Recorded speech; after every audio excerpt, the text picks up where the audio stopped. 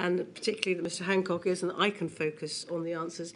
And I'm sorry, I know how important it is to you to have photographs of your loved ones, but I'm finding it really distracting because my eye is going over to the photographs all the time. So please, could you just lower them? Be really grateful. Thank you very much. Sorry, Mr Hancock. Thank you, my lady. Mr Hancock, we're going to come to the question of overwhelm a little later. But in terms of protecting the NHS, yes. Do you think now that healthcare workers were kept as safe as possible at work? Well, it was obviously extremely difficult to keep healthcare workers as safe as possible because effectively the wards of the NHS became the front line in this deadly battle. When I visited hospitals, GP surgeries, pharmacies, as I did regularly throughout the pandemic, I saw for myself. And I did that both publicly, but also quietly in order to understand what was happening on the front line. So part of the point of the inquiry is to understand how, as a system, as a country, we can do that as best as we possibly can. I understand that you say it was difficult, but I want to know, do you think they were, in fact, kept as safe as possible or not? Well, in the circumstances, facing a pandemic of this scale for the first time in living memory, what I can say accurately is that I and all those around me and the team in the health system did everything we possibly could. Does that mean in a system that employs 1.4 million people in the NHS with another around 2.5 million in social care that every decision was perfect? Of course it wasn't. And part of what we're here to do is to understand how that could be done better. Do you think now that the imposition of the visiting restrictions, which meant that some people could not be at the bedside of a dying relative or could not have their partner with them in childbirth, were too strict? I think that we were balancing incredibly difficult considerations on both sides.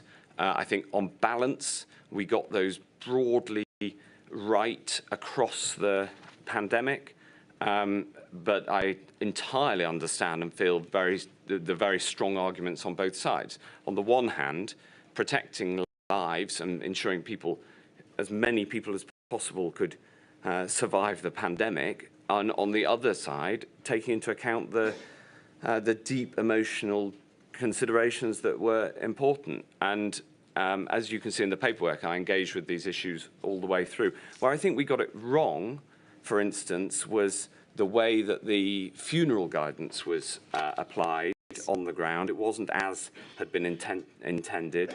But of course, funerals are places where people gather and are deeply emotional, and people come together, and that was also the thing that was driving the spread of the virus. So these were very difficult considerations, and broadly, on balance, I think they were about right. But we can go through every single decision, and you could easily make an argument one way or the other.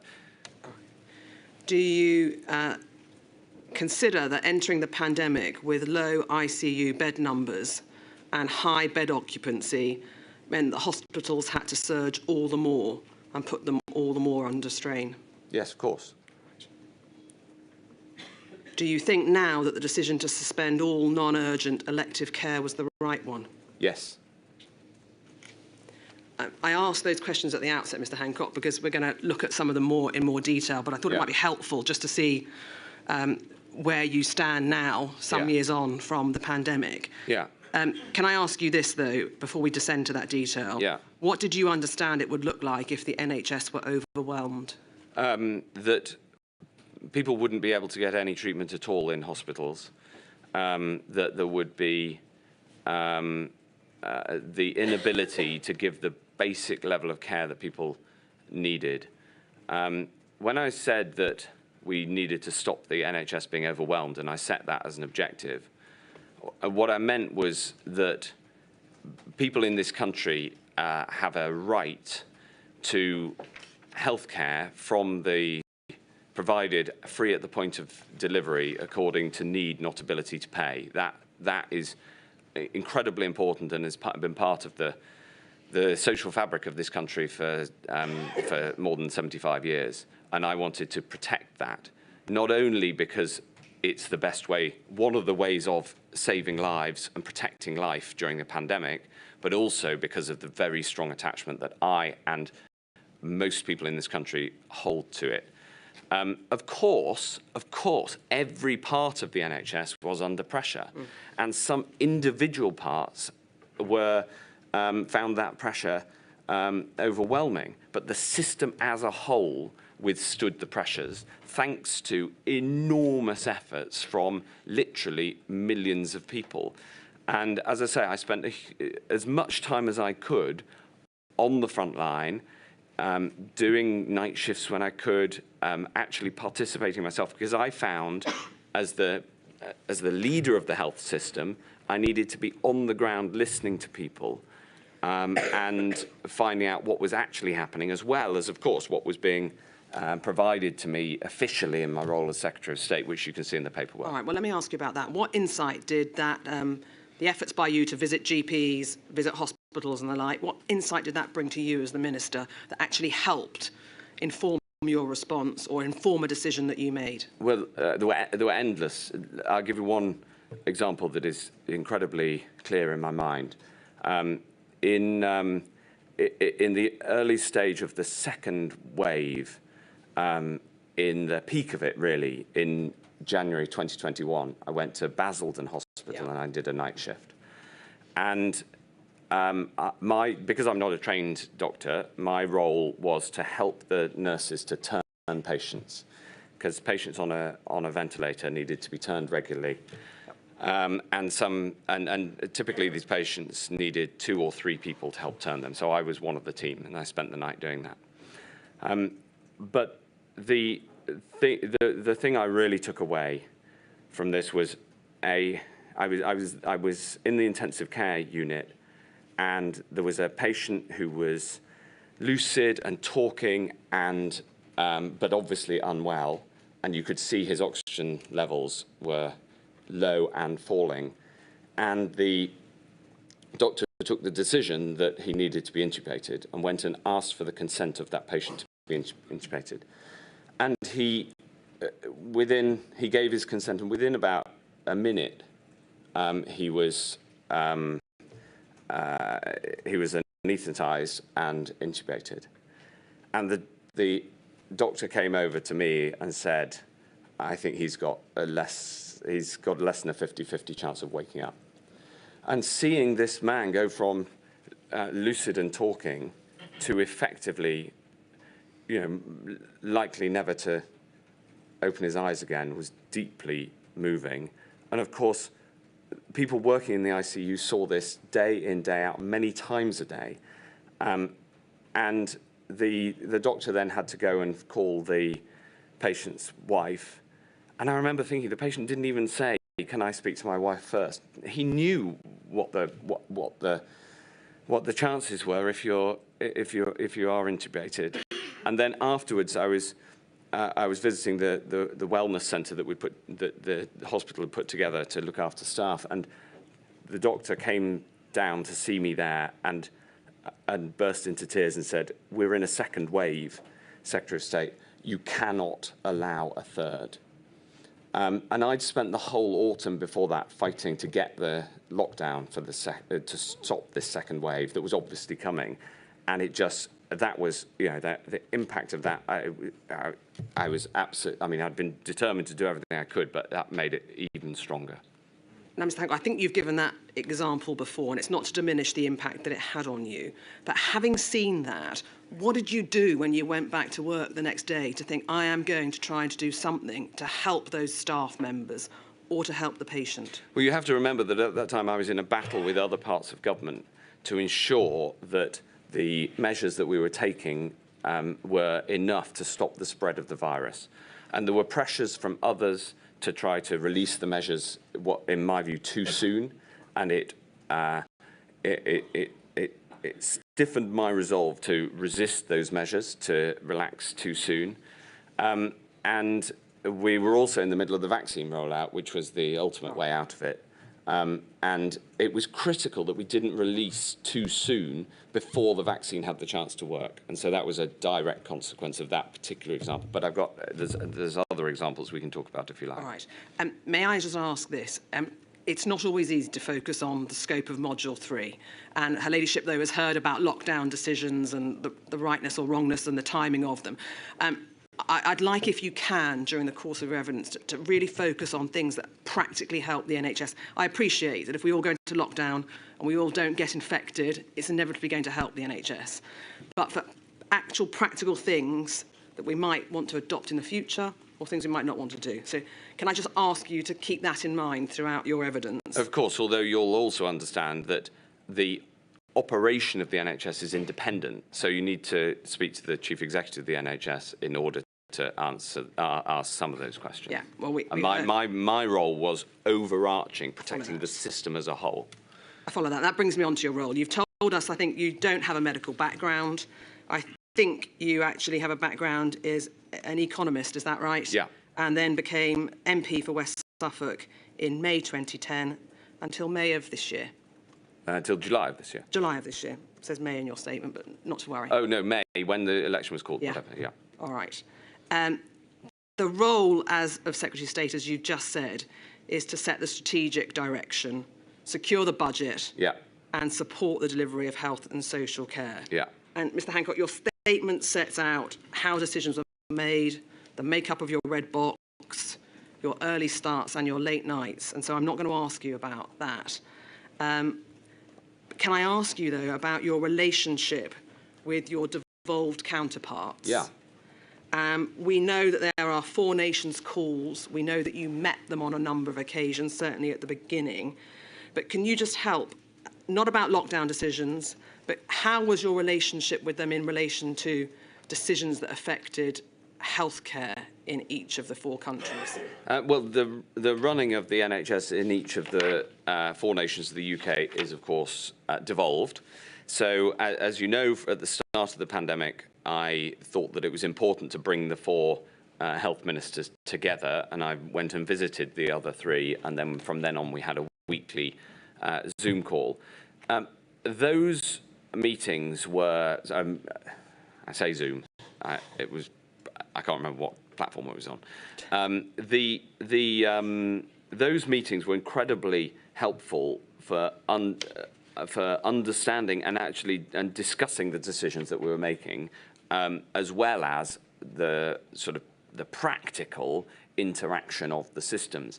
But the NHS itself is devolved, so really they were mostly concerned with things that you just said are outside the remit of this module, because they were mostly concerned with things like PPE availability, testing, lockdown decisions, vaccines.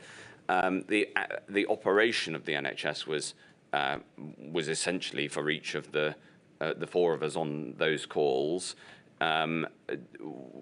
although in England, independent and delegated to the Chief Executive of NHS England. All right. May I ask you, please, about a readout of one of the weekly calls? Can we have on screen 279766_1?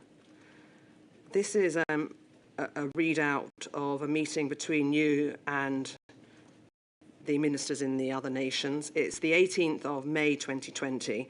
And if we just scan down the page, we can see there a number of topics, not all of which are within Module 3's scope. But at the bottom bullet point, Jean Freeman made a request to reset the relationship between the English and Scottish administrations regarding COVID-19 handling. All on the call agreed and are keen to ensure they have conversations and share information and confidence. Can I ask you, was that resetting of the relationship anything to do with the matters that are within Module 3 scope, or is that matters that are unrelated? No, this was all about how Nicola Sturgeon was causing all sorts of difficulties. Right, I'm not going to ask you about that then, Mr. Hancock. Generally speaking, though, was there good collaboration between you and your at a health level, there was excellent collaboration between the CMOs, who themselves had their own call, and then between the 4 health ministers. And you can see from the minutes and the WhatsApp group that we had a really genuinely collaborative approach. All right. one of the matters you did say, not in relation to the devolves, was in, I think, your witness statement to an earlier module, you spoke occasionally of inappropriate political interference from number 10. And I'd like to ask you, please, whether that interference related to any of the matters within the Module 3 scope as well. Well, of course, some of it did. For instance, the biggest interference that caused difficulties was within testing, where some of the political appointees in number 10 caused incredible difficulties. But that's not to do with this module. Within the running of the NHS, we were protected in a way because of the independence of the NHS, and therefore many of the operational decisions were taken by the Chief Executive of NHS England formally, and therefore if there were people being difficult from number 10, part of my job was to provide a shield from that, and I know that I ruffled some feathers in doing so. But my job, ironically, was also to protect the NHS from some of that. All right. So we shouldn't. It's not the case that you wanted to bring in testing on X date and someone said no, you can't, or you wanted however many millions or billions and someone from number 10 said no, you can't. We shouldn't read that into that. Well, obviously, I had to go and get the budget, but one of the things the Treasury was very good at in the pandemic was ensuring that the NHS had the budget available. Budget constraints were rarely the immediate problem. It was resource constraints more broadly. All right. Can I ask you, please, about asymptomatic transmission? And I know that you have answered some questions on this topic before, but it's really about the effect it had on hospitals and the staff working in them and the patients. Absolutely, yeah. Now, look, I know that you have said previously that this is an area where you considered you failed, and you said that you failed to drive home the importance of asymptomatic transmission, and you said that you consider this had very significant consequences. From your perspective, what were those consequences for the healthcare system? Well, the challenge with asymptomatic transmission was that the system as a whole and the advice to the system, the clinical advice, was that asymptomatic transmission could not be considered a material factor until, and that only changed in April 2020. And my failure was my inability to override that consensus. But I've described how that was a global clinical consensus. But the consequence of that was that there was the formal advice going into the system was that asymptomatic transmission should not be considered as the most likely cause of transmission. Now, in terms of the impact on the NHS, though, in early March, we took the decisions to increase PPE requirements within the NHS, presuming that anybody could have COVID. And one of the reasons that there was such a sharp increase in demand and all the logistical and practical consequences that I'm sure we'll come on to, was that we increased the demand for PPE by increasing the recommended use of PPE within hospitals. So, in a way, whilst the formal advice was that asymptomatic transmission wasn't the most likely and therefore shouldn't be considered as the basis for policy decisions, within the NHS, working alongside Ruth May, who had the formal responsibility for this within NHS England, we actually effectively overrode that and put in place PPE requirements that took into account the possibility of asymptomatic transmission. So I wouldn't regard that as an area where this had as big an impact as in other areas. We're going to look at PPE, obviously. Sure. But can I just track through for those who aren't familiar with the chronology of asymptomatic transmission? You say in your statement that from about the 26th of January of 2020, you were concerned about reports from China of asymptomatic transmission. Yeah. And you say this, that you asked officials for advice on that. Yeah. And you say this, at this stage, PHE, Public Health England, was adamant that a coronavirus could not be passed on asymptomatically and that tests did not work on people without symptoms. Correct. Who at PHE was that adamant?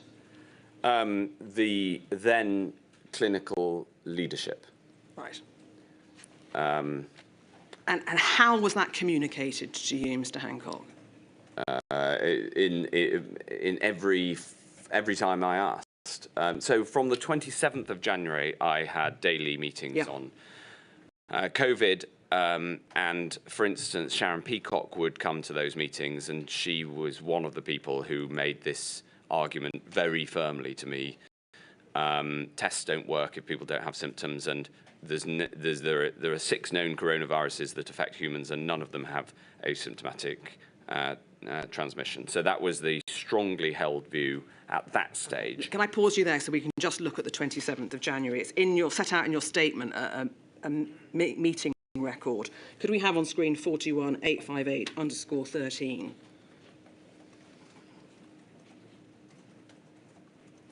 And one can see there, you say you raised concerns with officials. Yeah. The private secretary's note of the meeting said it opened by outlining your concern upon hearing the virus is transmissible when patients are asymptomatic and need the plan and set out the need for a plan. Yeah. The CMO said there is still a lack of clarity over what the Chinese official position is, but he said it was unlikely to transmit while patients were asymptomatic, but this is unable to be definitive. And at the end of that meeting, the record note says you asked the department to gain clarification from China on whether asymptomatic transmission is occurring and to scenario plan accordingly. Absolutely. And I think you also had some evidence from Germany as well that was pointing towards asymptomatic transmission. Yes, I was close to the German health minister, Jens Spahn, and he was worried about this too, and I remember speaking to him on the phone about that. Right. So there's varying views. There's some evidence of asymptomatic transmission from China and Germany. PHE are telling you, on that other hand, no. No. On what basis was it that you trusted the advice of Public Health England, despite the reports to the contrary? I challenged the advice from Public Health England repeatedly from then over the next 3 months, and eventually the formal advice was changed. I mean, for instance, I went to the lengths of setting up a phone call with the Director General of the World Health Organization about this evidence from China, and he said that he said that it was a mistranslation. So the whole global clinical system was trying to say there's no asymptomatic transmission, and I kept seeing straws in the wind, if you like, anecdotal evidence that there was, and continued to challenge on this point. Right. Mr. Hancock, are you aware that the WHO guidance, not to say it's not important, but it's not binding? Correct. On England. So the WHO guidance, of course, influences public health views, and the views of Public Health England, which is an agency of the department, were clearly agreed on it with it. I could not, at the stroke of a pen, overrule that advice. That is not within the power of the Secretary of State. So just pausing here now at the end of January 2020, given that there is some evidence of asymptomatic transmission, did you at that point consider there needed to be any specific measures put in place to protect healthcare workers? Yes. What did you do at the end of January as far as the healthcare workers were concerned? 2 things. The first is we'd already brought in a set of PPE guidelines for what wasn't even called COVID-19 at that point, what became COVID-19, called the guidelines around high consequence infectious diseases, which is essentially, in lay terms, hazmat suit style PPE. You can see in the minutes I was at that time asking to ensure that we had that PPE available, because this was before there were any known cases in the UK. I think they came around this time. The second thing that I did was, anticipating that there would be a huge rise in the amount of PPE, I instructed the opening of the PPE stockpile, which had been, I knew was constructed for these purposes. And also in January 2020, I ordered the mass purchase of PPE from around the world, knowing that there was going to be huge global demand. So that started, that work started in January 2020, buying the PPE. All right, we're going to come on to the stockpile as well, Mr. Yes, but it's not just about the stockpile, No. it's also about getting going buying from around the world. No, I follow that. Jump forward to April, please, and even on the 2nd of April, the WHO was saying there'd been no documented asymptomatic transmission. Yeah, but by its nature, it's very hard to document because it's asymptomatic. So that wasn't evidence that there wasn't asymptomatic. It's deeply, deeply frustrating. It wasn't a criticism of you. No, it was just to set out. I don't feel the criticism. Position. What I'm expressing is how I felt at the time, which is like you're trying. They were trying to prove a negative, if you like. They were saying because there's no documented evidence, therefore we can't say that it's happening. It's like, well, you can't see asymptomatic transmission. You can't see it. That was the problem. Yeah, that's the danger. I follow that. But this is where I want to get to on this point. On the 3rd of April, the CDC in America publish a study, don't they? Yeah. Saying that there is. Yeah. Right. And you say in your statement, you instructed the department to review its guidance. Which guidance were you talking about there, Mr. Hancock? All of the guidance that had been based on the presumption of no asymptomatic transmission. And did that include, from your perspective, a review of infection prevention and control? Absolutely, guidance? yes. Right. Yeah, you've got to remember, as the evidence shows, there was high transmission in hospitals. And nosocomial infection in hospitals is always a problem, even when there isn't a pandemic. It is the responsibility of NHS England to ensure that it's minimised. But I was deeply concerned to stop this the problem of people catching COVID in hospitals, and this was a repeated problem. I mean, the use of testing within hospitals is another issue where I was trying to drive the use of testing. Pause. I'm going to come on to it. Okay. All right. I can sense your frustration, but let me just ask you this. Clearly the advice to you was don't assume asymptomatic transmission until we know it's happening. Correct. All right. Some may argue that you should assume it is happening until you know that it's not happening. Absolutely. You're the minister in the middle. Yeah. Given the uncertainty about whether or not a new virus is or isn't transmitting asymptomatic, what approach do you think should be adopted in the event of a future pandemic? The precautionary principle, absolutely, which we did on things like the guidelines around use of PPE within hospitals. So one should assume that it is happening until you can prove that it's not. That would be that would be the safer assumption in future. Yes. All right. And you would say, therefore, that your IPC guidance, for example, should be predicated upon that assumption that asymptomatic is happening. That asymptomatic transmission is happening. And there's another thing that I would recommend, which is challenge studies, which is where you intentionally infect consented adults, obviously, in order to find out.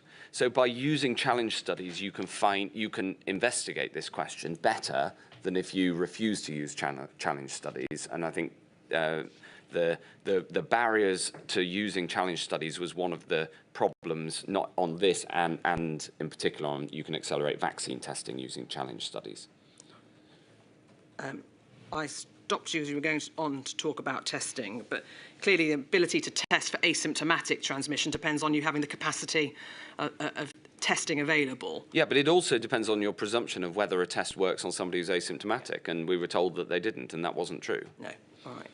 A number of the witnesses have impressed upon her ladyship the need for testing to be up and running ASAP. Absolutely. All right, and I take it from that answer you wouldn't disagree with that. I spent, you just, in one of the earlier questions, you said jump forward from January to April, and I thought, well, that's quite a big jump. A lot happened in February and March in the health department, and one of those things was driving up testing capacity, as the records show. All right.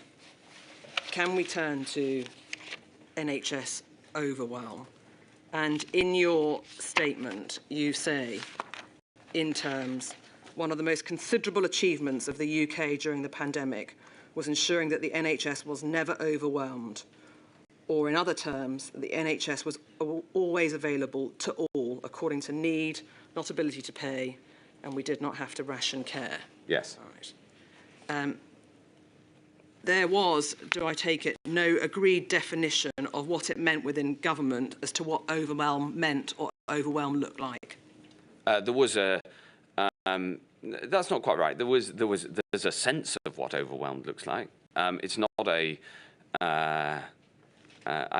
It's accurate to say there's no formal definition, but the best approximation you could have, and what I held in my mind at the time for it to mean was what happened in Lombardy in February 2020.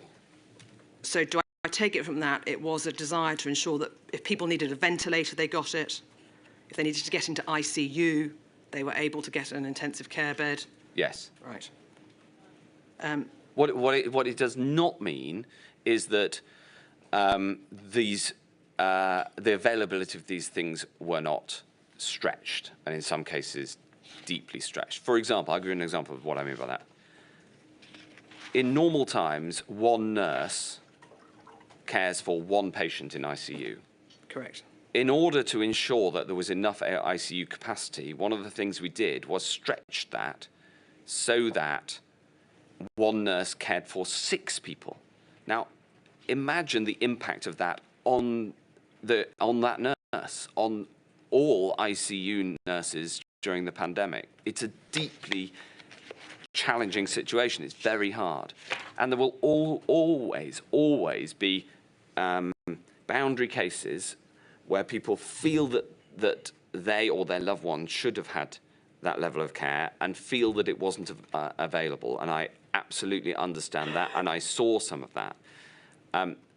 The system as a whole, though, withstood the challenges. And if I might just add one other thing at this point, it was not only, what I was saying was not only accurate in the big picture sense, it was also important to say, because at the same time as having to tackle COVID, we wanted to ensure that people who desperately needed NHS treatment for other reasons, where it was safe to do so, would come forward and get it. And you know, that balance between protect the NHS, i.e. don't use it unless you have to, and please do come forward if you really need it, was something that was in my mind throughout this in terms of how we communicated. All right, Ms. Hancock, can I interrupt? I'm sorry, No. Ms. Carey. You said that the NHS was always available to all according to need. Well, it was always available to those with COVID who needed ICU treatment, but it wasn't always available to those who needed cancer screening or who needed a major elective surgery like a hip operation. So I can understand why you say we had to do that, but I don't understand how you can maintain that it was right to stop non-urgent elective care, and then say, but it was always available to all according to need, because it wasn't. Well, was it? I don't think that I don't want to get into the linguistic analysis of it. What I care about is the substance, and the substance is that it was not safe clinically to go for some cancer treatment during the pandemic, because cancer treatment sometimes involves reducing the immune system. It was better to delay some non-urgent operations in order to protect both the space in the NHS and the patients themselves, because as we know, you're more likely to catch COVID in a hospital than in almost any other setting. So that, of course, those decisions were taken, but according to, it depends how you define need, and need to, at the same time, needing to protect people from the pandemic. So I think that, I think the broad thrust of the NHS being available is true, and being, and whilst individual parts were under an enormous pressure, like there was a time when 111 was under massive pressure, there were many hospitals individually under pressure, and we'd triage patients to other places. But the overall point is that we did not have a collapse in the system. Ms. Carey. I'm going to come back to that, I suspect. You mentioned ratios So let me deal with that at this stage. You set out in your statement that it was you that suggested to Sir Simon Stevens, the then Chief Executive of NHS England, that ratios be stretched. And when was it that you suggested that to Sir Simon? I don't recall. Are we January, February, March? Can you help at all in the timeline? It will have been during the period when we were building the Nightingales as well. So was probably February 2020. But we'll be able to find, it'll be there in the paperwork. It's not meant to be precise, it was the 10th of February. That's not what I'm asking you. It's just generally to try and get an overview of what point it was you decided to ask Sir Simon to stretch the ratios in the way that you did. So one of the things that we would do, yes, so the answer to the question is February. All right. And on what basis did you make that decision? Oh, so it was clear that there was likely to be very significant pressure on the NHS. And I wanted to ensure that there was as much capacity as possible in the NHS. And I was pushing for the building of extra hospitals. We'd seen that the Chinese had built a hospital in 2 weeks.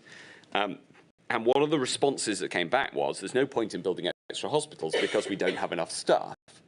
To which my response was, well, what we're going to have to do is stretch ratios of the staff-patient ratios as much as is clinically possible, even though that's difficult, and at the same time build more hospitals, which is what became the Nightingale project.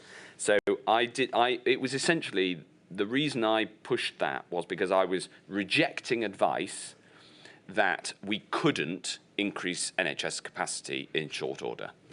Now, the stretching of the ratios into Nightingales is a slightly different matter because we have heard evidence they were being stretched within an ICU unit within the hospital itself because the ICU unit had to expand by double or if not triple its capacity. All right. So it's not just the Nightingales. That was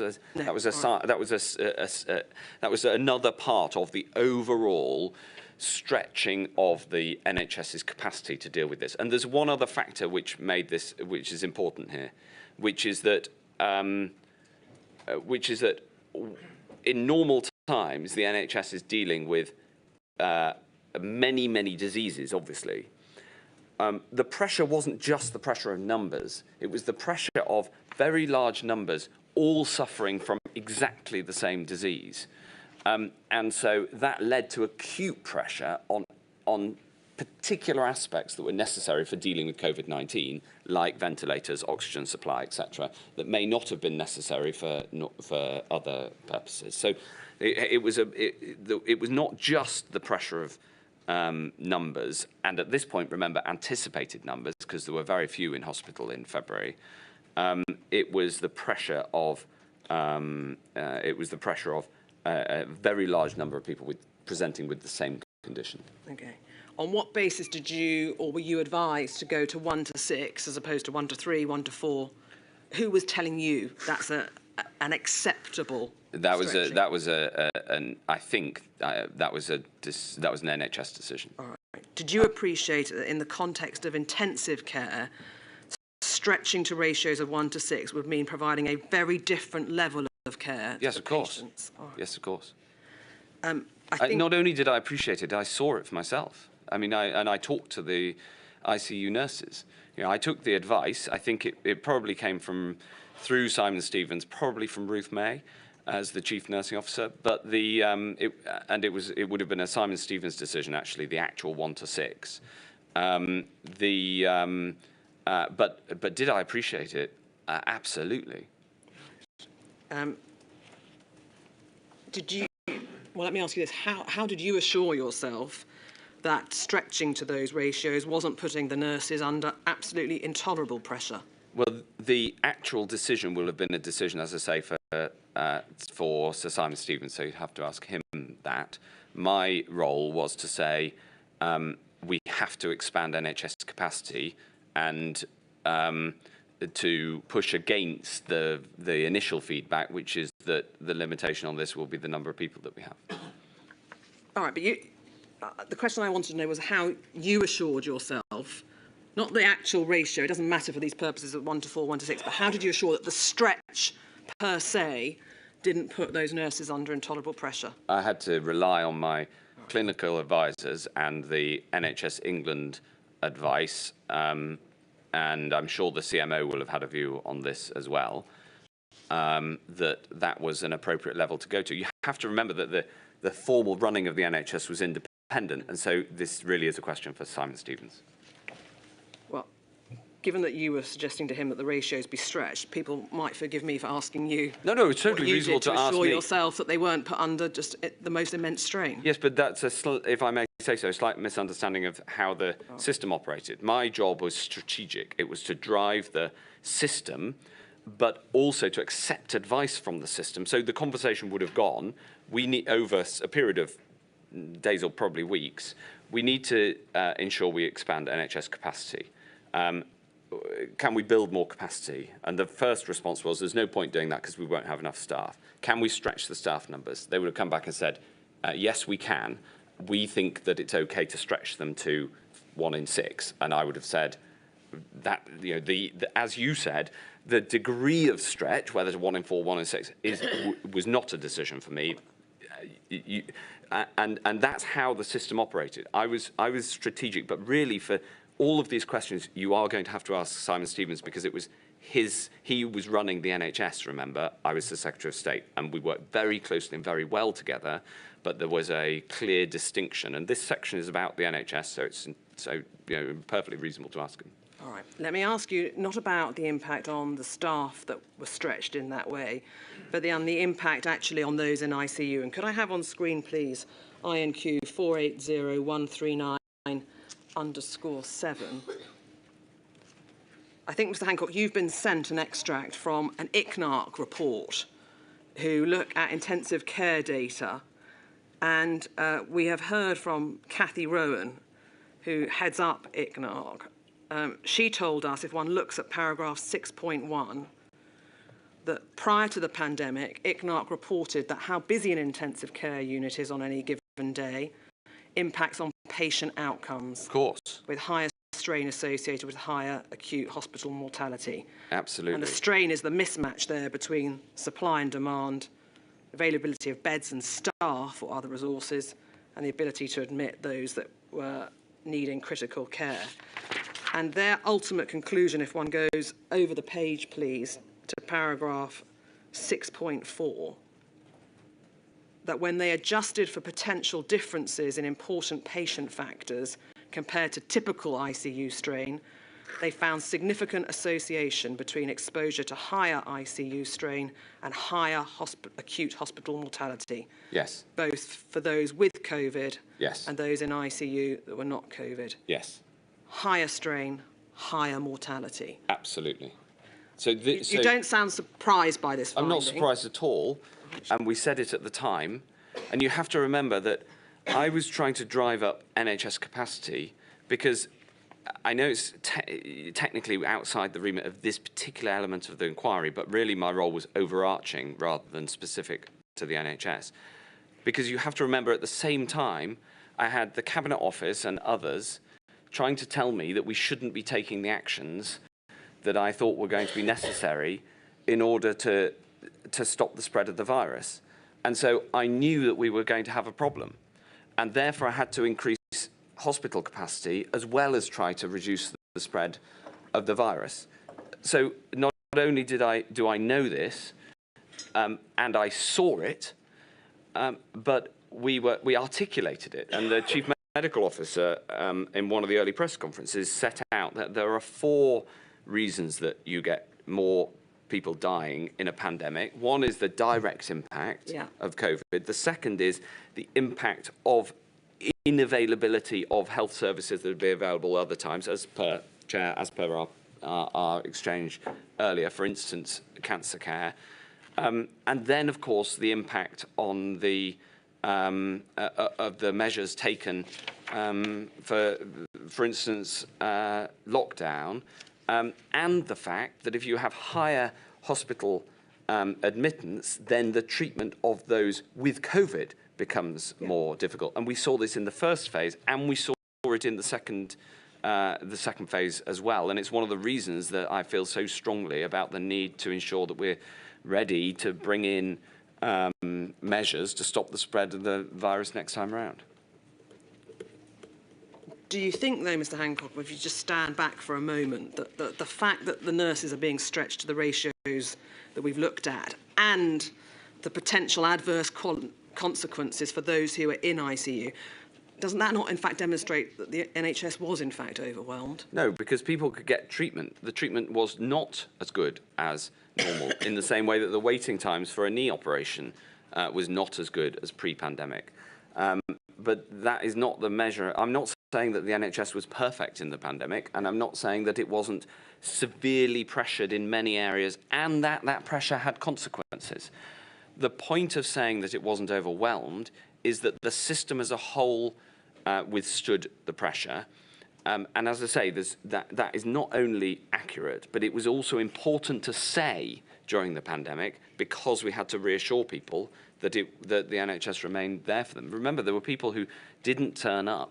They might have found a lump and didn't go to their GP because they thought, I don't want to put pressure on the NHS. And we've seen that in the excess mortality figures of people who didn't have COVID, as well as people who died with COVID. So I was acutely aware of this, and it weighed heavily on our decision-making at the time. Let me come to intensive care capacity then, please, because you say in your statement that at no stage were you advised that intensive care capacity was exceeded. I understand there may have been some individual hospitals where intensive care capacity was exceeded and patients needed to be transported elsewhere, but there was capacity in the system as a whole.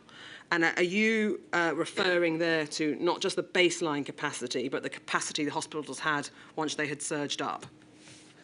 I am, but again, the detail of that and the triage of people to a different hospital, if a hospital became full, was core business of NHS England, and I didn't get involved at a day-to-day level. No, I wasn't asking you about the transfers. Yeah. It was just simply that when you're talking about ICU capacity, in your mind, that's baseline plus whatever surge capacity there was. Yeah, of course. At only baseline capacity, there was no way that we could have treated as many people as we did.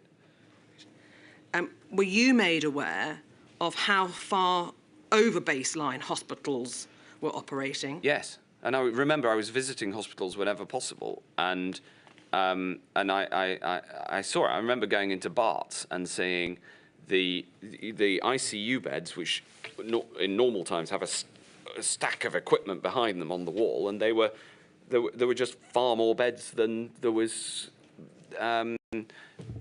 space for. Of course, I saw it. I saw it for myself. Yeah. In England, we've heard that NHS England reported occupancy based on the surge capacity, which sometimes suggested there was a lot of beds available, but didn't really alight upon the fact that these hospitals were operating at double their intensive care exactly. capacity. And you've got to remember also... No, can I finish? Thank you. Of course.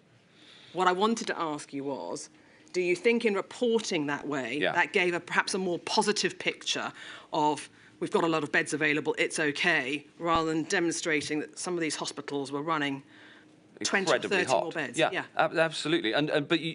Sorry, the point I was going to make was precisely to your question, which is that you also have to remember that at the start of the pandemic, we didn't have... I couldn't get an answer out of the NHS about how many beds they had. And by the end of the pandemic, that data was much better.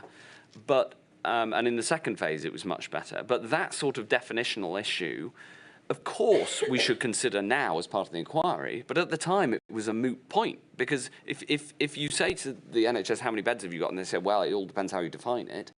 Then whether the extent to which that includes surge or not is second order.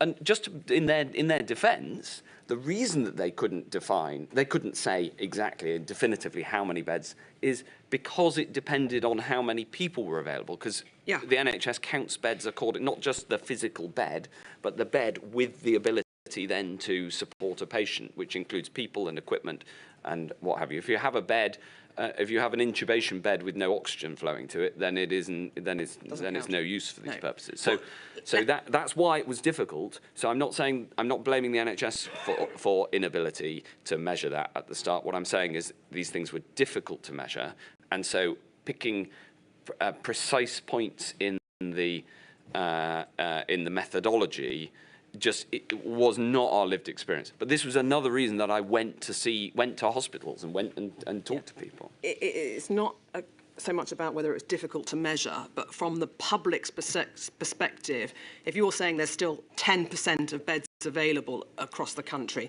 it might be thought by some that's presenting a rather rosy picture, when in fact those hospitals were operating double, triple their usual baseline capacity. And in some cases... But do you agree it presented a rosy picture or not?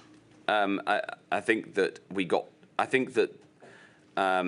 by the end of the pandemic and in the second phase, we were able to present this much more accurately. Whether it was rosy or not in the first instance, as I say, I don't think you can define that because we just didn't have the data available at all. Can I give you an example, please, of some evidence that we've heard from Queen Elizabeth Hospital, Birmingham? And I want to know if this kind of information filtered up to you. They had, in March 2020, 67 ICU beds, and they went to April, following month, to 126, so nearly doubled. Yeah. That meant for them finding 205 additional doctors, 429 nurses, and an extra 59 actual physical beds. At a time when they had 25% absence of work force due to ill health. Now, were you being told that's actually... Let me finish, please. Were you being told that's actually what it means if a hospital has to double up its surge capacity? We've got to find vast numbers of staff. Yeah, not only was I being told, but I was seeing it. You know, I went to the Queen Elizabeth Hospital in Birmingham. I saw it for myself. So, yes, of course. And I was deeply involved, for instance, in trying to hire more doctors and get doctors who had retired back into the workforce in order to try to solve these problems. So, you know, the reason I interrupted is the question gives the impression that I was somehow sat in an office this whole time. I was out on the ground as much as I could be and talking to people about what the real world problems were, as well as getting the official advice through paperwork. That's how you lead in a crisis as big as this. Can I ask you to just pause for a second? Some of these questions are not designed to trip you up, Mr. Hancock, I want to understand whether some of the detail that we've now heard did in fact make its way to you. That's all I was asking. Okay, and I'm being emphatic in my response that it's not only did I get it in reports as much as the data was available, but I chose to go out there and see it for myself. Now, were you made aware that not everyone who needed an ICU bed got an ICU bed? Yes. In individual cases that happened, yes. Yeah. We've heard a number of examples, some of which we've provided to you, and I'd just like to take you through some of them for your comments on them, if I may. Right. You are aware, I think, that on the first day of evidence, we heard from Mr. Sullivan, who told us about his daughter Susie, who had Down syndrome and was taken to hospital. Yeah. And she was refused admission to ICU because what was recorded on the notes was she had cardiac comorbidities, she had a pacemaker, and had Down syndrome. And did you get reports like that people were being denied ICU care? I did get reports like that. And I also got reports about the misuse of DNR notices as well. We'll come on to that. Well, they're all part and parcel of the same thing because it's about availability of care. Yeah. And if you recall, I was also getting advice from the BMA and others that we should have a code of who you should give care to and not. And I'm going to come on to that as well. Yes, but what I'm saying is I was deeply involved. Of course, not only did I know these things were happening, I was fighting on behalf of those to whom it was happening. Can I just stick with what happened to Susie, and can I have up on screen, please, INQ 483-295_8. This, Mr. Hancock, is a serious incident investigation report that was carried out into the care that she received. And one can see that she was admitted to intensive care. The essential advice was if she worsens, she should be considered for escalation up to ICU. Yeah. And then in due course, about 3 hours later, was deemed not suitable because of her cardiac comorbidities and Down syndrome. Can we look, please, at what was going on in the hospital at the time? And if we highlight, please, the paragraph beginning, it is recognised. It is recognised that intensive care units were having to clinically prioritise patients. Yeah. Occupancy at this particular hospital on the 27th of March, the day that Susie was taken in, was 27. Why is the hospital redacted? Because it's not necessary to name the hospital. This is just an example of issues that the inquiry's been made aware of. But put that to one side for a moment, Yeah. Mr. Hancock. Just concentrate on what was going on in the hospital. There was 27 level 3 patients, which was already an increase from the 21. And the baseline there was 23 beds. Normally, staff for 9 level 3, which is the highest level of care, ICU beds, and 14 level 2. So they were already running at over capacity. Did you ever get examples of particular problems like this brought to you? I know you're looking at it from a national picture, but did you ever get Yes, this of course. right? Yeah. It might suggest that in her case, the decision was wrongly taken to deny her ICU, or it might be that the notes are very badly and incorrectly drawn. But either way, do you not think this is an example of tragic overwhelm in the NHS? This is an example of a tragic case, and serious case reviews are intended to get to find out what happened, and individual clinicians make judgments like this in normal times, but made judgments like this because of the pandemic, more so. And of course there was enormous pressure, and of course it had consequences, absolutely. The inquiry has sent you its research conducted by IFF, and can we just have a look at that, because it's not an isolated experience. Can I have up on screen, please, INQ 499523 _ page 3. And we have there a summary of the research. I'm not going to suggest to you, Mr. Hancock, this is representative of entire healthcare professionals, but clearly a large number were surveyed, over half of whom, 58% of healthcare professionals, reported that some patients could not be escalated to the next level of care due to lack of resources during either wave of the pandemic. This is about wave 1 and 2. A&E doctors and paramedics were more likely to have ever been unable to escalate care. And if we just go on to page 17,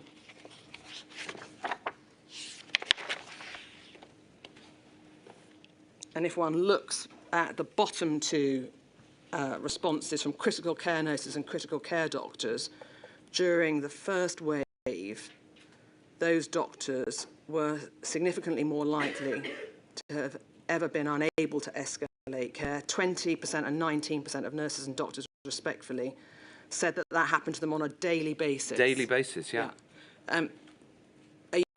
You don't sound surprised by the findings of this research either. And in fairness, neither was Professor Whitty when we asked him. I'm not surprised in the least. I mean, and of course we knew that these pressures were intense. You know, Professor Whitty himself worked on the wards. Yeah. I visited them, and I worked in an appropriate capacity as a non-clinician. Of course we knew. Absolutely. And this is what we were trying to prevent. This is what we were trying to prevent by fighting for lockdowns, by buying as much PPE as we could get our hands on, by developing the testing. I know that you say these things are outside the room, but you can't present this as if it's sort of desiccated statistics. This is what was going on in the ICUs of the nation. This is why it's so important that we're prepared to stop pandemics before they start. And so, absolutely, yeah.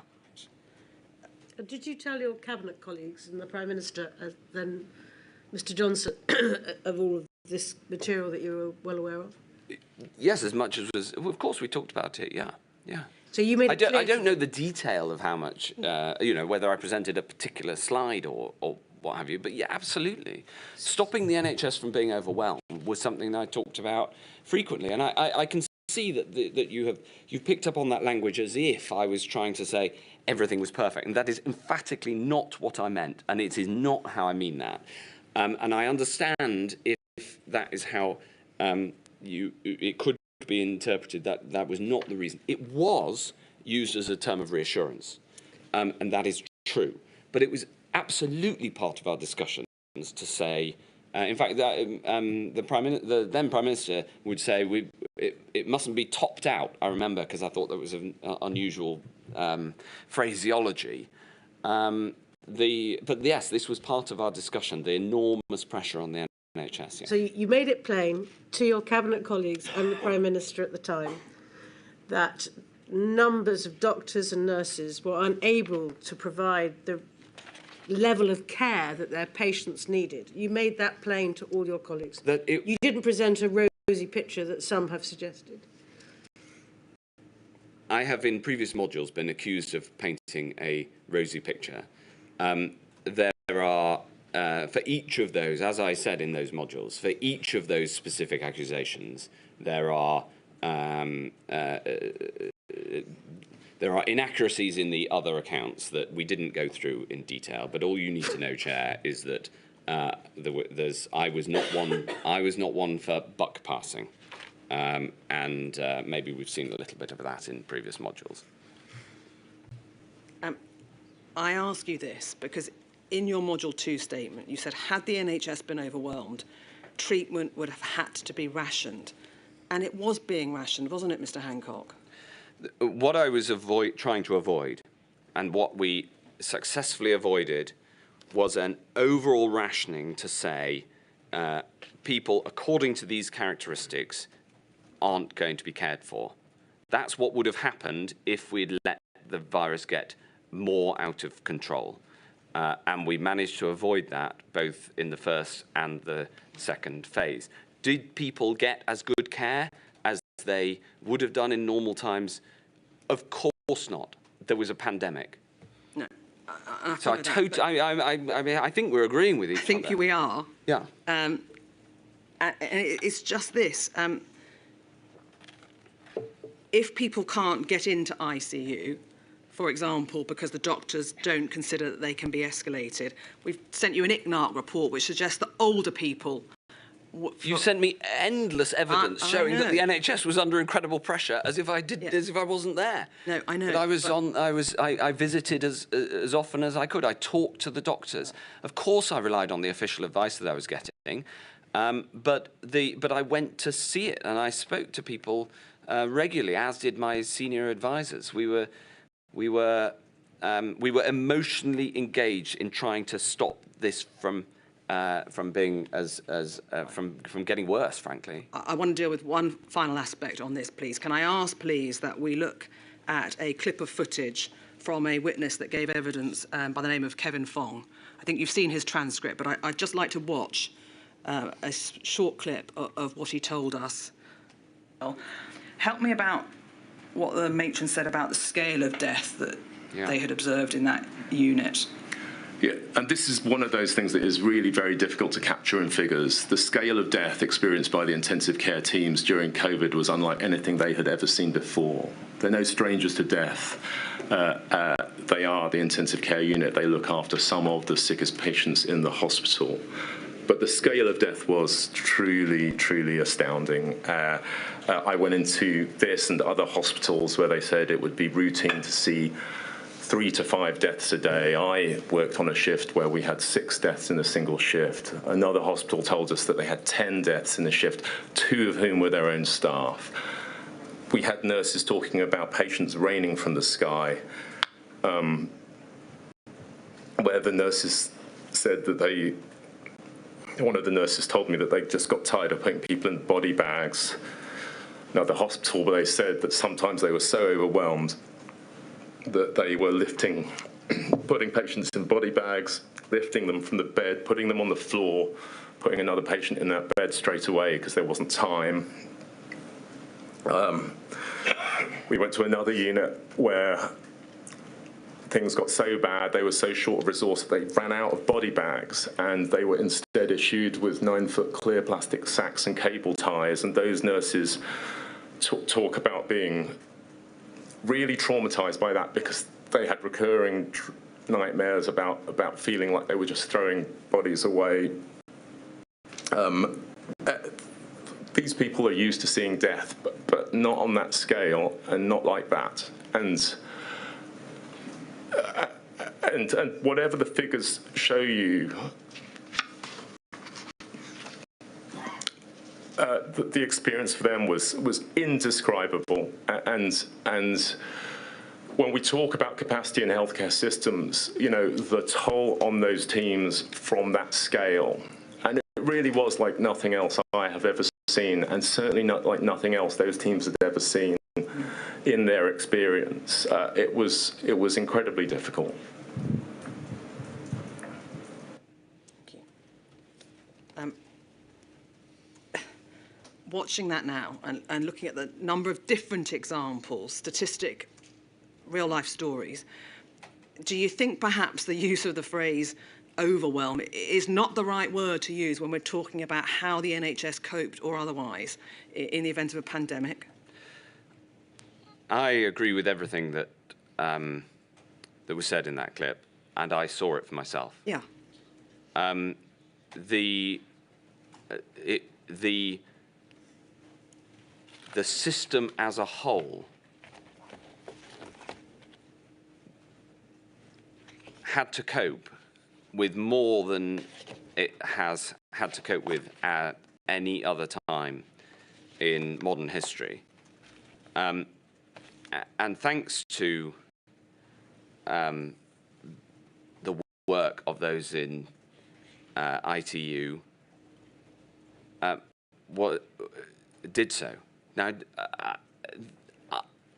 of course, there were deeply challenging problems, as we've just seen, and that's there were countless examples of that. At the same time, we had people who were at risk of dying from not coming forward. And it was therefore important, and my responsibility and my duty, to ensure that the public felt that should they really need it, the NHS was there for them. And balancing these considerations was difficult and hard, but they did need to be balanced.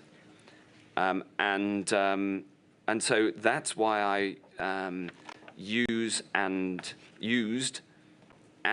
I was right. I still believe I was right to use that language, because, of course, there are individual. It's similar to PPE provision, right? I've said that there was no national shortage of PPE. That is true. It is verified by all of the paperwork. But that doesn't mean that there weren't shortages in individual places where the logistics couldn't get it to. And this is a similar concept. My responsibility was for the system as a whole, and then to try to relieve the individual pressures as much as possible. But it comes back to the point that this modular approach is sort of narrows the point. The best way to solve that problem was to have measures in place at a national level to stop the spread of the disease. Right. And that was core to my responsibility as well. So that's my explanation, and I think that you can have an endless debate about the linguistics. What matters is the substance. Well, yes and no, Mr. Hancock, because actually, if you make a statement like the NHS was not overwhelmed, and you can't get an ICU bed because you're old, or you've got Down syndrome, or because there aren't enough nurses, plenty of people would say that is overwhelm, wouldn't they? And that's why it's not just semantics. No, I'm saying that the substance is what matters here. Oh. And for instance, when an ICU didn't have any more capacity, the NHS's response was to then ensure that there were transfers available to other places, because the picture was never even across the country. That is the system-wide response, but it doesn't take away from the individual pressures. And as I say, there were other reasons to explain why, and to use the word, the language that I did. And you have to take them into account as well. You just can't take one element of this response into account on its own. You can't do it, because then you miss some other consideration that had to be balanced. All right, let me ask you this finally on this topic, perhaps before we break. In your final paragraph of your statement to Module 3, you say this: finally, I would strongly recommend that an early objective of any future pandemic is to make sure the NHS is never overwhelmed. Yes. How practically do you suggest that that can be achieved in the event of a future pandemic? As soon as you see that a pandemic it comes back to the pandemic doctrine that we've discussed in the previous two modules. As soon as you see that a pandemic is going to require action, what are called non-pharmaceutical interventions, you get on with it straight away. You don't wait in the hope that it'll disappear or stick your head in the sand. All right, so you buy more PPE, you start your surge capacity plans. Is that what you're talking about? No, what I was talking about very specifically was bringing in lockdown measures as soon as they might be needed, because you're going to have to bring them in anyway. Right. Outside of lockdown measures, thinking about it from the NHS perspective. You can't think about the NHS response outside of lockdown measures. Okay. The system as a whole, this is an overall policy response. There were 7 elements of the battle plan, and you can't just say, well, how did that one work? You have to ask how the system worked, because it's impossible to answer the question without talking about overall measures, because we were in a pandemic.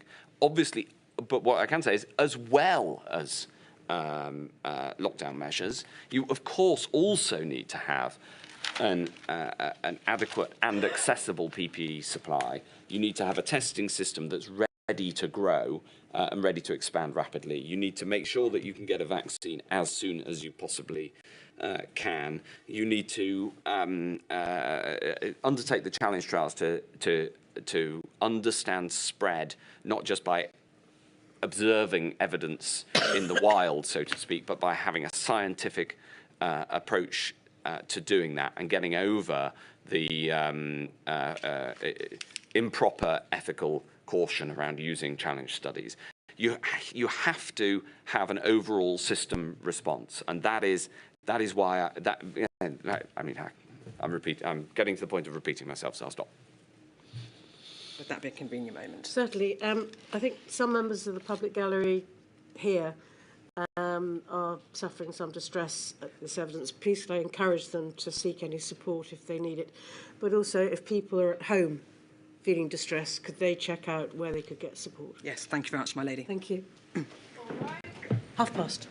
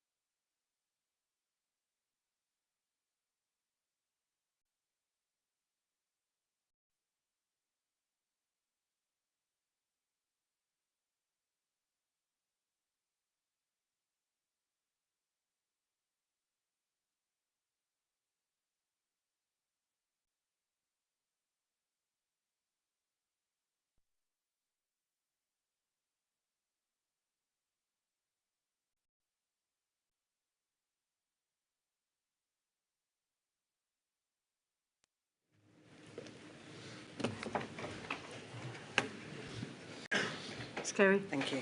Mr. Hancock, can I pick up on one of the things you referred to before the morning break, which was potentially some of the difficult decisions that may have to be made in the event that effectively there was no extra bed or there was 2 people vying for one ICU bed.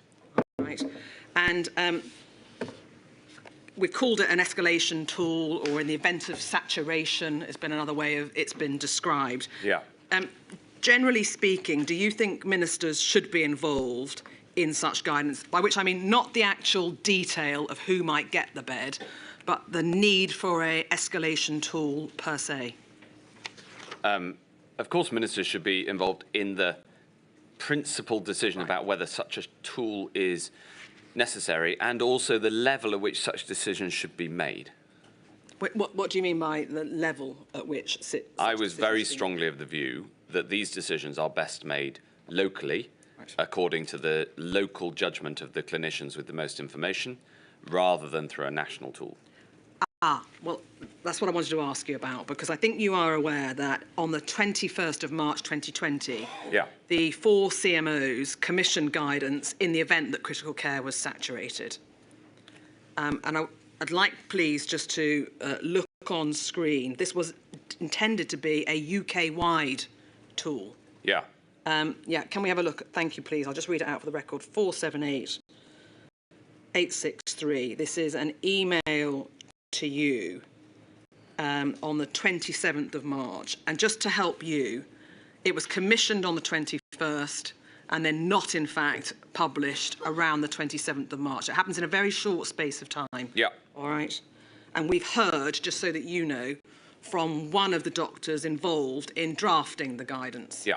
All right. Let me just turn up my document. But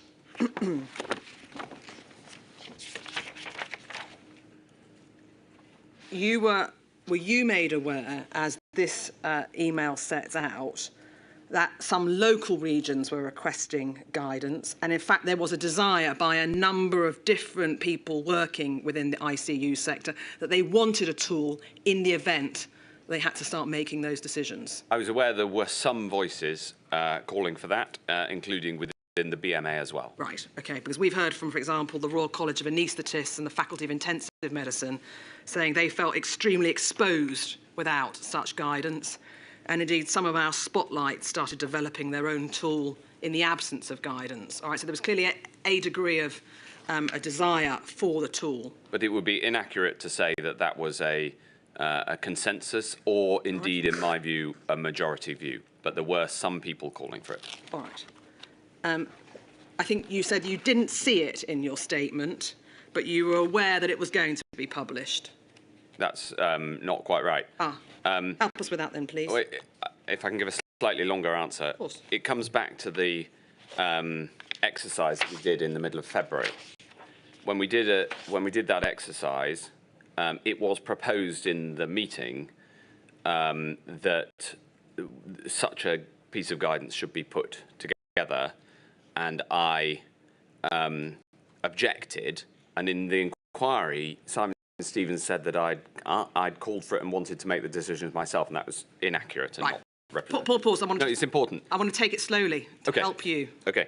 So just pause, Mr. Hancock. So the first time I came across this concept was in that exercise. Which was Nimbus. Nimbus, yeah. All right. And in the Nimbus exercise, it was put forward as a proposed solution to there being, you called it saturation, I call it if ICUs were overwhelmed, right? That is it comes back to our previous discussion. And we had a discussion about it, and I concluded then that we shouldn't have such a tool, and that my main conclusion from Nimbus was we must ensure this never happens. Yes. Right. Then we go forward 6 weeks or so, and there were calls, public calls. You know, the BMA were in the press. There were private calls for it from, as you say, some of the local areas. And this is an example of the sort of thing I would then talk to people on the ground about. And So I took a wide array of views. Who did you speak to? Give us some examples. I remember talking to Chris Whitty about it, but I can't recall exactly who those conversations would have been with. Can I just ask you, though, Mr Whitty's not working in ICU? No, but he has a lot of experience of working in ICUs, and we all knew the pressure that ICUs were under. All right. Okay. I may have spoken to some people at the Royal Colleges who I spoke to regularly throughout the pandemic. My view was that these decisions must not be taken by ministers. They are best taken as close to the patient as possible, with as much information about that individual patient, and that doctors make these sorts of decisions all the time. Of course, they were having to make far more of these decisions in the pandemic because of the enormous pressures. And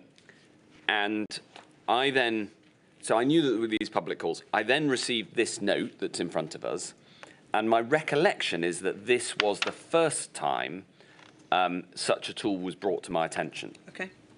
And I immediately went to see Chris Whitty, who I knew was sceptical of such a tool. And even though so I was surprised to see that it had been commissioned by the CMOs. Yeah. And he agreed that he agreed with me that that it wasn't necessary. And then I phoned up Simon Stevens and I said, I'm really uneasy about this sort of tool. And he said he thought that it was not a good idea either. Right. And having spoken to those two people, that's all I needed. Right. To make having followed the debate for the previous 6 weeks, and been in my mind throughout that time, I therefore, the system. You can see what happens in government, right? The system effectively got ahead of itself before asking whether this was something that we should consider, and started putting in place. Arrange a meeting. That HMIG is a meeting of the healthcare ministerial group on Sunday. Right, so they got going. We're going to come on to that. And so I just said, I got this. I took advice from those two people and made the decision that it shouldn't happen.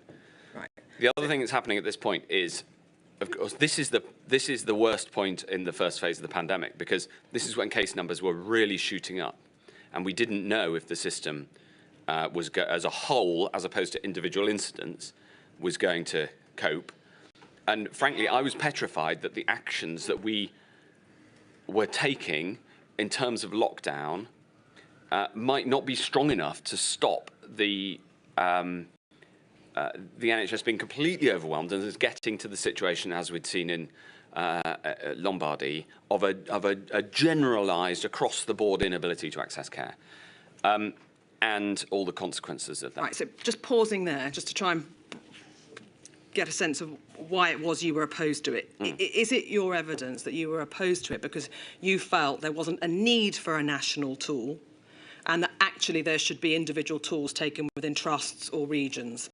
I felt strongly that if we tried to write a national tool, its local interpretation might end up being too legalistic or box ticking. What I wanted is the doctors to have the discretion to make the decisions as they see fit, with the best way to save lives in the circumstances. Can I ask you, please, then, about that weekend that you just alluded to? And can we have a look on screen, please, at INQ 48276/3. And as is the way, Mr. Hancock, with emails, we've got to start towards the back and work our way forwards. But essentially what is going on here, so that you know, is the tool has been drafted. And incidentally, it's in your statement, you said, I didn't see any of the proposed guidance. Is that right or wrong? Did you actually see the guidance that was being proposed? I don't recall. All right. OK. it's getting ready for publication, and there is supposed to be a meeting between ministers to discuss the tool, which didn't happen. Sorry, you say supposed to be. A Yeah. meeting had been organised. That doesn't mean there's no value judgment on whether there was a meeting. All right. Because if you say supposed to be and then I cancelled that, it implies that was a mistake. It wasn't All a right. mistake. All right. Let me rephrase it for you then. Thank you. There was a plan for a meeting, Yes. which then was cancelled. I cancelled. All right. I'm just trying to give you a bit of context for where we are to help Sure, you when yeah. you answer the questions. Yeah. All right. So there is the plan for a meeting to discuss with the ministers this tool, and these are some of the discussions about what led to the background, what the strategy is, and what the risks and mitigations are. And it said that lead authors have advised, if we look at the bottom of the page, that most clinicians in acute settings will be receptive to this guidance, as it provides a standardised approach on which to base difficult decisions in unprecedented times. However, it is likely it could be sensationalised by media and cause unnecessary panic and concern among the public. So some competing arguments there about how this may in fact be viewed once it's published. Yeah. And then if we go, please, to the page 2 of the document, 30th of March, which I think was a Monday. Sorry, 28th of March, it's my fault, second email down. I've just heard from the CMO's office this isn't going to ministers tomorrow and has been paused for now. I'll make sure the duty team of the current version. And it was because the Secretary of State and Simon Stevens have spoken, have cancelled the Ministers' Implementation Group that was there to discuss the tool. This is because they are both unhappy with issuing the tool as it stands, noting how potentially controversial it is, difficult landing. Now, it doesn't say there they're unhappy about it because they think these should be localised decisions, not a national tool. Is it the case that you were more worried about how this might look than whether the profession themselves wanted the tool to provide them with the guidance for the difficult decisions they may have to make? Oh, I see. No, that wasn't my consideration at all. Obviously, I had to take into account the impact of such a tool on people's confidence in the NHS. My assessment in reading this and the previous page is that it says that most people, most clinicians will be comfortable with, or something like that. I thought that, I'm not sure that's right. There were, as I say, some voices calling for one of these, but that was not a generalised approach. And my assessment is that it is very hard to write something that would improve on an individual clinician making a decision according to the Hippocratic Oath and their best medical assessment of how to save lives. That is, and so I don't, I actually, until I've reread this now, I hadn't really considered the wider controversy as that might happen as critical. The question is, what's the best way to save lives? That was the question I was asking throughout this entire period on every single subject, including this one. All right. If you didn't read the guidance itself, how do you know whether it's going to improve or not on the... Because I had deep experience in government and the consequences of writing guidance, which is to reduce the discretion of those on the front line and to increase a rules-based approach. And I couldn't think, so I thought that the idea of taking these decisions nationally through guidance was wrong. I believe in the principle of subsidiarity for improving the quality of decision-making. The closer a decision can be made to those who affect it, generally, the better that decision is. There's nothing in this email that mentions we need to be actually going at this at a local level, is there? If one follows to the bottom... There isn't, but I didn't write this email. So this is an email from That's Max Blaine, number 10. He was head of comms. So, of course, the comms people would consider the controversy element of it. This is a communications email. This isn't about the substance of the decision. The final bullet point on that email says, everyone is clear this needs to be right and not rushed out. Right. The CMO's view is that it's not urgent. There's not an urgent need for it right now. And he's told us it didn't come in because as at the 27th of March or 28th of March, there was still capacity in the system. So that's why, from his perspective, it didn't come in. Right. Given there wasn't an urgent need for it right now, did you consider revisiting the need for this guidance at any stage during your tenure? No, I think it would have been a mistake to bring this in. And I think in a future pandemic, it would be important not to constrain decision makers in this way. We train doctors to an incredibly high standard, including to be able to make decisions like this, and substituting a effectively ministerial decision for a decision of the doctor who is looking after that patient would be, in my view, a mistake.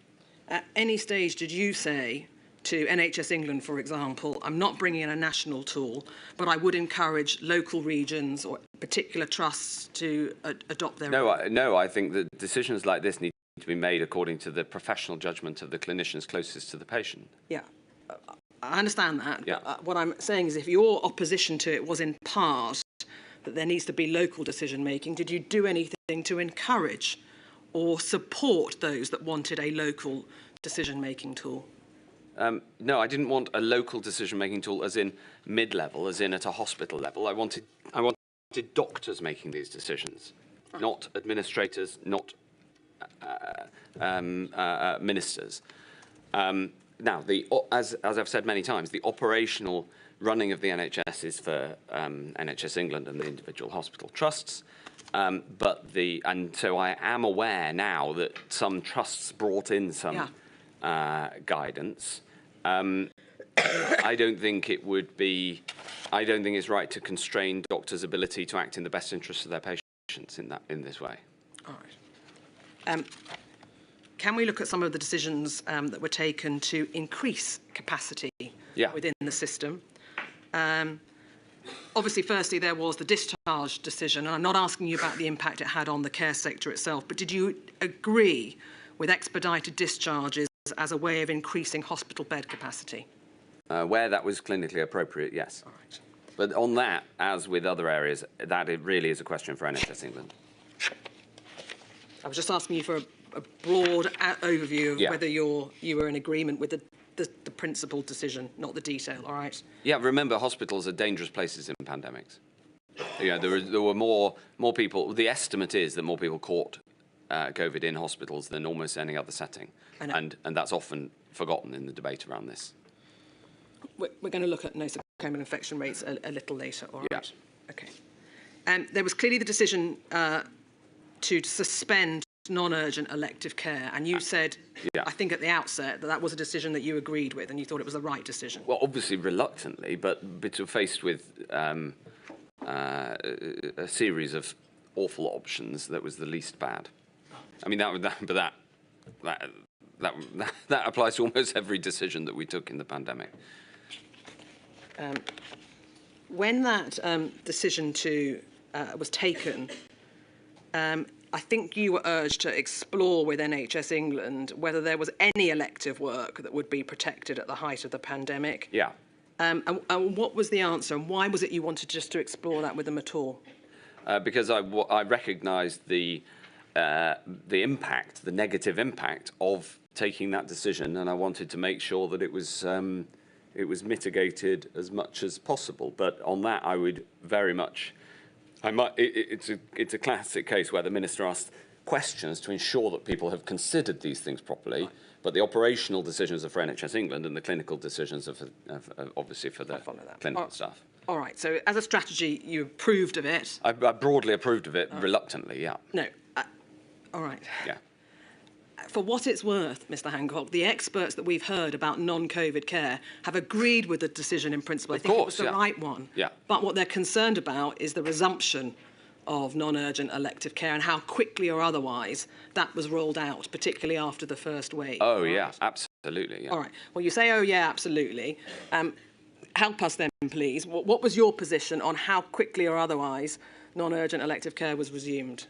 It was a difficult balancing act, and I relied on the judgment of the Chief Executive of NHS England. You didn't say, did you say to him, you need to bring in targets to Simon? Did you say anything like that to him, or just, I want you to restart it as soon as you can? As soon as we safely can. But that's the sort of decision he'd go and take anyway. He was, after all, the independent head of NHS England. Clearly, you accept, don't you, that the decision to pause elective care had a significant impact on the waiting times for either diagnosis or for treatment? Yeah, of course. Yeah. All right. I'd like to ask you about an email that you, I think, were sent. Can we have up on screen INQ 421416_3?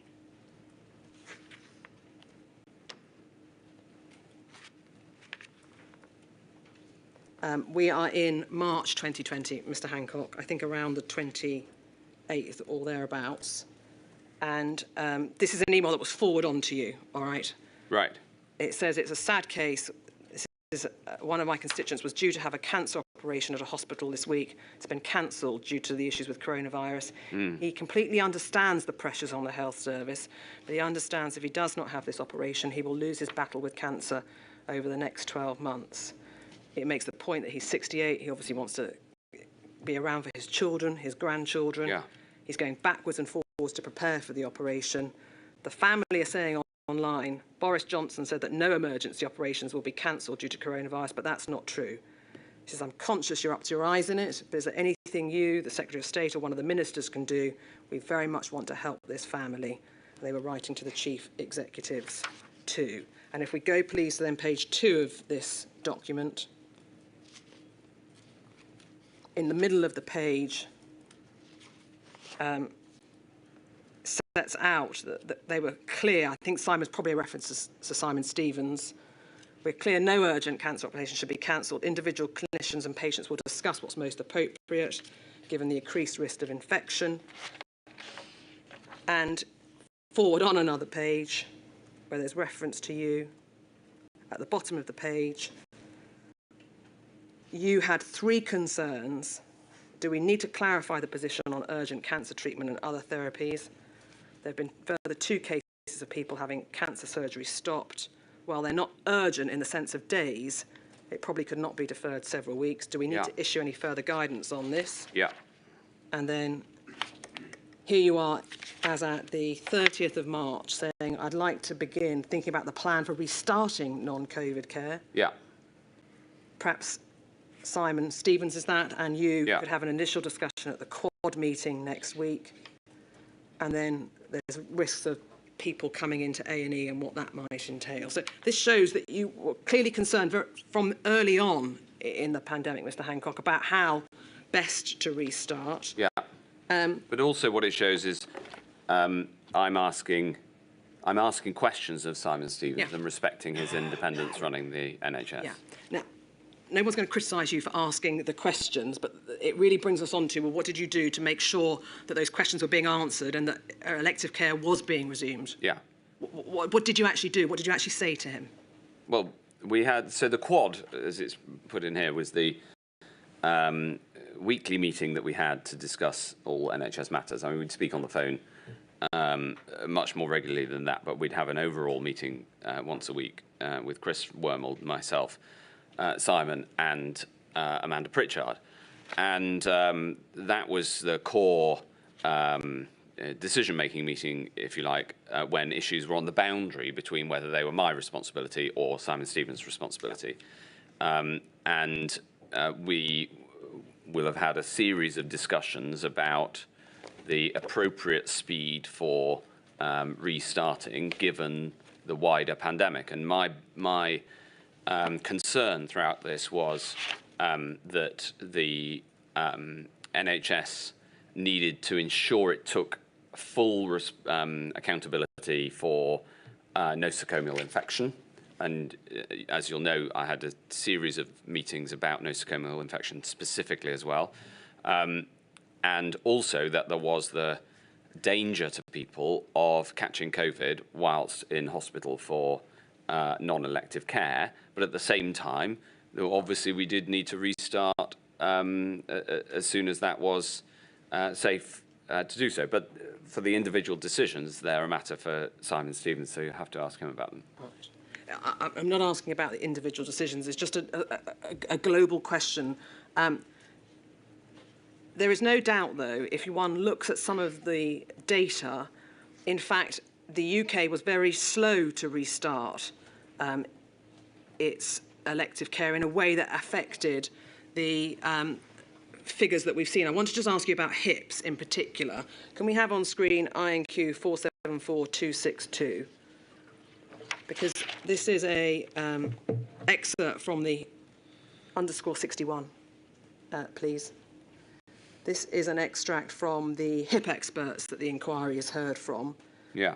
And essentially what I'm going to show you is a graph that shows that UK fared much worse than Europe, where there was a drop in hip replacements, understandably everywhere, but 14% in Europe, and yet 46% in the UK. And could we have a look at the graph, please, on page 62?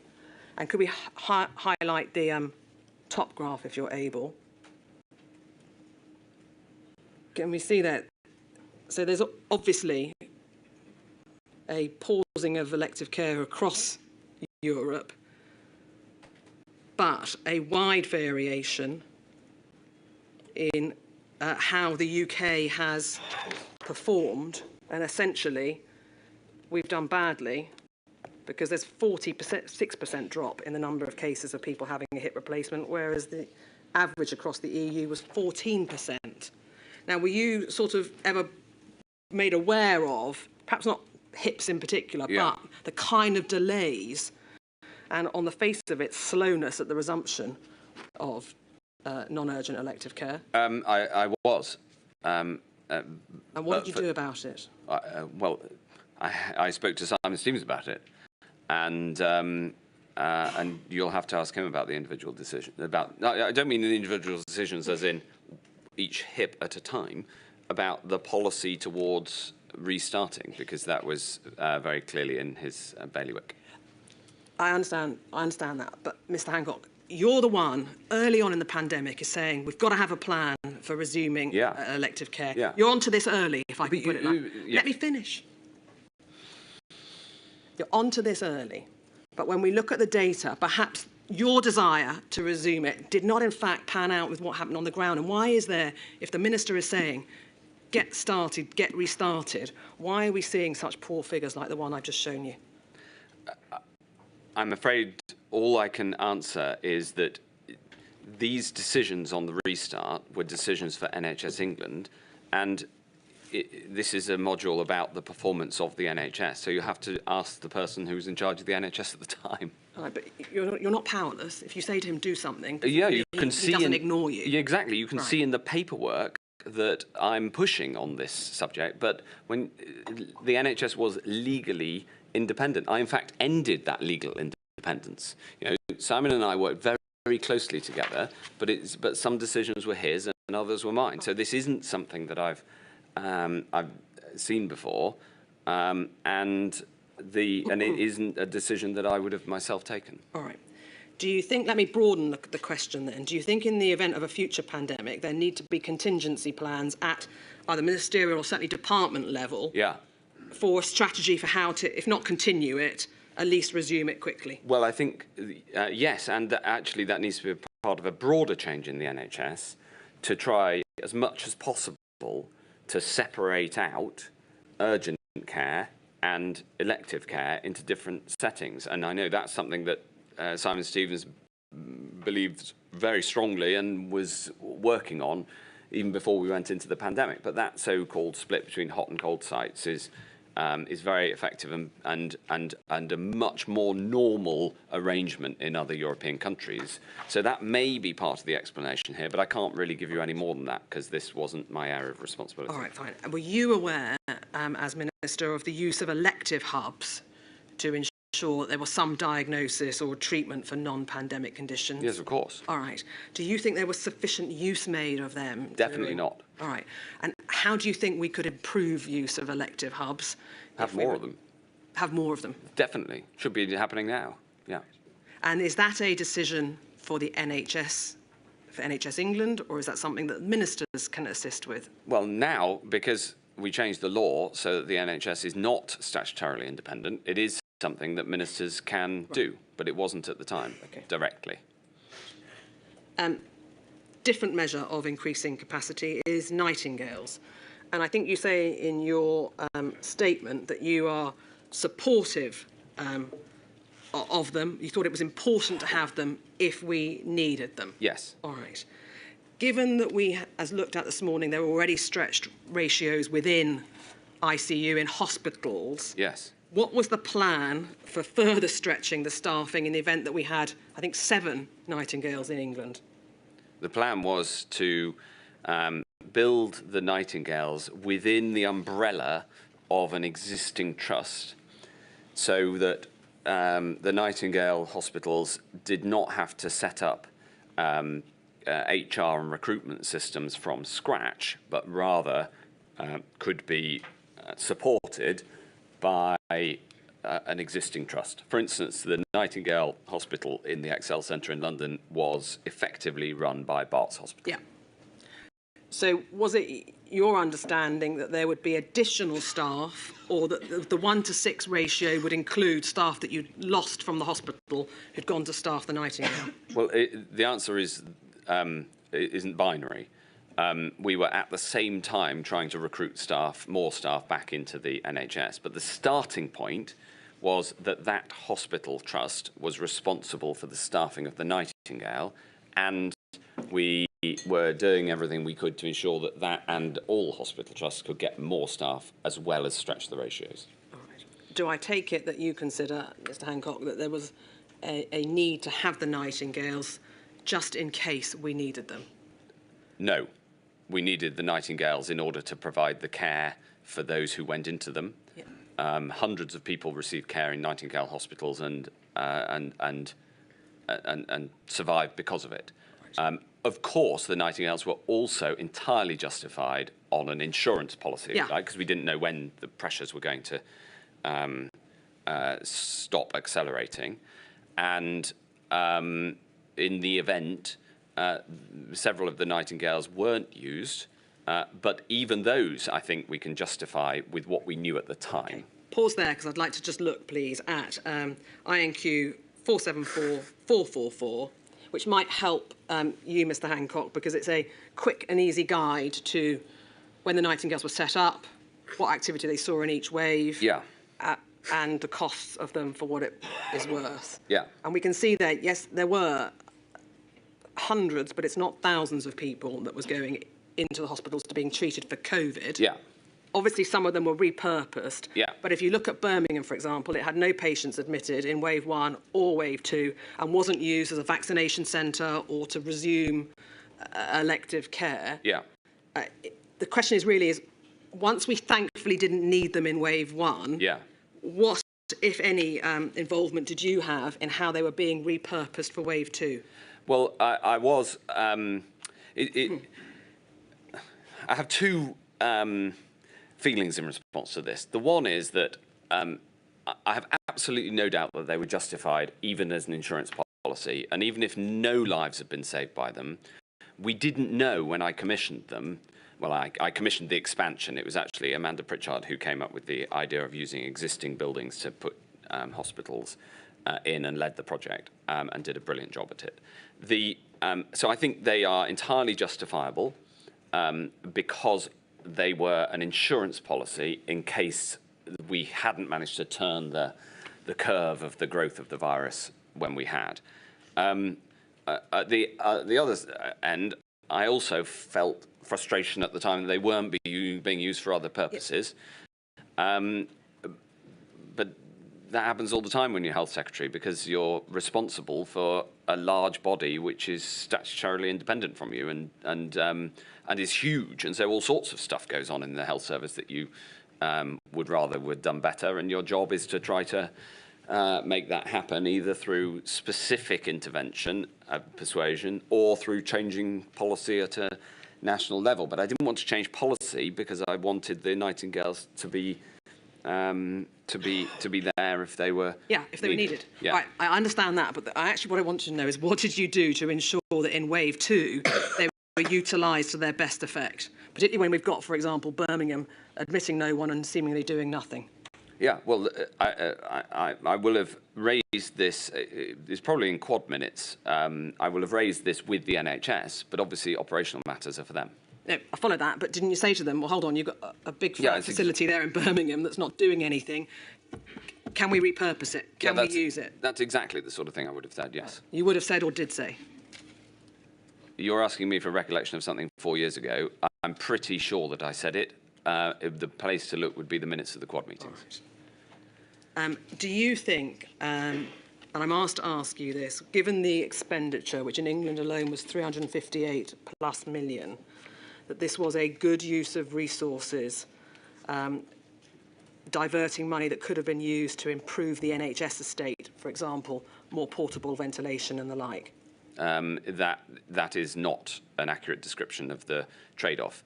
Right. The trade-off was, should we spend taxpayers' money that was effectively borrowed from future generations for this insurance policy? At this point, the constraint on the NHS was not cash resources, it was real-world resources. And so, yes, I thought it was a good use of money to have this insurance policy. Thank you. I think you are aware that between waves 1 and wave 2, NHS England, supported by the Department of Health, asked for funding for a further 10,000 beds. Yes. Am I aware? I was deeply involved in this bit, yeah. Hold your horses, all right? Let me just ask the question and then you can answer, all right? You were aware that there was the request by NHS England and the department. You just told us you were deeply involved in it, all right? Unfortunately, though, that request was refused by the Treasury, and there was a direction or a steer coming from the Prime Minister that you should focus on using the Nightingales, using the private sector, hopefully discharging more people. Maybe they're not being using the flu vaccination to prevent flu patients going into the hospital. Help us with the deep involvement that you say you had in this, and what did you try and do to either get the beds or get the funding? Well, there were a significant number of meetings in Number 10 over that summer to work out how we were going to handle the winter of 2020 to 2021. Yeah. One of the things that I did get over the line and get the funding for was an expansion of all of the A&Es in the country, in England. And because I was only responsible for the NHS in England. And in addition to that expansion of A&Es, I wanted an expansion of bed capacity. Yeah, for two reasons. The first is, in case there was a second wave in the winter, which started to become evident from late July onwards. And the second is because I think that the resilience of the NHS to future pandemics requires more beds. And that you never put the entire army in the field in one go. You have resilience. And in the same way, having resilience rather than running at 100% all the time in our health system is an appropriate use of national resources, is what we ought to do. So I raised it with the Prime Minister. I raised it with the Treasury.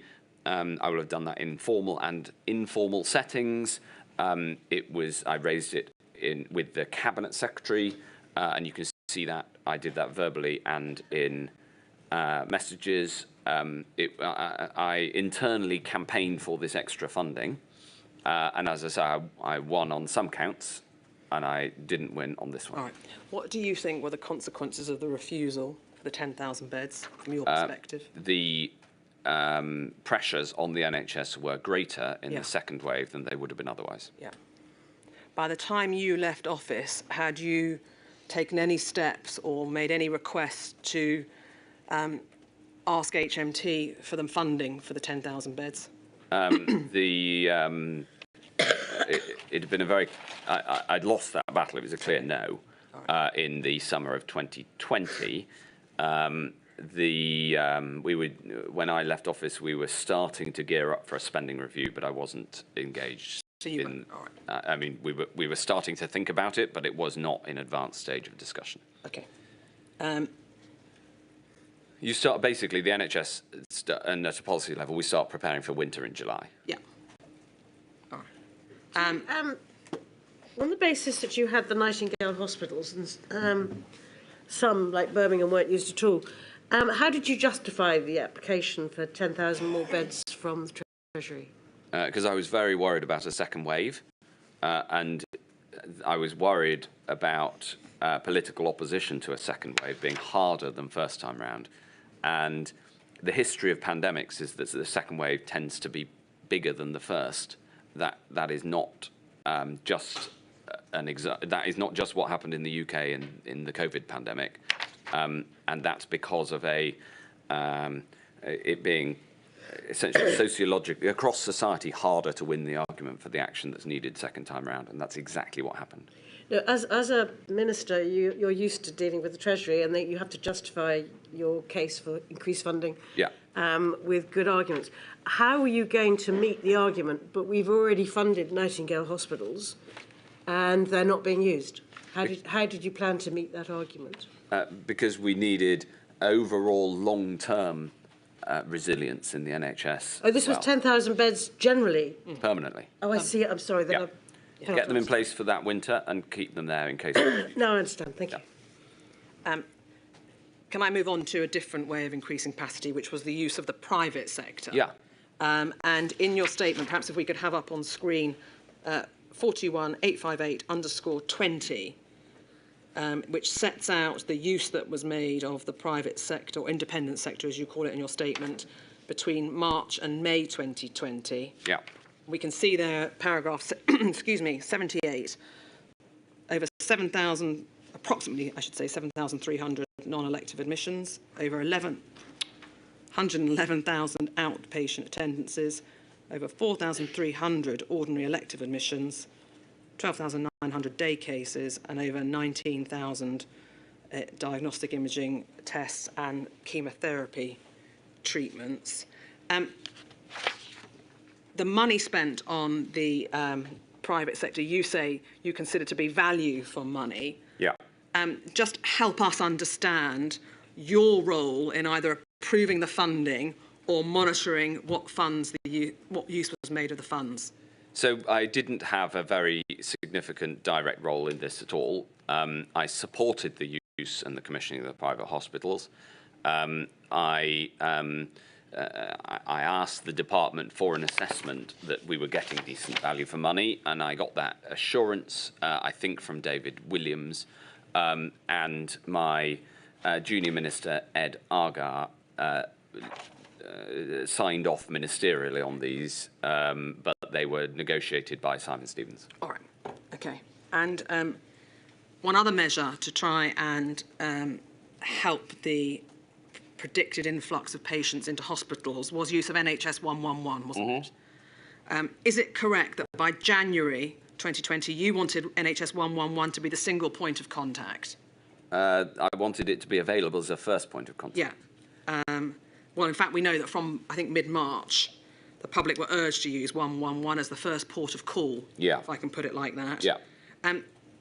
Given that that was a clear way of helping to triage patients and not sending patients to hospital that didn't need to be there, what steps did you take to monitor the efficacy of NHS 111? So I had regular briefings on 111. There was a stage when it was under deep pressure. And the reason for that pressure is that at the meeting to decide on bringing in lockdown, Simon Stevens pointed out that if we bring in a lockdown measure and say, if in doubt, call 111, that will lead to enormous pressures on 111, and asked in the meeting for a short delay in the bringing in of the lockdown measures by, I can't remember, 24 or 48 hours, in order to spend that time urgently expanding the capacity of 111 and getting them prepared with scripts and what have you. Essentially operational requirements. The Prime Minister based on the urging of the Mayor of London, who was, and most of the case, the biggest intensity of the virus was in London at that point, decided to bring in the measures immediately, as of midnight that night. Right. I think that was an entirely, either decision would have been entirely reasonable. It was, with hindsight, probably better to take the decision that the Prime Minister did take because we needed to stop the spread of the virus. But it had this operational consequence that 111 was under deep pressure for several weeks. Yeah. A few days of exceptional pressure, and then and whilst they got more people in, and the demand substituted. All right, well, let's look at that exceptional pressure. Can I have up on screen, please, 474-285_17? This is an extract from the expert report of Professor Snooks, who looked at the pressures on 999, 111 services, a number of other pre-hospital. Yeah. But in short, once it, excuse me, once it comes up on screen.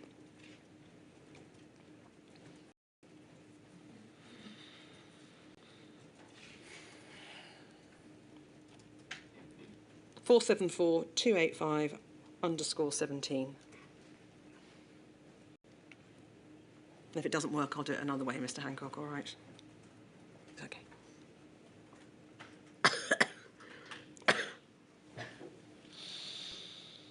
This shows us a sort of a broader view of number of calls to NHS 111 that either answered within 60 seconds, abandoned after at least 30 seconds, and the calls answered over 60 seconds. But can I just help you to this extent?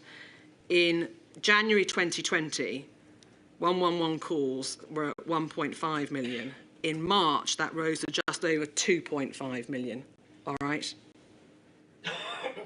But in March 2020, 1.1 million of those calls were abandoned and went unanswered. Now, it may well be that some of those people rang back, but there was a significant number of people abandoning calls to 111.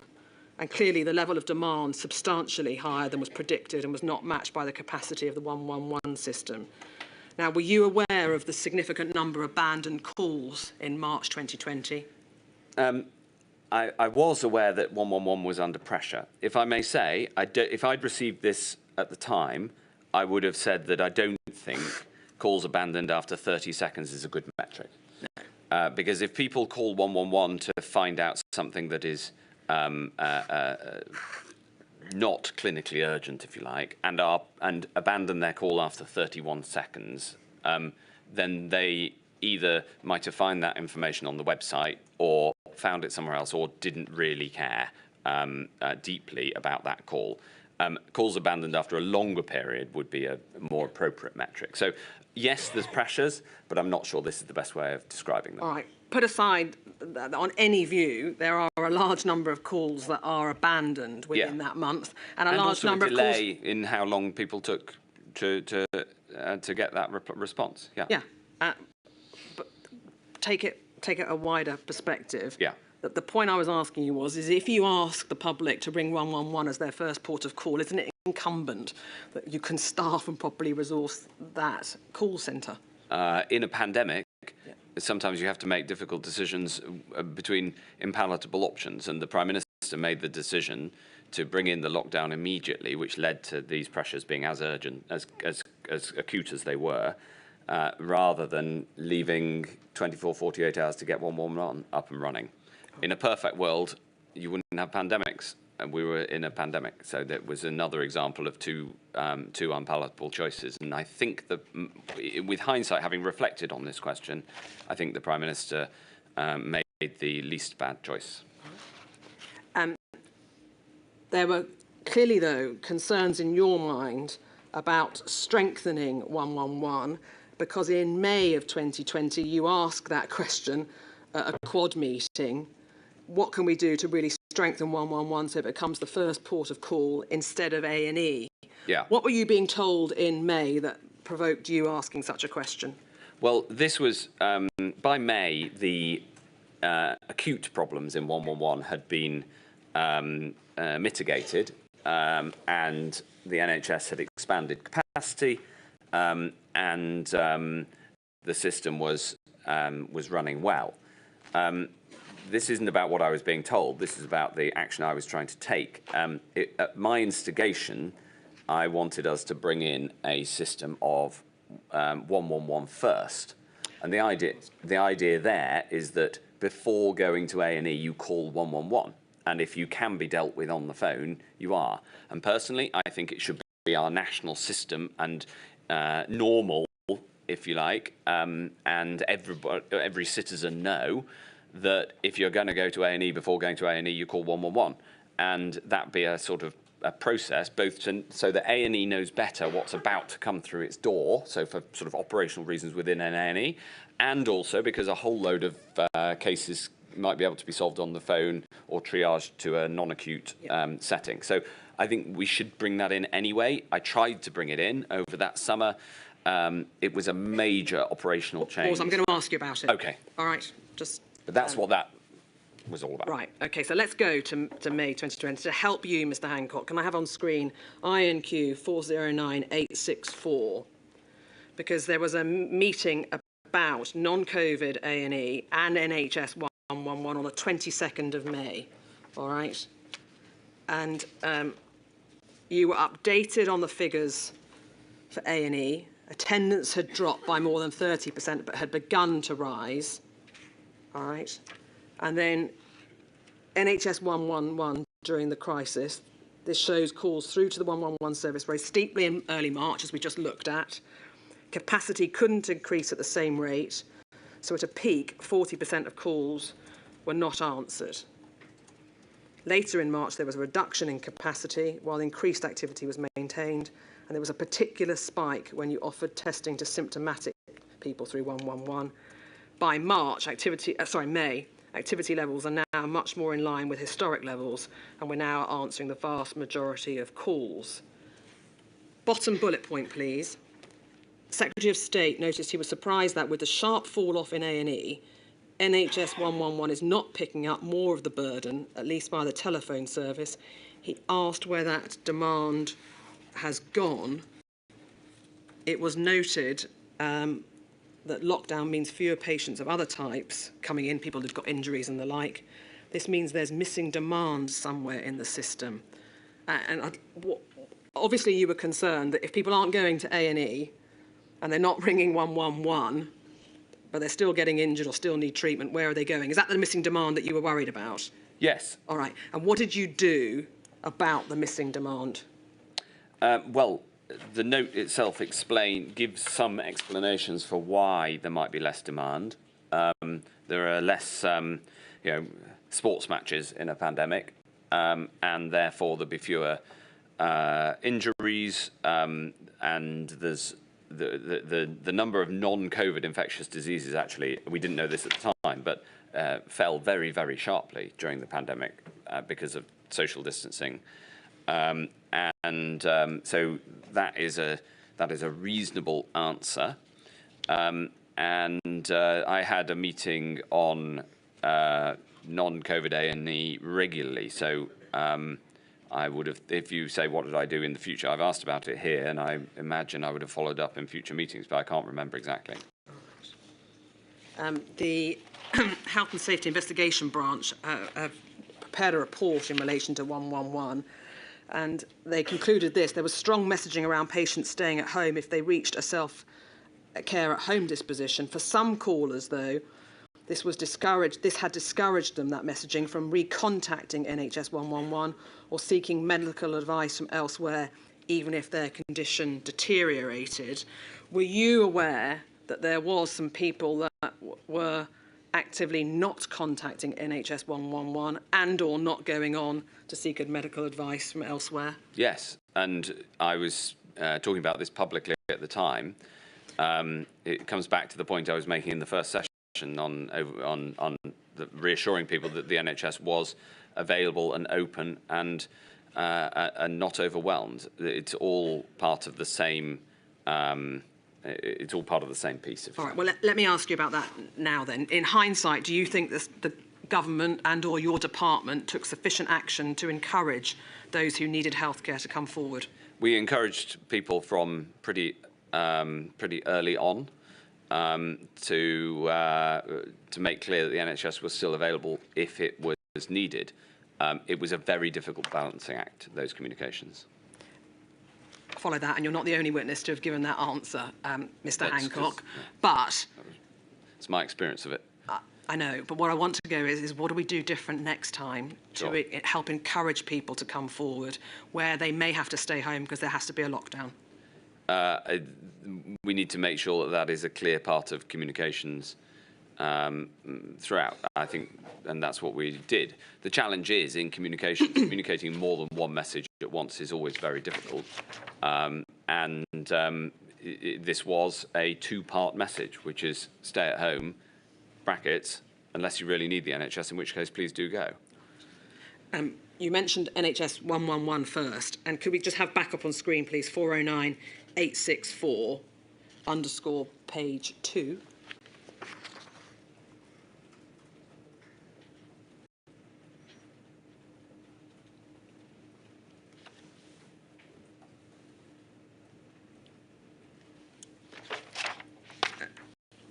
There's a bullet point missing at the top which says NHS 111 first. Don't worry about that.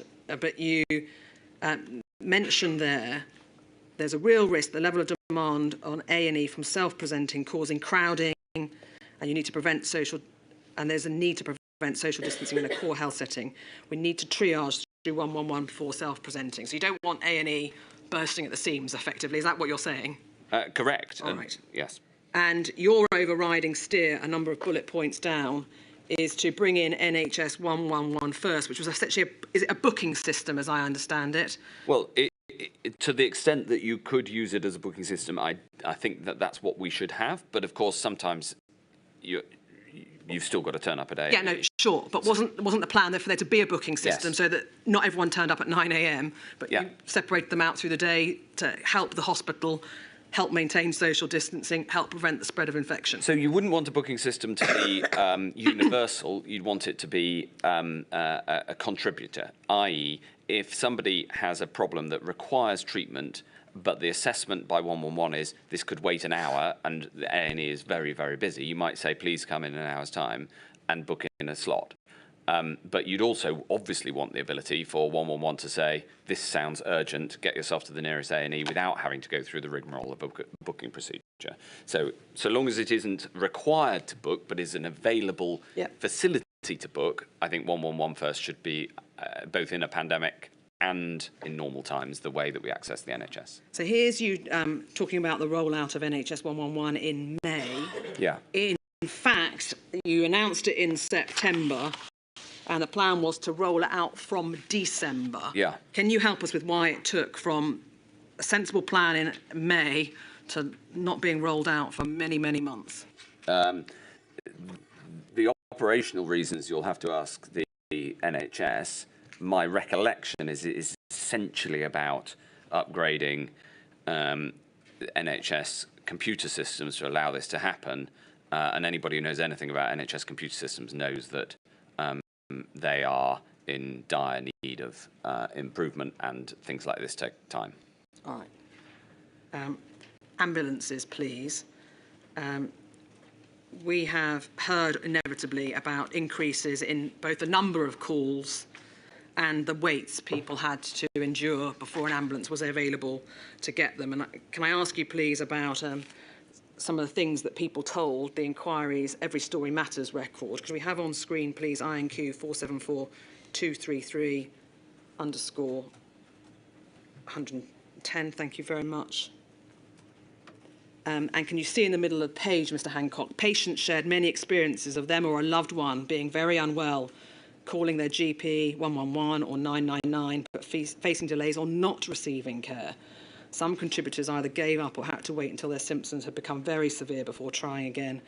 There were similar experiences amongst those who had suspected or confirmed COVID and those who had other urgent medical problems.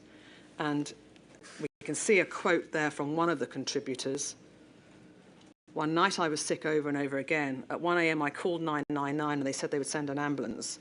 By 6 a.m. it had still not arrived. I got back into bed, pregnant and exhausted. At 11, someone phoned to ask if I still needed the ambulance, said that other cases were more urgent. They advised me to contact my GP. I did, and the GP refused to see me, saying I should contact 999. At this point, I gave up. There was no help. That's just one quote of a number of people. About 30,000 people contributed to the Every Story Matters record. I'm not saying they all made reference to ambulance problems, but were you made aware of the intense pressures there were on the 999 system and the length of delays that some people were experiencing? Yes, and again, I visited ambulance stations throughout the pandemic. In fact, one of my very first visits was to an ambulance station, and I remember meeting the man who was responsible for coordinating sending out of ambulances, and he burst into tears on me. It was incredibly difficult for him because the pressures and the number of calls, and they hadn't seen anything like it before. I think you were aware there was a shortage of drivers amongst the Yes. in the ambulance there was, yeah. sector. Can you think of any practical way of resolving a shortage in the short term in the event that we need to upscale the sheer number of people that can drive an ambulance? Well, one example may be that we should have people who are trained as ambulance drivers on a standby, a bit like we have the Territorial Army. Yeah. Was there any plans in place by the time you left office to have such a reserve? Well, knowing the pressures first time round, I think my recollection is that in the second peak, whilst there were still enormous pressures on ambulances, they were not as acute. And again, I visited ambulance stations and talked to the ambulance service about this, and I talked to individual ambulance drivers and paramedics in order to get a sense of it from the ground up as well. So my recollection is that second time round, the ambulance service was able to withstand those pressures better, and I'm sure that I'm sure there's lessons that can and should be learned, and the two waves compared and contrasted against each other. But obviously, the running of the ambulance service itself it was for the NHS at an operational level. All right. Finally, on ambulances, please. Delays are sadly nothing new in handover times we're all familiar with ambulances being stacked up outside A&E departments and the like. Yeah. Do I take it you would agree that the pandemic made an existing problem worse?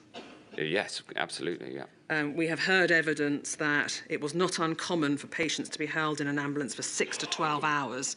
Were you getting reports of that kind of length of delay before the patient could actually be taken into the emergency department? And not only did I get those reports, but also I knew of hospitals where the delays were much, much shorter, and it was deeply frustrating that at some settings they organisationally managed to get this sorted, and at others the ambulances were unavailable because they were parked on the ramp for 6 hours or 12 hours, as you say.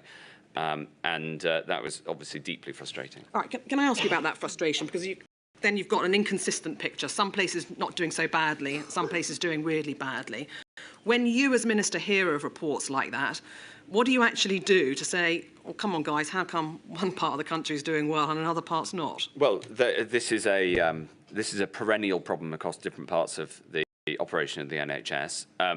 This is primarily a matter for the NHS themselves. In this instance, I had a series of meetings with Pauline Phillip, a very impressive NHS senior manager who'd run hospitals incredibly effectively, was then brought to the national level to try to tackle these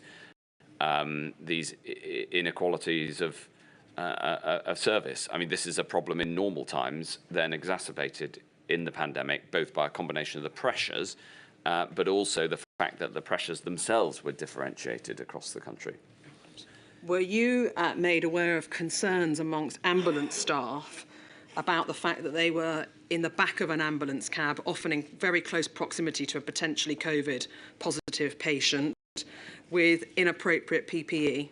I was absolutely aware of the problems of getting PPE to ambulance staff, and I remember one person who was responsible for getting PPE to a particular ambulance hub, talking to him on one of my visits, and him saying, I've got to protect my team. And so getting the PPE out to all the individual locations was a massive logistical problem. Yeah.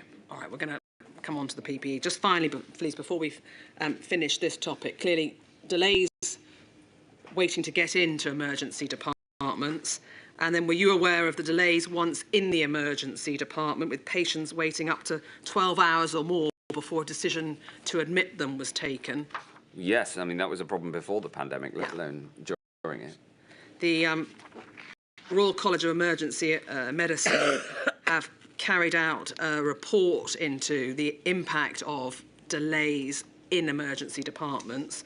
They did some modelling, and it showed that in 2021, of those who waited 8 to 12 hours in an emergency department, there were 4,519 excess deaths in England associated with long waiting times in emergency departments. What, if any, steps did you take to try and resolve the logjam of people going off the ambulance into emergency departments and then into the hospital if they needed that care? Well, again, this was a frequent subject discussed between me and Simon Stevens, who was responsible for this. The challenge, responsible as in it was his, he was responsible for this policy area. It wasn't his fault. The challenge of how to unblock emergency departments is a significant one. Many improvements have been made. One of the examples of things I did was got the money from the Treasury to expand all of the emergency departments during this period to make sure there was physical space. But actually, one of the biggest barriers to flow into emergency departments is flow out of emergency departments into the hospital proper.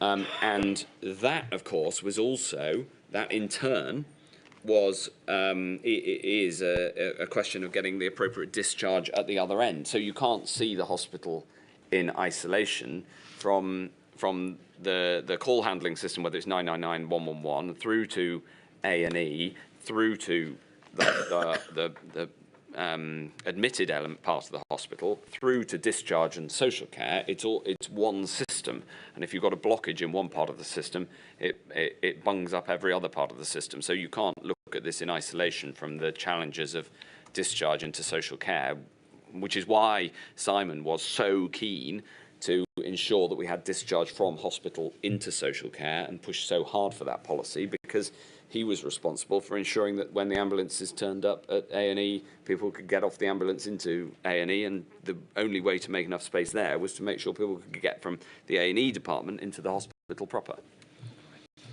Mr. Hancock, I want to change topic completely and just deal with a couple of discrete topics before we take our lunch break, and then we're going to come to some bigger topics. Okay. All right.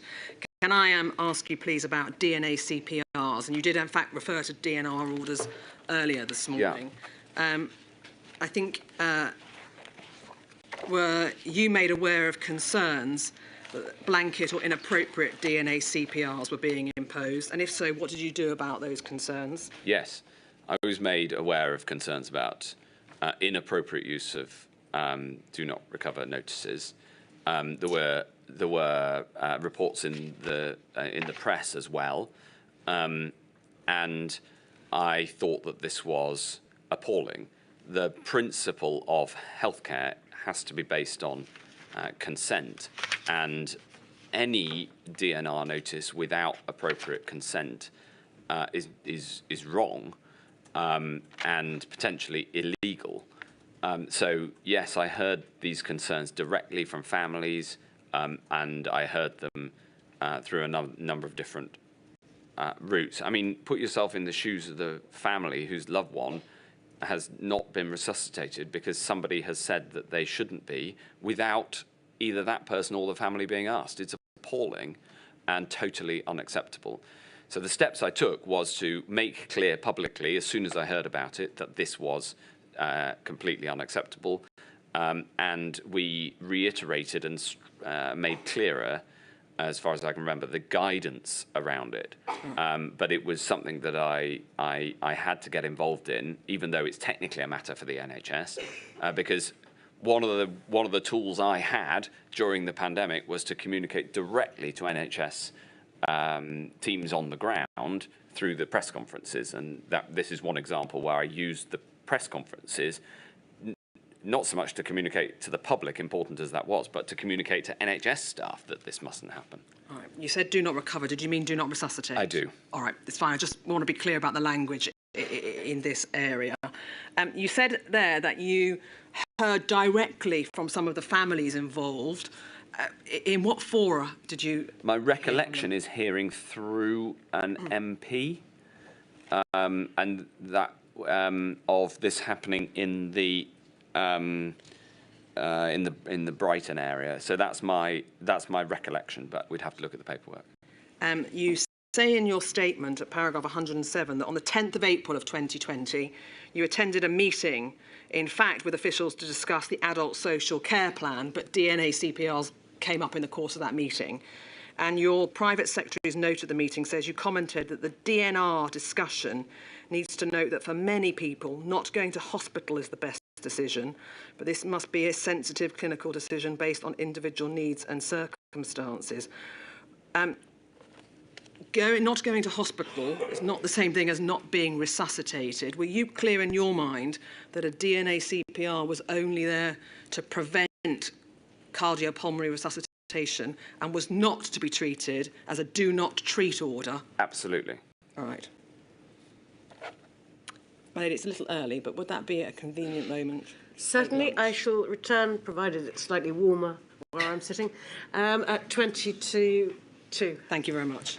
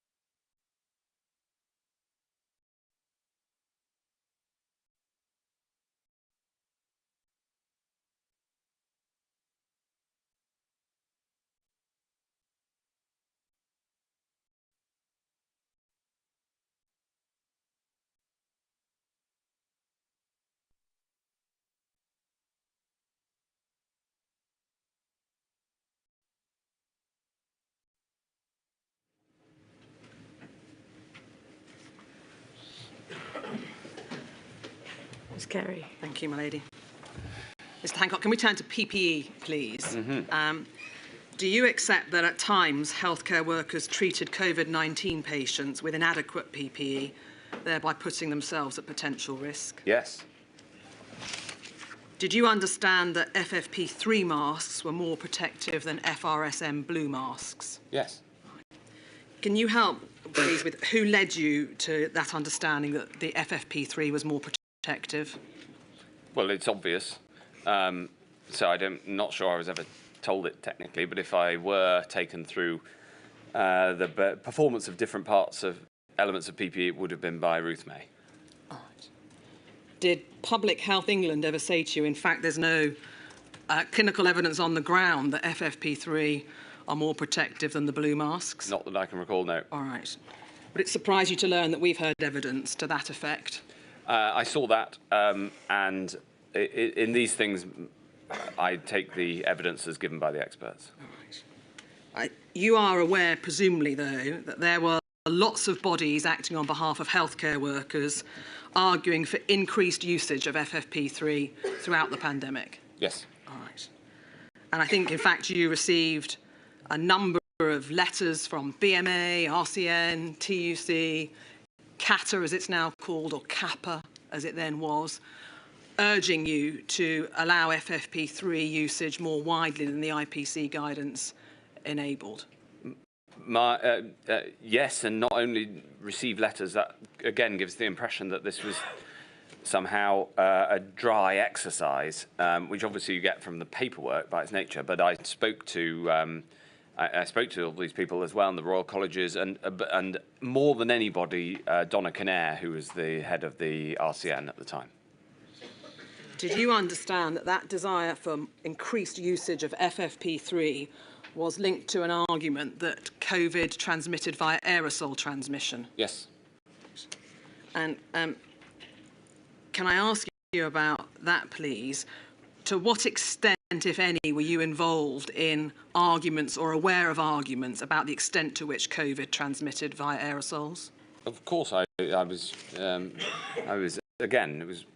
acutely aware of these things and that debate. You said this morning that you would advocate for a precautionary principle being adopted in relation to asymptomatic transmission. Yeah. And can I just ask you, please, what do you understand the precautionary principle to mean? Well, you have to take into account the reasonable worst-case scenario and act on that basis where you can. So the central balancing that had to be done with respect to PPE was supply set against precautionary healthcare considerations. So, and that's what those drawing up the IPC recommendations did. They had to balance what was available and realistically available to buy with what was needed to, all with the goal of saving the most lives. I left that balance to them to make, and I regarded it as a essentially clinical decision, taking into account available stock, the IPC decision. That isn't something that I would have interfered with, or indeed did interfere with. Pausing there, you were not responsible, as we know, for drafting the IPC guidance or indeed approving it, as I understand it. Is that correct? That's correct, yeah. But are you saying to us that you were of the view that IPC guidance was drawn up on the basis of what was available, not what was actually necessary to be recommended to healthcare workers? In a pandemic, availability of stock has to be taken into account, because if you promise, imagine if the IPC guidance had retained the initial hazmat style, HSID designation. the definition, that would simply not have been possible. And so there is an element of the art of what is possible. In the same way that whilst I wasn't individually involved in signing contracts for PPE, I was deeply involved in trying to push the system to buy more. But on the IPC guidance itself, of course you have to consider what is feasible, because this isn't some academic exercise, it's about saving lives. in terms of when that IPC guidance was then drawn up, I didn't sign off on it, and I accepted the guidance as essentially a piece of clinical guidance with which I wouldn't quibble. If I had a question around it, I'd go to Ruth May and I'd talk to Donna about these things all the way through. Are you aware of the basis upon which COVID was downgraded or declassified as an HSID and why that decision was taken? Yes, I think the decision was obvious in a sense because spread had got wider than this being a very rare and single occurrence. But again, that wasn't my decision. It was a clinical decision, I think, in that case by the CMO. It may be ACDP and nerve tag, but put aside who it was that made that decision. It was in fact declassified because it was less fatal than other coronaviruses that we've heard of.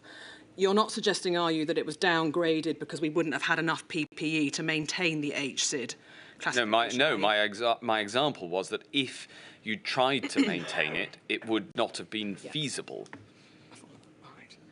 Right. We have heard evidence from the IPC guidance, those drafting the IPC guidance, that issues of supply did not in fact affect the guidance that they issued. Are you suggesting to the contrary, Mr. Hancock? No, I'm suggesting that that I wasn't involved in the drafting of it, but my point about supply is you do have to live in the real world whilst you're fighting a pandemic. No. Of course, people who were drafting the guidance would also have been aware of it. The balancing point here is that the practical reality is that there is a certain amount of PPE and you have to use it as effectively as you can whilst buying as much of it as possible. That is the real world reality here. You said this morning, in relation to the precautionary principle, you adopted it, absolutely, which we did on things like guidelines around the use of PPE within hospitals. Yes. In what way do you say the guidelines around PPE in hospitals adopted that precautionary principle? Well, for instance, the use of masks, which was required as part of the IPC, which was not recommended to the general public. The failure to recommend it to the general public until later was directly a consequence of asymptomatic transmission being ruled out in the official advice, yet it was adopted within hospitals, demonstrating that there was an element of the precautionary principle there. There will be those, many in this room no doubt, that say if you were truly adopting a precautionary principle, FFP3 would have been used, not the blue masks. Do you have any views or comments to make on that suggestion? I can absolutely see that argument, and had FFP3 masks been recommended, I would have accepted that. But as I say, that was a clinical decision for the team who put together the IPC recommendation, not for me. Can we take a stage back to the stockpile, please? Yeah. And you say in your witness statement that as at the 30th of January of 2020, you received Public Health England's audit of the PPE stockpile, and there was no clear record of what was in the stockpile, and some kit was past its sell-by date. Yes. The inquiries also heard that as at the 18th of February, the stockpile did not contain a single gown. Were you aware that there was no gowns in the PPE stockpile? Well, I was once I found that out, but I wasn't in advance, no. All right, so what did you find out about it around the end of January, beginning of February, something? Yes, I asked for that audit at around that time, yeah. Were you made aware that Nerve Tag in June 2019 recommended getting surgical gowns in for the event of even a flu outbreak? I don't recall being aware of it, but obviously I've seen it in the evidence in the inquiry. Yeah. Had you been made aware that there was a need for gowns, would you have been able to apply any pressure to speed up the procurement process? Rather like our discussions about the lines of accountability with NHS England, similarly with PHE, I certainly could have raised that with the PHE leadership, but it would have been their responsibility to do it. I say this because the clarity around the roles within the health system was really clear. The fact that that would have been effectively an independent decision by them doesn't mean that we had any lack of clarity over whose decision it was, in the same way that I know what was Simon Stevens' decisions on the NHSE side, what was my decisions, and if there was an ambiguity, we would put it on a quad agenda and discuss it. But who would provide the funding for getting more PPE? That would come from PHE's budget, but obviously one of my roles with respect to PHE was to fight for their budget. So Christopher Wormald told us it was entirely normal government procurement that meant that even though it was recommended in buy gowns in June, by February 2020, 8 months on, we still haven't got a single gown in the stockpile. Yes. Do you accept, though, that entering the coronavirus pandemic as we did without a single gown severely hampered the ability to provide safe and appropriate PPE for healthcare workers? The stockpile that we had was not as good as it needs to be in the future, absolutely. But I saw Sir Chris's evidence, and he was absolutely right, if I may say so. There have been some criticisms of the department, indeed me personally, because of the accelerated procurement that we put in place. This is an example of normal procurement processes, so you can see why we needed to accelerate them. This is how slowly government buys stuff. It's just really, really slow, and it's gone back to being incredibly slow since the pandemic. That's just life in government. I don't like it, by the way. I think we should buy stuff quicker, but that's... Yeah, sounds rather fatalistic, doesn't it? Yeah, but he was completely accurate in describing it as normal government procurement. I mean, sometimes this stuff takes even longer. You say in your statement that the one of the other problems with the stockpile is it was not spread across the country. Yeah. And that the warehouse that held the stockpile had only one main door, Yeah. which slowed the distribution of PPE. Yeah. So is this a fair summary? There was no clear record of what was in it. Yeah. There was a total absence of some PPE, namely gowns. And to boot, there are clear problems getting your hands on it because the warehouse has only got one door. And some of it was out of date once we got our hands on it, yes. Why there wasn't a precise list of what it was in an easily pickable way with a computer system that could tell you where different bits of kit were, preferably with photographs attached of an example of it, for instance, as you would have in a modern, efficient storage system, I do not know. All right. By the time you left office, was there such a list that you were aware of? Yes. All right. But I still wouldn't say that by the time I left office it was comprehensive, but we were much further along the route, and we had pickable PPE stockpiles in lots of locations, and indeed there was a problem that we ended up overbuying PPE because the PPE demand fell again, and the department after my time ended up with too much PPE. Jean Freeman told us that she thought that having a rolling stockpile, which would entail distributing PPE on a rolling basis to prevent it expiring, would help in the future. Would you agree or disagree with that? I think that's a typically astute observation from Jean Freeman. Can you help, or do you know why we didn't have that, since it seems to be a relatively simple solution to a problem that we encountered? I have absolutely no idea. All right.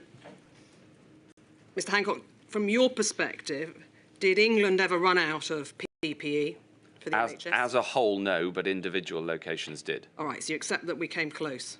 We came extremely close. We came within, small numbers of items on a regular basis during April and May 2020. Yeah, all right. By the second wave, we were in better shape. Yeah, all right. I'd like to look at perhaps some of those examples.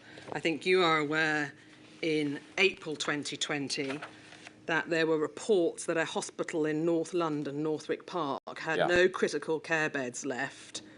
And in fact, there were exhausted nurses wearing bin bags to protect themselves. And I'd just like to call up that article, please, INQ 474608. Excuse me.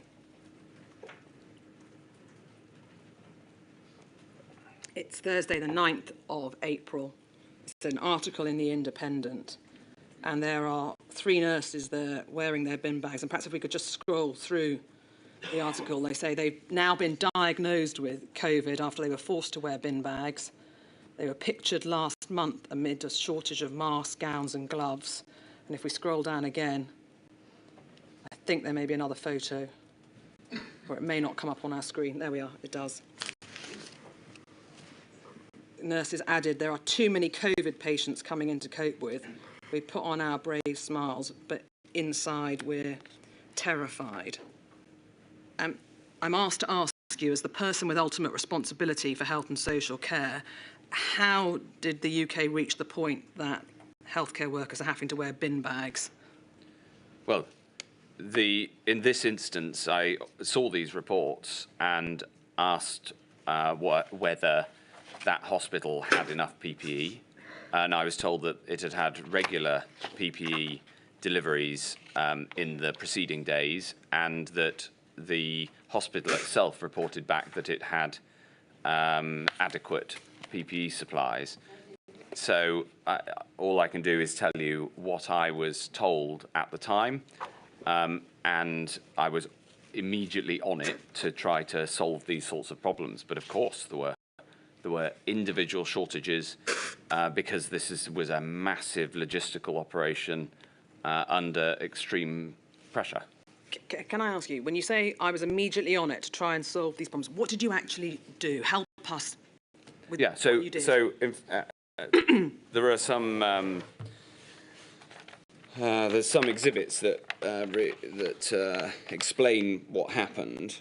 I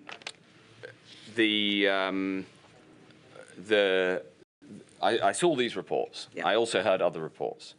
I asked the department to get in contact directly with the hospital, and the hospital reported that it had adequate PPE supplies. And this is an example of the fact that within the NHS, within a logistical operation of suddenly having to get PPE out to effectively 1.4 million people and social care, there are inevitably problems and challenges. Obviously, the logistical operation is a matter for the NHS.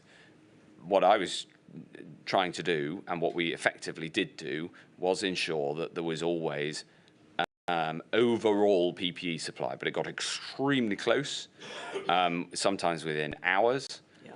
And for the people operating that PPE supply chain on the ground, it was incredibly difficult because they'd go from, in normal times, having PPE supplies, coming in at a scheduled rate in an organised way, to suddenly waiting for the next batch of PPE to arrive before they could distribute it around the hospital. So I'm not criticising. If you could focus on Ms. Carey's question. Essentially, you discover through your officials making inquiries that the hospitals say they've got supplies. Yeah. The nurses say they haven't. Did you just accept that conflict, or did you say, what's going on? Why aren't the supplies, if they're there, being distributed around the hospital? Well, Ms. Carey's question was, what did you do? So the answer to the precise question, what I did, was I found out whether that hospital had supplies. Yep. My responsibility was not to distribute it within the hospital. I raised and discussed PPE distribution repeatedly with NHS England management, and they too were extremely keen to ensure that the PPE we had got distributed properly within the NHS system. At the same time, we tried to improve the delivery systems to different hospitals. But that's a different problem. That is getting the supplies to the hospital. Yes. Here, there seems to be a problem with getting the supplies distributed around the hospital. Absolutely. Did you do anything about that? The answer is that I spoke to the NHS about that because it's not something that I, as Secretary of State, personally could have done in every hospital. You have to run the system. You have to run I ran the department and then spoke to the NHS. So effectively, it's the management of that hospital who's responsible for getting the PPE supplies out of the from where it's received in the hospital out to the parts that In your statement, you say that data about PPE was first incorporated into the COVID dashboard on the 21st of March 2020. And you were aware, certainly by mid-April, that there was a potential for, quote-unquote, a stock out. Does that mean no more stock. Is that Yes. right? In relation to gowns. Yeah. And I'd like to ask you, please, about an email chain just showing how close we came to that. Can we have on screen INQ 478872? And I don't know if it's possible to expand the table at the bottom. Let's just see if we can. Thank you very much. But number of weeks after 10th of April until stock out, and if we just look at gowns, no more weeks. Yeah, tell me about it.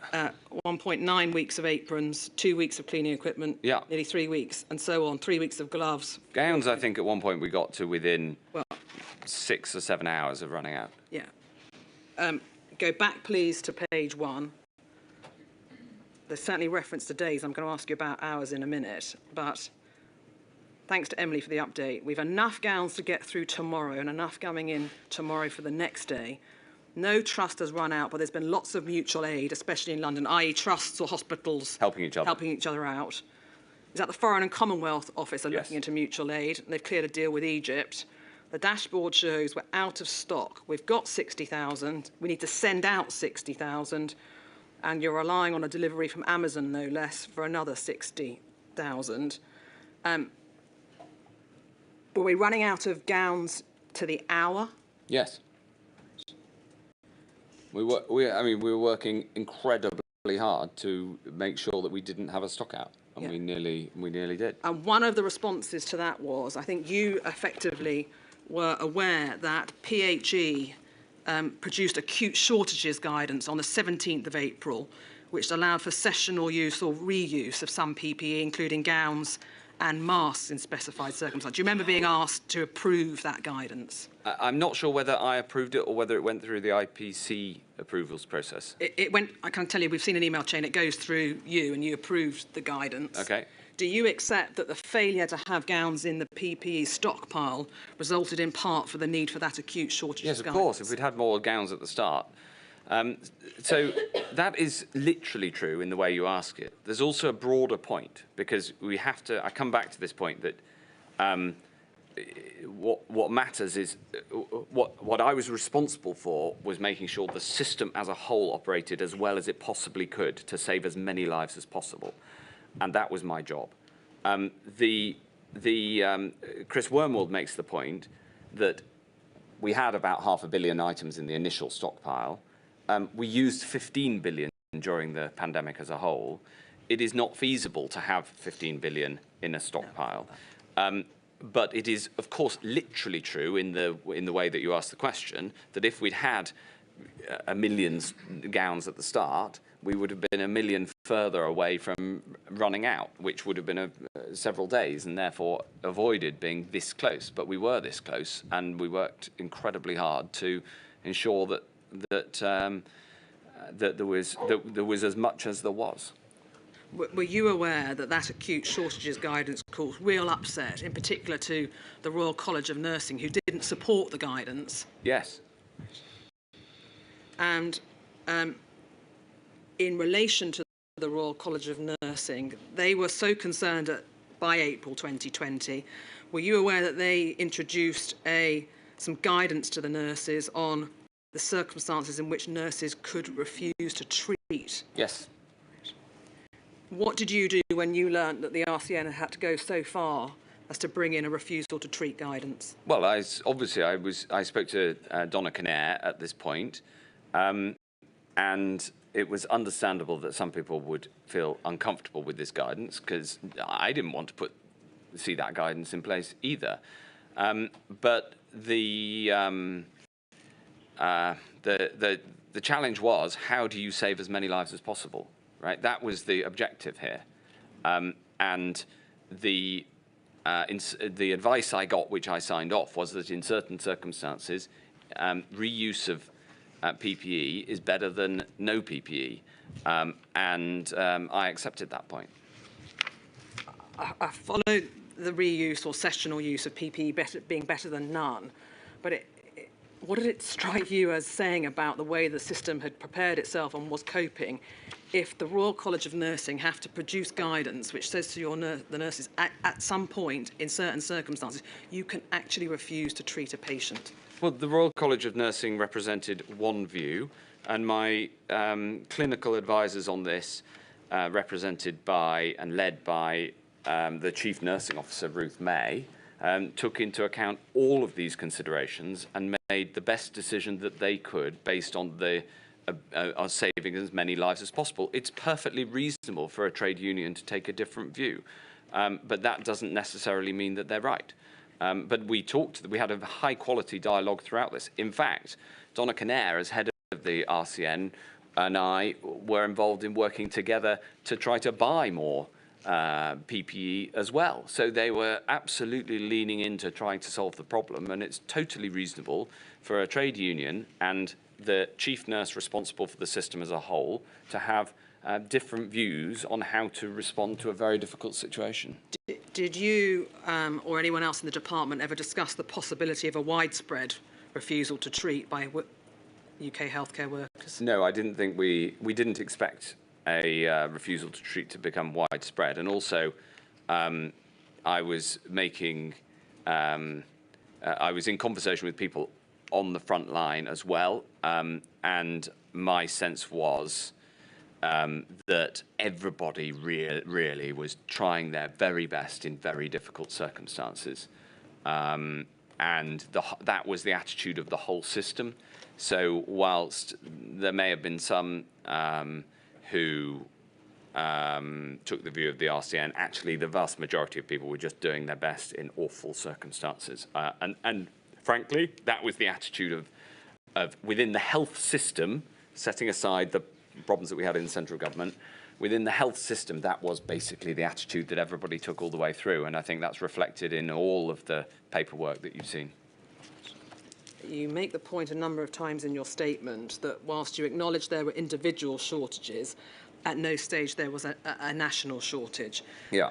And can I ask you, Mr. Hancock, bluntly, is that really the point? Is it not cold comfort for those that were down to the last hour's worth of masks or gowns or gloves? Well, it's better to be down to the last hour's worth than to run out. And in some places, they did run out, and that was awful.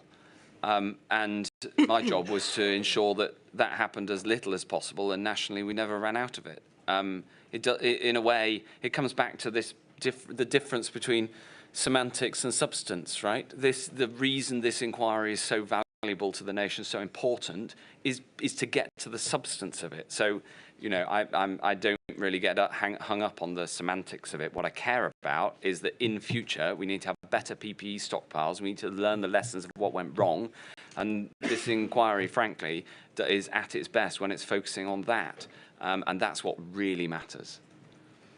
I didn't ask you about semantics, Mr. Hancock. I was asking you, or making the point, that although nationally there was available PPE, that's not particularly helpful, is it, to the healthcare workers that had to struggle on and reuse PPE? It's not semantics, is it? Are you trying to present a rosier picture of the PPE position than was in fact the case, given the evidence that we've shown you? No, I'm not. I'm being absolutely clear about what happened and what lessons we need to draw for the future. What happened was there were individual stockouts in individual places. There was not a national stockout. In a way, one of the lessons we can draw is that even if there isn't a national stockout, there still are problems in local areas, and therefore not running out isn't good enough. We need to make sure that PPE is widely available, easy to get hold of. So the point I'm making, and the reason I'm making it emphatically, is that what matters is the substance of being able to protect lives, and that's what we cared about in the health department, and spent, you know, every hour that we possibly could solving that problem. Now, how does that feel to the nurse on the ground? Well, what they care about is there PPE for me today? Yeah. Yeah, and that's what I cared about, and the role I could play, and the responsibility we had as a department, as opposed to the responsibility of an individual hospital chief executive to do the distribution within a hospital, our responsibility was to make sure that there was as much PPE available as possible in the almost impossible global circumstances of the sharp rise in demand. From your perspective, was there any link in your mind between shortages of PPE and the rising rates of people who are acquiring COVID in hospitals? That is a very important question. I don't know the answer to that. I have seen evidence that there were no recorded deaths as a consequence, but I've also seen evidence to the contrary, and that is that's a research question. Now, I follow that. I take the point that statistics may or may not ever be able to determine. Yeah, it's a bit like asymptomatic transmission. I know, but that's why I wanted to know from your perspective whether you were worried that there was in fact that link. Oh, I worried about it. Whether it actually happened or not, I don't know. But of course I worried about it. Right. Can we have a look, please, at the rates of nosocomial infection? And can I ask, please, that's put, excuse me, put on screen 348633_11. This is a PHE document looking at deaths, well, the rate of hospital-acquired infection and indeed the deaths that may have flowed from that. Yeah. And to help you, they've covered the whole time and then they've covered the waves, just looking at the whole time period. HOHA, hospital onset, hospital acquired. Yeah. All right, and I'm not going to ask about hospital onset suspected, but from this purposes, across the whole period, there were nearly 30,000 cases of hospital onset, hospital acquired COVID, of which 9,854 people died. Yeah. 33%, and the average age of people died was 75. And if you just look at the waves, wave 1, over 8,500 cases and 3,000 deaths. And if we just look at wave 2, a far higher proportion of cases, 21,000 it jumps up to, 6,000 deaths, although the proportion overall is about a third, if I can put it like that. Again, the mean age of the people dying in both waves is 75. On any view, they are shocking statistics, are they not? Absolutely. Right, now, you said earlier this morning that hospitals are dangerous places to be in pandemics. Yeah. And I suspect this is what you had in mind when you made that observation. Yeah. But it might have struck many in this room as a rather curious thing to say that the very place people go to get better, in fact, is a place where they get infection and may indeed, in fact, go on to die. Yes. All right. Help us, please. At what stage did you become aware of the risks of hospital-acquired COVID? The moment I heard that there was a new infectious disease. So January 2020. January 20, right. Yeah, it's not like I became aware of it. It's obvious. Right. I was involved in efforts to reduce nosocomial infection before COVID from other diseases. Yeah. You know, nosocomial infection is a very serious problem in health systems everywhere, but the NHS has a particular problem with it. If you think back to the MRSA scandals, etc. Yeah, I'm not suggesting it solely affects COVID. We're well aware it's... No, but also the question, you asked the question, when did you become aware? My answer is, it wasn't like, you know, somebody wrote me a note and said this is going to be a problem. It was just like, well, obviously we're going to have a problem with this. Okay, so when you became aware of the new disease in January 2020 and ergo the risk at the very least of nosocomial infection, what did you actually do to try as best you could mitigate that risk? Well, we were aware of it from the start, and tackling nosocomial infection is clearly a responsibility of the NHS, making sure, for instance, that the hospital PPE guidance, as opposed to the guidance to the general public, was precautionary, was an important part of it. And again, these are discussions I would have had with Simon Stevens as part of the Quad process, because preventing nosocomial infection is a key responsibility of the NHS. Yeah, but what did you actually say to him to say, I want to get on top of this as best I can? I'm not sure I would have phrased it like that. I would have said, we need to tackle this. He put in place a lead for tackling nosocomial infection. We had the IPC guidance itself was a major step in tackling nosocomial infection. And then when we got to testing, we introduced testing in hospitals as soon as we had the tests available to do so. And just to give a flavour, one example of the problems that we faced and the cultural problem of tackling nosocomial infection in the NHS is this. When we got to enough tests and we talked about increasing testing in the NHS, some hospitals said they did not want to test their staff because they might find too many staff with COVID. Now, my response to that is, if you have staff with COVID, we need to know that so that they can go home and stop infecting patients. But some hospitals refuse to bring in testing for their staff. And the NHS at the centre, NHS England, pushed incredibly hard to get testing to everybody. But the fact that somebody might say, we're not going to test because, what's that going to do to our shift patterns if people have to go home, is an example of, in my view, a cultural problem within the NHS that it simply does not do enough to tackle nosocomial infection. And I'd been worried about that from before the pandemic, and it's something that I raised from January 2020 onwards. But again, the responsibility for dealing with that lies with the NHS, because you can't, tackling nosocomial infection involves decisions that filter all the way down to what happens on every individual ward. When you got reports that there were some hospitals saying they didn't want to do the testing lest it reduced their ability to staff, what did you do about it? I was deeply frustrated about it. I tried to bring in, I had meetings with obviously Simon Stevens, but also Pauline Phillip and Ruth May. We in the end we brought in protocols to require it, but the take-up of testing was piecemeal and slow within hospitals, slower than it should have been. Inquiry has heard evidence. In fact, people wanted the test because it might enhance the numbers of staff, because if in fact they weren't COVID positive, they could come back to work. Did you hear evidence of that as well? Yeah, absolutely. That was a big part of the drive, You've mentioned there the importance of IPC measures in trying to tackle nosocomial infection. And I think you're aware, Mr. Hancock, that the inquiry had a number of spotlight hospitals that were asked about these matters. Watford, for example, said they couldn't maintain 2 metres between bed spaces and had to use curtains because of the layout of the state.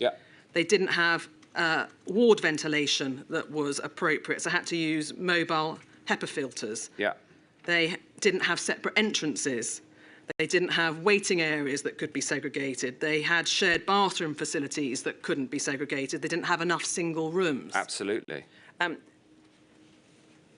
Clearly, the NHS estate covers old, new, and everything in between. But for the older estates, how practical was it from your perspective to ask them to rely on IPC when they had absolutely no possibility of being able to implement half the IPC measures? Well, it's absolutely critical that these things are improved. You mentioned Watford Hospital, and as an example of the things that I did to try to solve this and other problems is I commissioned a new hospital for Watford. And so Watford Hospital is now being rebuilt as the new part of the new hospitals programme.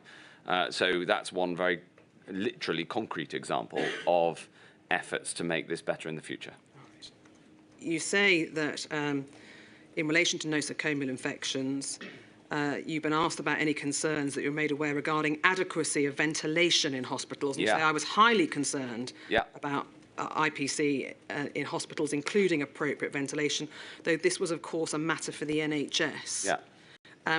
What did you do, if anything, to ask NHS leaders about improving ventilation in those settings, particularly in the older estate? Well, that will have formed part of my discussions that I mentioned with the NHS leadership. But what did you actually do apart from discussing with it? Well, the NHS was statutorily independent. And so in asking or pushing them to do things, that was my responsibility. They were responsible. That's why, so these questions are incredibly important and absolutely proper to ask the Chief Executive of the NHS. Right, you've said that a number of times. But that's because it's the answer. There may be many, though, that think that you, as the head of the Department of Health and Social Care, these are appropriate questions for you to answer as well. They're not let me just finish, please. No one's suggesting, Mr Hancock, that you can walk down to Watford General and hand them over a bag of gowns or a roll of aprons. All right, I understand that. But we do want to ask you about the practical steps you took as Minister to ensure that these problems weren't happening. Yes. That's why I'm asking you. Yes, right? I understand that, but I'm giving you answers because they are the truth. So I did all of those things, all the way from, I actually did go down to an ambulance station in Deptford and personally helped move some of the PPE kit. But obviously, me doing that is not going to solve this problem. All the way through to rebuilding Watford General Hospital. But the day-to-day operational independence of the NHS means that whilst I could do everything I could within my remit, the responsibility for nosocomial infection minimisation in the NHS is a matter for the NHS, and I'm sorry to keep coming to it, but that's because the accountabilities were clear. We've heard in other parts of the inquiry problems of muddied accountability. I'm being clear about the accountability. Now, as it happens, also, I'm not fatalistic about this either, because I thought that statutory independence was wrong, because all I could do was push and ask, and therefore I drafted the bill which became the Health and Social Care Act 2023, which revoked that statutory independence. In a sense, that's another answer to your question, and certainly will help, I think, in the future. But running systems of 1.4 million people through a filter of statutory independence is a challenge. But I say none of this to criticise Simon Stevens, who did an absolutely brilliant job. I simply say it as an accurate answer to your question that many of them are correct, would appropriately be directed to the person who was accountable for taking these decisions. And he, I'm sure, would say, rightly, that many of those responsibilities were for individual chief executives of individual hospitals, many of which he didn't have statutory authority to direct. And that has been changed since the pandemic as part of the Act as well. So I'm simply being as clear as I can about the way that the system ran. It doesn't mean I didn't feel it. I felt it deeply. It's not that, but I'm sure he would say there were others under him, cells, no doubt, call them what you will, but doesn't the buck stop with you, Mr Hancock? Yeah, that's why I'm answering the questions. Can I ask you this then, please? Was the need to improve ventilation in hospitals and healthcare settings an area of focus for the Department of Health and Social Care, not just the NHS? Yes.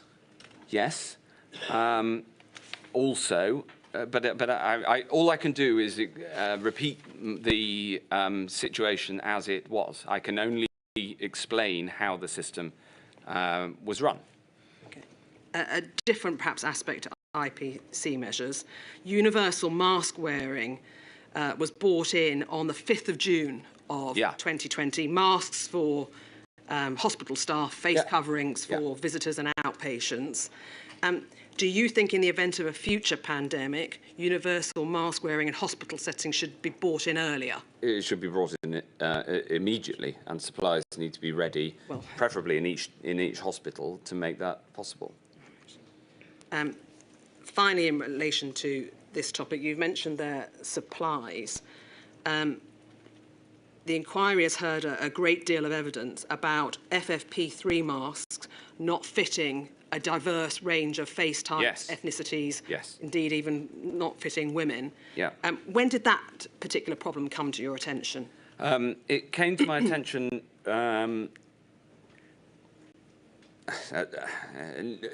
at some point in the middle of the first wave, I think, or maybe a bit later than that. But in fact, I attended a fit test with a number of ethnic minority nurses, and saw for myself the difficulties that that were caused by the by stock being essentially designed around one ethnicity. No, so you became aware of it. It perhaps matters not precisely when it was in the first wave. I'm going to ask you again, did you do anything about broadening Yes. types of... Okay, what did you do about it? Well, again, my answer is the same. I raised this issue with the NHS.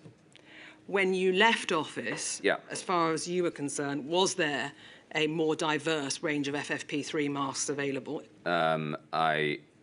I think so, but I wouldn't be able to say whether it was fully adequate or not.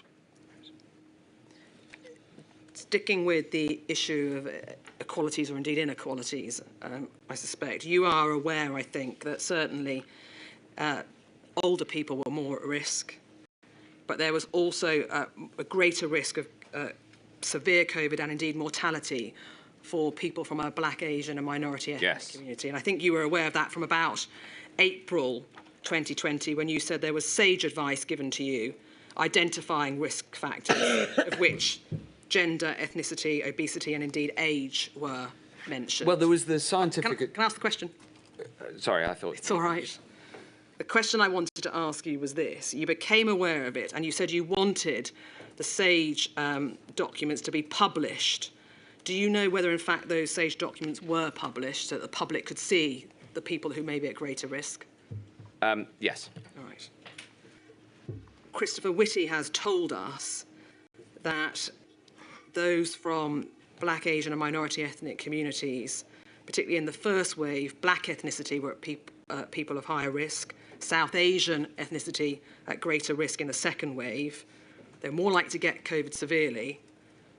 Infection was more likely to lead to mortality.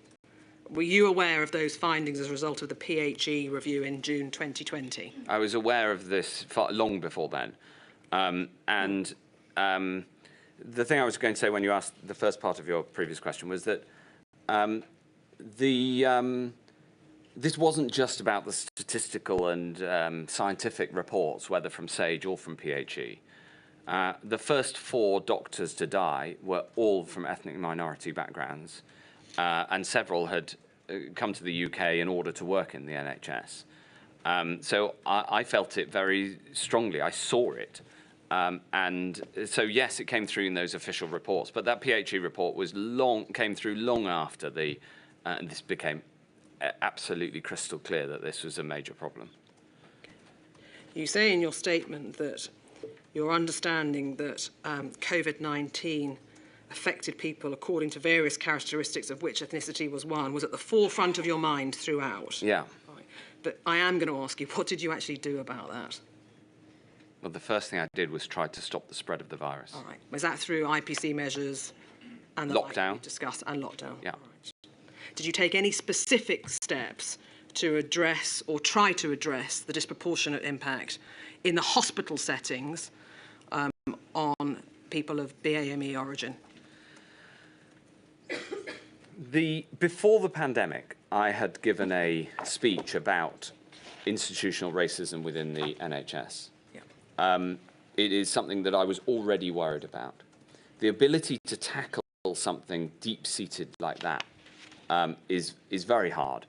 But I'd raised the issue and brought in a series of measures essentially about empowering people to speak up. I mean, before that, in my time in government, I'd been involved in this issue as well. For instance, when I introduced name-blind applications to the civil service. So this is an area that I care about, I knew about, and I was worried about.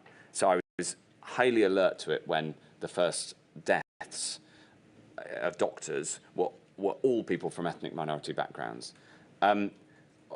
What I could given my responsibilities, as opposed to the NHS's responsibilities, my responsibilities was to make sure that people got, that this was reduced as much as possible. The single biggest thing I could do was make sure that lockdown was strong enough.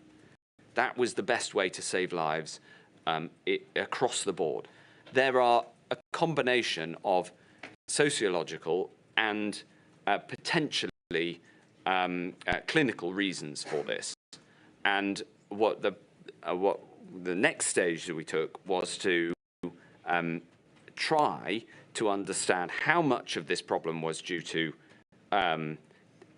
directly due to, if you like, a different genetic response to COVID according to ethnicity, and how much of it was due to sociological situation. For instance, the fact that more people exposed to the public in hospitals, like hospital porters and nurses, have a much higher proportion of people giving that public service are from ethnic minority backgrounds, and that was the purpose of the PHE report, and then the further work that was done by Minister Badenoch to try to get to the bottom of it. What I'm trying to say is I was absolutely aware of this problem. It's work I'd already done, an area I'd already done work on before the pandemic, and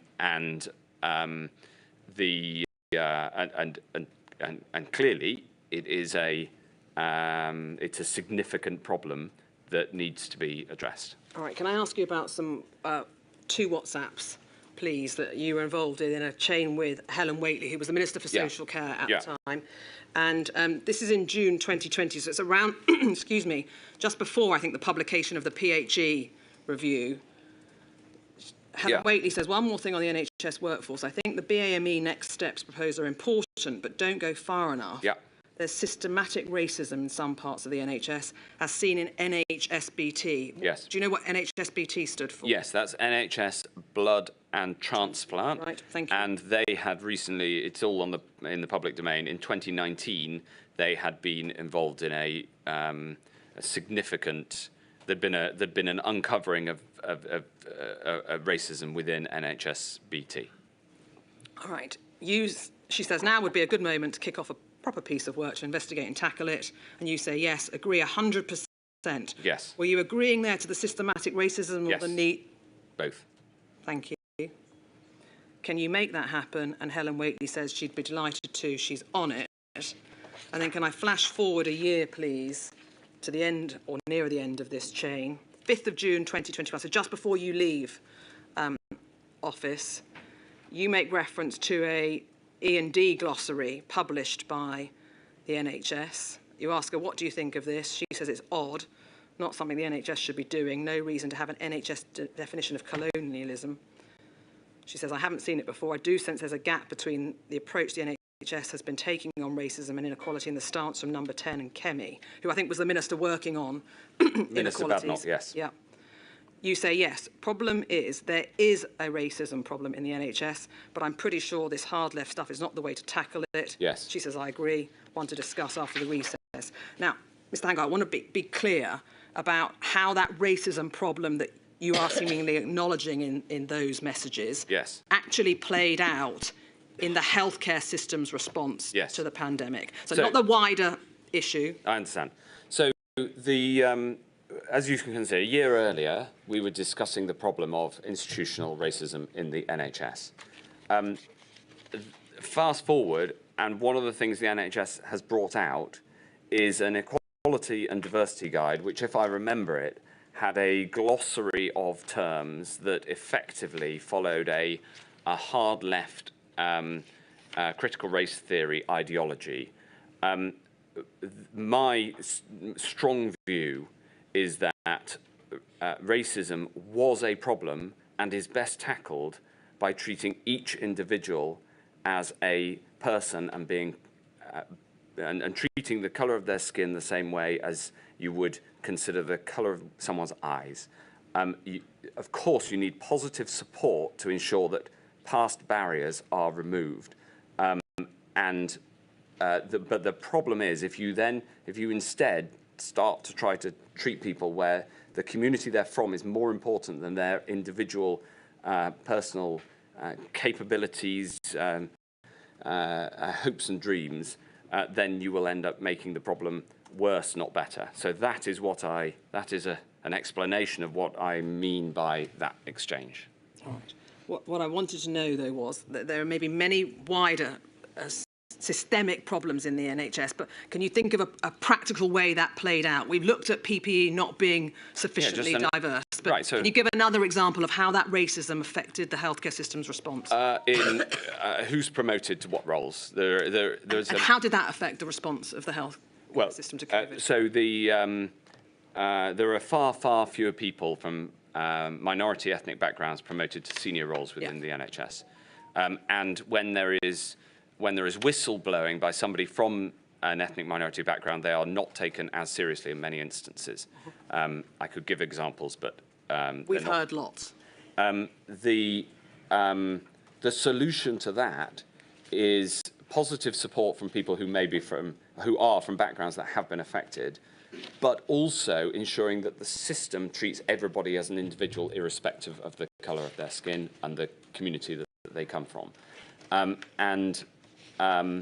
The practical consequence of this is that there were far more people from ethnic minority backgrounds in the junior ranks within the NHS who are more likely to come into contact with patients and therefore more likely to catch COVID. And therefore there were more hospitalisations and more deaths as a result of this. So that's one example, but it's something that needs to be sorted out, whether there's a pandemic or not.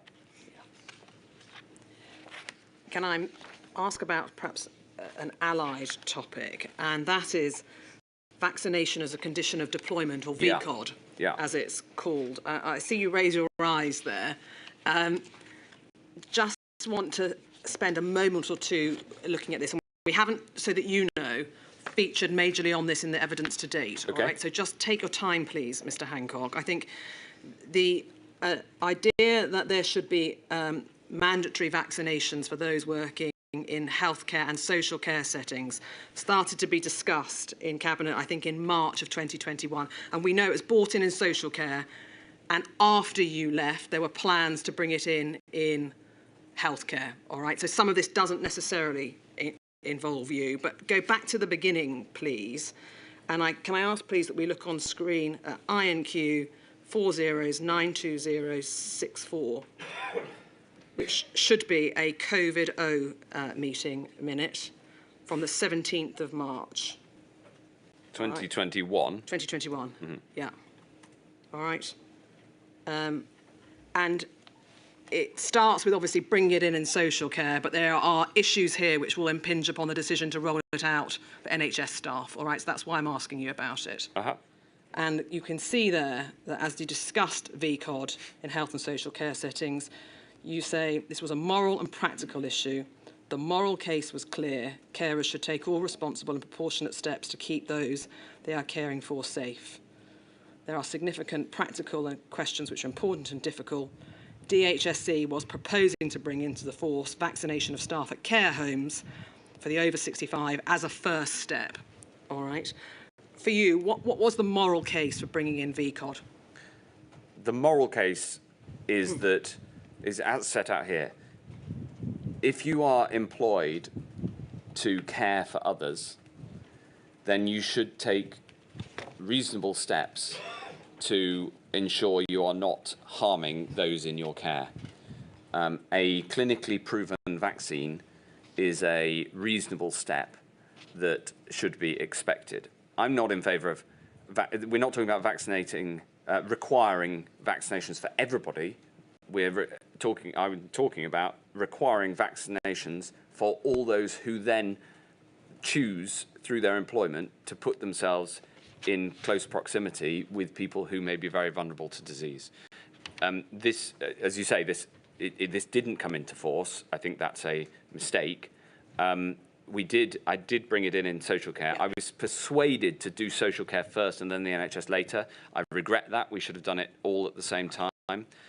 It should apply for flu vaccines as well. And it's an irony that the very first meeting we had on coronavirus right at the start of January 2020 was in fact a meeting about bringing in vaccination as a condition of deployment for flu in order to save lives and reduce winter pressures on the NHS. Putting aside your regret now that you didn't roll it out across both health and social care, we can see further down in the minute that you made the point there that in the NHS this was much less of an issue, with over 90% of those in patient-facing roles having been vaccinated. Figures are lower in London but climbing, but they were lower in social care. All right, so that's one side of the argument. The Minister, I think, for Care, if we go over the page, please, addresses some of the potential inequalities issues, which is why I wanted to ask you about it. She made the point it would be important to address the fairness of why this policy was being applied to certain carer groups and not others. Go down again, the policy could create a challenge for the workforce where there's already significant vacancies. And down again, please, to E. Yeah, thank you. Black, Asian and minority ethnic communities' hesitancy should not be underestimated.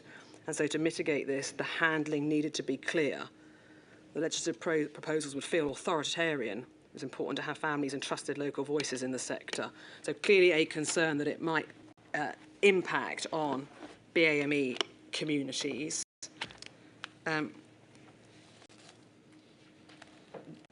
Reflecting on the Minister of Care's observations there, do you agree with her statement that the government needed to involve trusted local voices early on if you're thinking about bringing in mandatory vaccinations of health and social care staff? Yes. How might that in fact be rolled out, do you envisage? How do we bring in those voices? Well, we actually had a lot of experience of doing that in the wider vaccination programme. For instance, one of the things we found was most effective in increasing vaccination rates amongst people from Black, Asian and minority ethnic communities was to ensure that those doing the vaccinating and organising the vaccinating were also from those communities to help people feel safe. The reasons for higher hesitancy amongst communities that feel that don't feel as connected to the authorities is widely reported, and it's important to take it into account. The attitude that we had was that we shouldn't think of the communities who were more hesitant as hard to reach. We should have the humility to accept that it's that the government and the authorities look more distant to some communities, and that's as government, that's our problem, not theirs. And so there's lots of practical steps that you can then take, and all the work that Minister Zahawi led in the vaccine rollout to increase uptake amongst BME communities could equally be applied within health and care settings. Now, as it happened, the concerns over staff leaving didn't materialise. People did take the jab.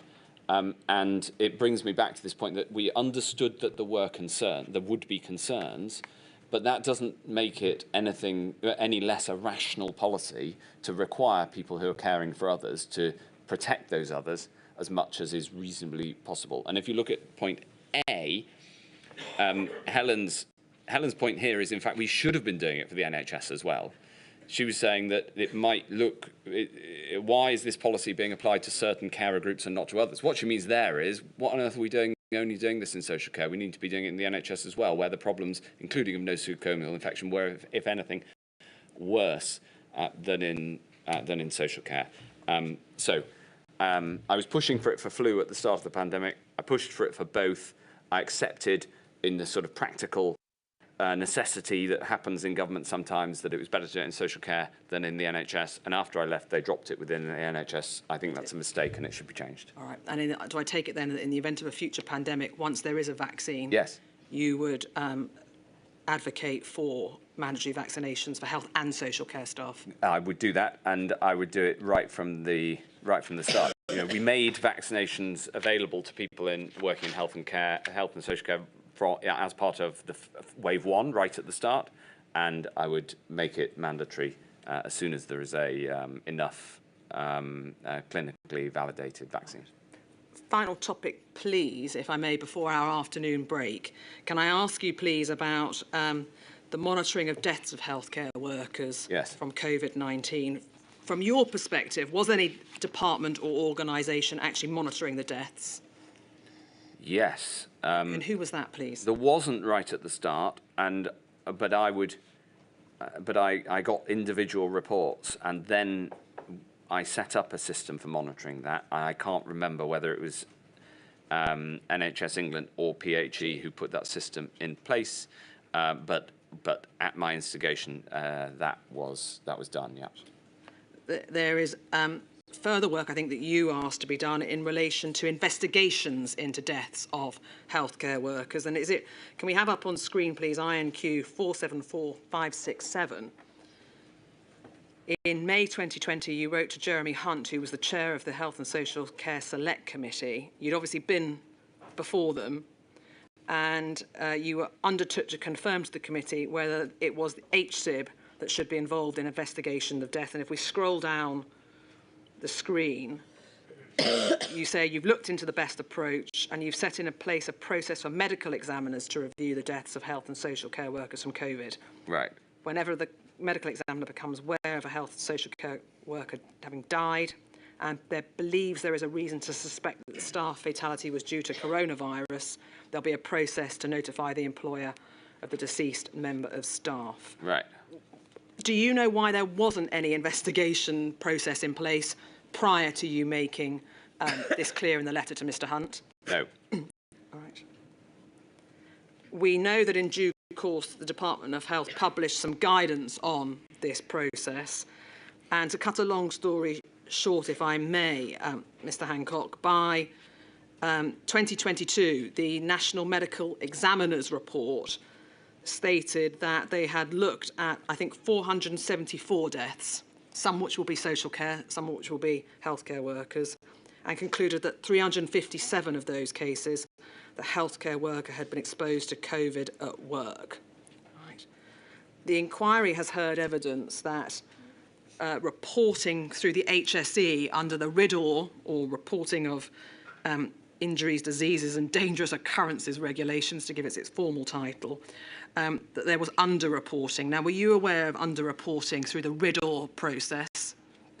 I'm not surprised that if there's been a finding of underreporting. It's not quite what I asked you. I asked you whether you were aware there's a deep statistical answer to that question, which is that none of this reporting was accurate at the start of the pandemic. Underreporting is much more likely than over-reporting in these sort of circumstances. And as a trained statistician, I'd understand that the statistics you were given are only a guide to the actual underlying truth. And so I suppose I would have taken it as read that there'd be a degree of underreporting, and that needed to be improved over time, hence putting in a system. Do you think then by the time you left office there was an adequate way of knowing how many people died, and if so, whether they had in fact acquired COVID or the future disease at work? I'd say we had an improved estimation process, but because of the impossibility of knowing for sure the source of an infection, in fact, the numbers are unknowable, and I would caution against spurious accuracy in this example. So, for instance, the paper that you brought up earlier that had the exact number of deaths from hospital-acquired infection, that's the reported number. It is an estimate because whether somebody acquired an infection in hospital or in the community is not always clear. And I would suggest that 4 degrees of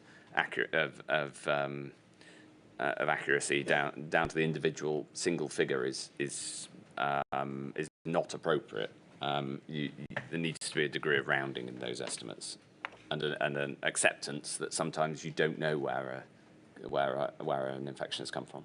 No, I follow that, but the hospital-acquired, or hospital-onset hospital-acquired, was for those people who tested positive 15 days after their admission to hospital, and PHE were pretty certain that if you were getting tested positive 15 days in, you caught it in the hospital. That's why I focused not on the suspected, not on the probables, but on those where there was pretty good certainty that you got it in the hospital.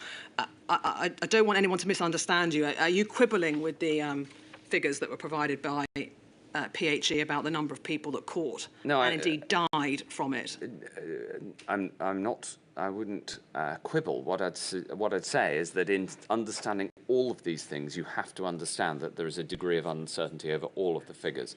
You know, we had the same with how do you measure deaths from COVID or deaths with COVID, and at what point is there a cut-off from having had COVID to dying because COVID was underreported on death certificates. So all of these things, all of these statistical techniques are the best way, and we improve them over time. But they're effectively the best way of trying to measure something, rather than an absolute concrete figure. Would that be a convenient moment? Certainly, I shall return at 3:05. All right.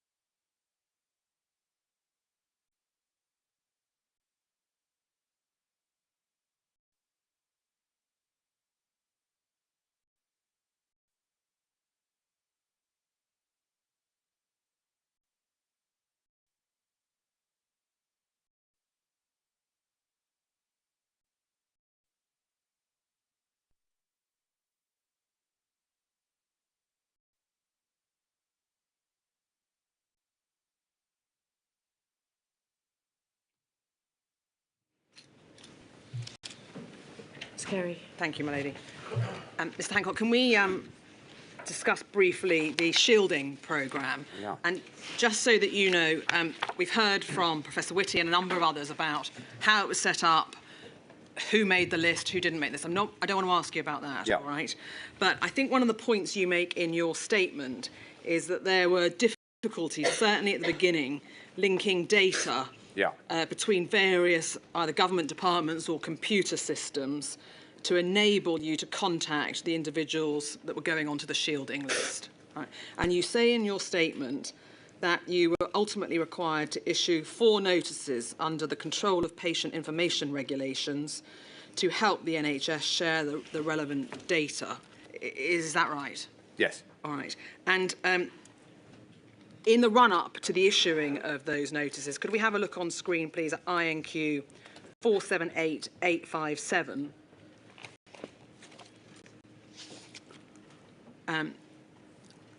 13th of March 2020, so just before we go into lockdown, the Secretary of State is happy with the approaches. He's happy for NHS Direct. No, happy to direct. Sorry, you're quite right. Happy to direct NHS Direct to collect, analyse and disseminate data to DHSE and NHSX through Section 254. Yeah, and the notice under the Control of Patient Information. He agrees not to explore regulations at this stage under GDPR. He agrees to extend the data opt-out for 6 months. He's asked for more advice about if he can delay indefinitely. I just want your help with that final bullet. Yeah. What were you trying to achieve, if I can put it like that? Okay, so the 4 copy notices, of which one was very significantly the most important, were put in place to allow the NHS to use data more effectively. And to share data through any secure platform, whereas previously the rules had the effect of requiring data shared across the NHS to be done so on NHS systems. So NHS had its own email system, for instance, whereas there's perfectly adequate ones that are much better and much more secure that could be brought in from outside. So the effect of the copy notice, what we did was we wrote it on, it ended up on 2 sides of A4 to get down to the front line to say you can share data properly, effectively, so long as it's on a secure system, but it doesn't have to be according to the unbelievably complicated rules that had grown up in the past. Okay, so this was to help the shielding letters go out? Yes. So with the shielding letters, that was specifically about allowing the data to be shared between DWP and the NHS. And NHSD here is NHS Digital, who had the statutory responsibility for protection of data in the NHS. But the referencing to opting out and asking to delay indefinitely, was that what were you trying to achieve there? Oh, I wanted this new system, which was going to be much more effective and turned out to be much more effective, to be permanent. Right. And it is it's a mistake that it was rolled back. And actually there is legislation in front of Parliament now to allow us to get back to where we were in the pandemic, when the effective use of data in a modern way was the best it's ever been in the NHS, and then unfortunately has sort of encroached backwards again. Right. Do you think the inability to share data easily without a copy notice hampered the ability of the healthcare system to respond? Well, we put it in place pretty early. So Matthew Gould, the head of NHSX, and Simon Madden, who wrote this note, did incredible work early on to spot that this was going to be a problem and then to get across it. There were some instances, like putting together the shielding list, where it was a practical problem. And so there were concrete use cases for it, but they had spotted early enough that this was absolutely necessary. And it went on to, for instance, underpin the effectiveness of the vaccine programme. A number of witnesses have spoken about either paucity or total absence of data in various respects, often in relation to ethnicity collection and the like, and have urged upon her ladyship to consider making data recommendations. Yes. Do you have any data recommendation to make? Oh. What is it, please? Yes, please. I'm going to answer off the top of my head, but I'd be very happy to write afterwards because it's a subject I feel very strongly about.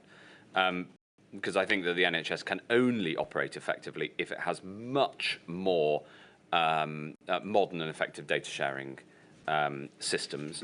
Can I ask you to focus your answer on the pandemic response? Yes. I'll give you two concrete examples.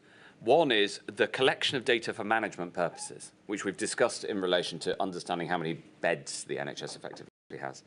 That system has improved a huge amount, and last year the NHS let a contract to allow for that to be done much more widely across the NHS.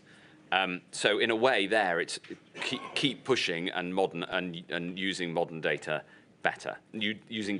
Keep using data better in a modern way. But the area that's most important is the ability for anybody who needs it, who has the consent to see it, can see somebody's individual data to be able to treat them and see all the other treatments that they've had. That includes ethnicity data, but also all of the data that's pertinent to that treatment. And that is needed in normal times, but by God, it's critical in a pandemic. The third area is data. I said two, I know, but the third is also important, which is use of data properly for the organisation of provision of services. So, for instance, telling people when they can come, the whole 111 first system that we talked about, being able to turn that initial phone call into an appointment and make sure that the medical records and a doctor or nurse or appropriate clinician is there and a room booked or a place booked for that to happen. That is essentially a data issue, and unless you essentially completely free up the use of data within the NHS, we are never going to solve that problem. Can I come back to shielding? Yes. Please. We know that DHSC was one of a number of departments that fed into the shielding programme as it was rolled out. But from the department's perspective and your perspective as Minister, did you make any steps to try and ascertain whether the shielding programme worked in the sense that it prevented the most vulnerable people from becoming infected? Yes. There was work done to assess the impact of the shielding programme. There is another difficulty of measurability here because there was not a control group, as in everybody who we thought needed shielding, we put into the shielding programme. We didn't hold a group back and say we won't do it, we won't apply the same support to them because then we can measure that as you would in, for instance, a clinical trial. That means that it is harder to measure. That emphatically does not mean that it wasn't a success. And I've seen some paperwork put before the inquiry which implies that the shielding programme wasn't effective. That is completely untrue. There is no reasonable assessment of the shielding programme that can find that if you give people support and ask them to protect themselves from interactions with others, then they are and they're anything but less likely to die of COVID. And of course, there were a higher proportion of deaths amongst the shielded population than there were amongst the population at large. And that's because they were vulnerable. That's who was brought into the shielding programme. All right.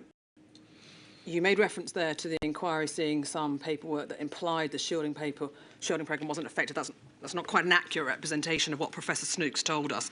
But can I ask you, do you think that the high level of hospital transmission or hospital-acquired COVID undermined the efficacy of shielding? Because if you put a vulnerable person into hospital where they're more likely to catch it, you are thereby infecting the very person you wanted to protect. That's what she was driving at. So untrue might be perhaps an unfair Well, she said because you can't conclude this, therefore it didn't save lives, and that was my reading of it, and right. And is not accurate. If that wasn't the intended interpretation, then that's good. The answer to your question is no, because without shielding, unfortunately, because of the extent of nosocomial infection, people going into hospital would be even more badly affected, because you'd still have the hospital-acquired infections, but you'd have more community-acquired infections. And also, shielding did mean that GPs knew which of their patients were regarded by the data to be most likely to be vulnerable, and therefore who they needed to give extra support to and protect from potential risk of infection. So no, I don't think that hospital-acquired infections, they were obviously a bad thing, but they didn't undermine shielding at all. All right, and finally on shielding, were you involved in any discussions about specific measures that might address the heightened risk for the clinically vulnerable who had to attend healthcare appointments? The which risk? The hospital risk? Yeah. The heightened, I said, let me... The heightened risk. Heightened risk. Let me ask you again. Were you involved in any discussions about the specific measures that might address the heightened risk that clinically vulnerable people faced when going to healthcare appointments? Not that I can recall. You mentioned GPs and shielding. Clearly, the rollout of the shielding programme added a burden to them in that regard because they had to monitor the list. Can I ask you about a different aspect of GP response? And I think the BMA wrote to you on the 18th of May. Can we have a look at INQ 97897, please? We're in May 21 here, Mr. Hancock. Yeah. And the BMA wrote to you expressing widespread anger, frustration and disappointment of the GP workforce and requesting a meeting with you. Yeah. And if you scroll down the screen, please, can you see the paragraph beginning, despite the incredible work done by GPs? Yeah. Their teams over the last year to care for our patients, they do not feel supported. This feeling is further exacerbated by sections of the media reporting that practices are to blame for not seeing all patients in face-to-face consultations. Practices have been open to their patients throughout the pandemic, and at least half of all appointments have been delivered in person. This is something that should be celebrated, but instead the profession feels let down and demoralised at the suggestion that they are failing their patients. Yes. Had you or the department been involved in blaming in any way GPs for what is perceived to be a lack of face-to-face consultations? No, on the contrary, I was and am a strong supporter of virtual consultations. There were discussions in the media about the requirement to have more face-to-face GP appointments. I didn't subscribe to that view whatsoever, and in fact went out of my way to make the case for online consultations, and still do. It doesn't matter. Well, I mean, it's more important in a pandemic, but it should still be a core part of the service that GPs provide online and telephone services. So I agreed with this. I agreed with the thrust of what Richard Vodrey was saying here, but obviously I didn't agree at all with the political spin that he puts on it. Right. And actually that didn't accord with my widespread discussions with GPs on the ground, for instance, the Royal College, and or GPs in my constituency, or so. But you know, the BMA GP committee is a particular beast. Right. Do you think, though, that in the strong support given by you and others to virtual consultations, that led to a perception that face-to-face appointments had been stopped? No, I don't think that's fair at all.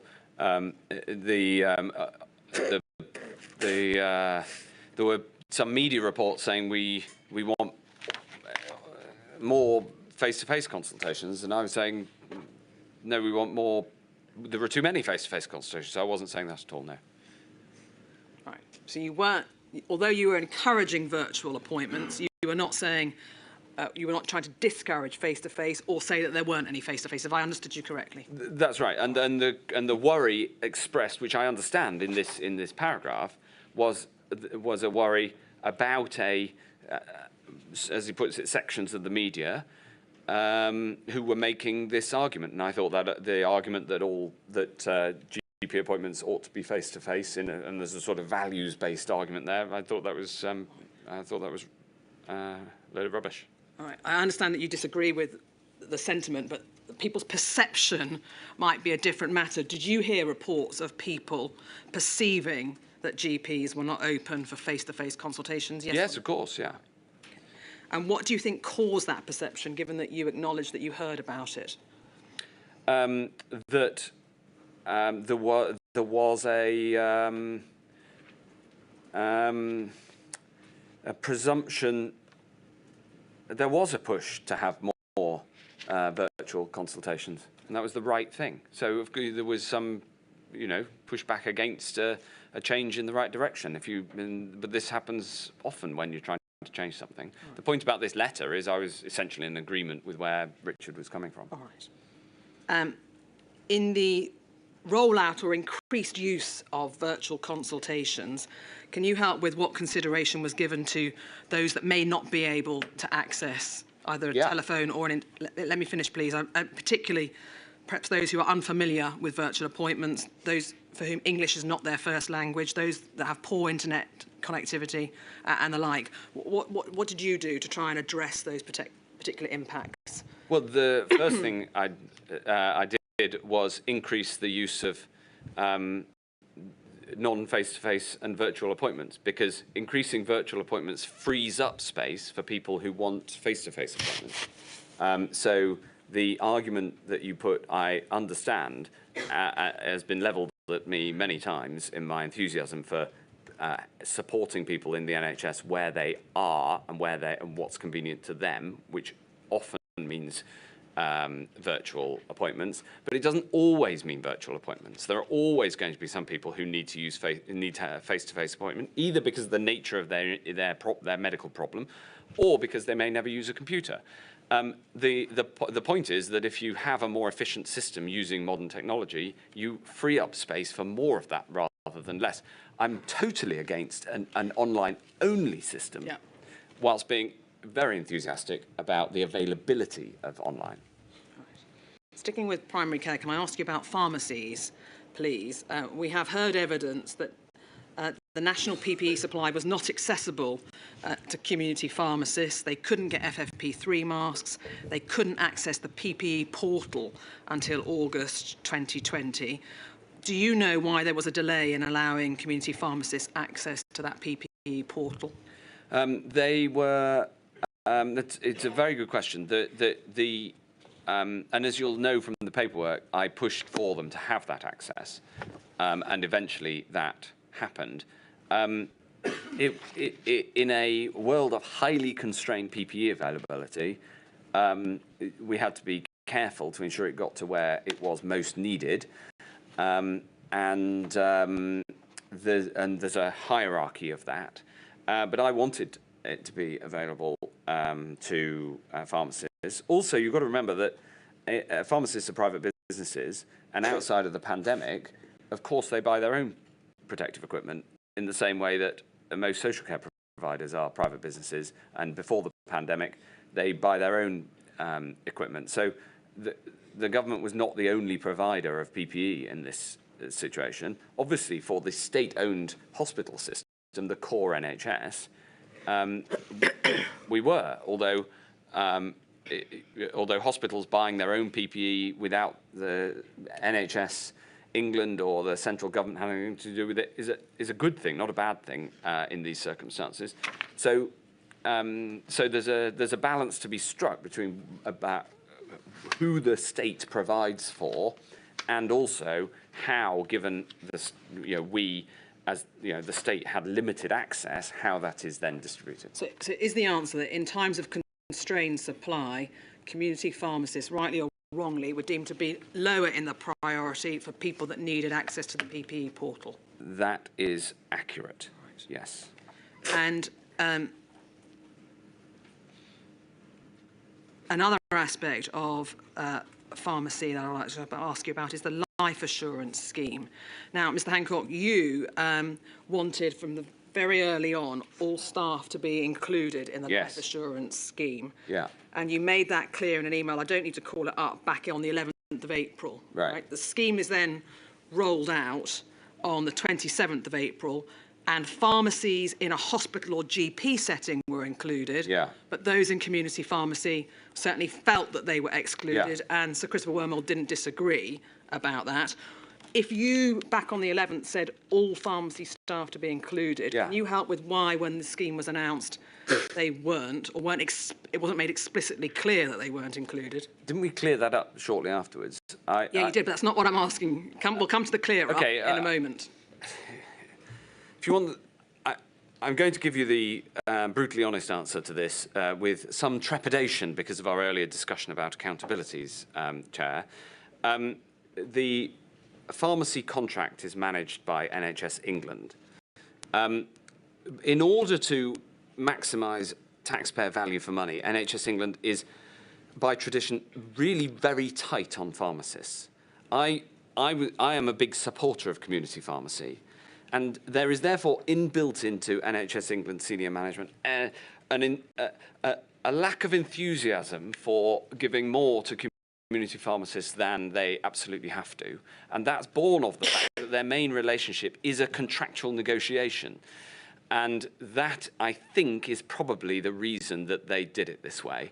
But I've tried to describe that in a way that is an explanation rather than trying to, you know. Can I just ask you about that? I asked Sir Chris Wormald, and he said that the reason they weren't initially included was because it wasn't agreed by the Treasury, nothing to do with NHS England. Were you aware that the decision that all pharmacies ended up only being pharmacists in GPs and hospitals was a Treasury-related decision?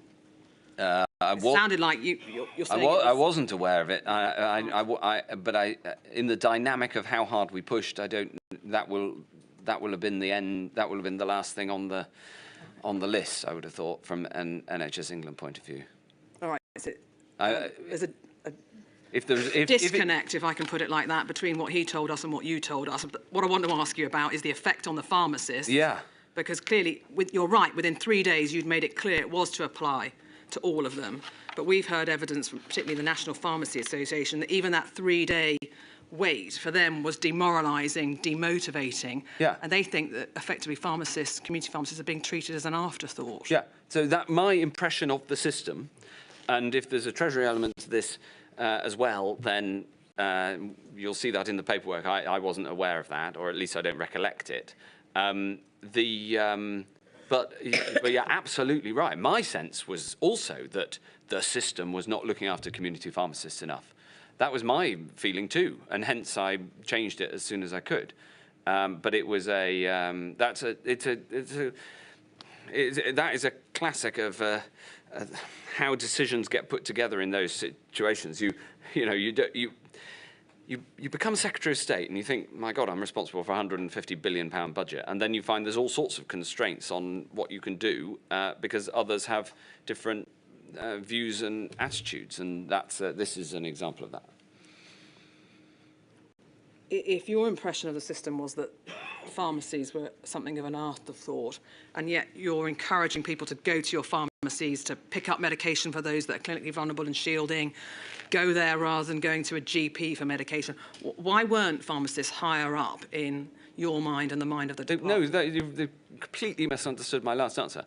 They were absolutely top of my mind, but I couldn't necessarily drive that through the system. Well, if it's a misunderstanding, then it's mine. Is your evidence, Mr. Hancock, that they weren't an afterthought as far as you were concerned? Not as far as I was concerned, but they evidently were as far as the system was concerned because of how that announcement came out. If you take it through the evidence that we've been looking at in the last couple of minutes, I said it should be all pharmacies. You did. Yeah. The report, the answer came. The formal documentation came out saying it was only the NHS pharmacies.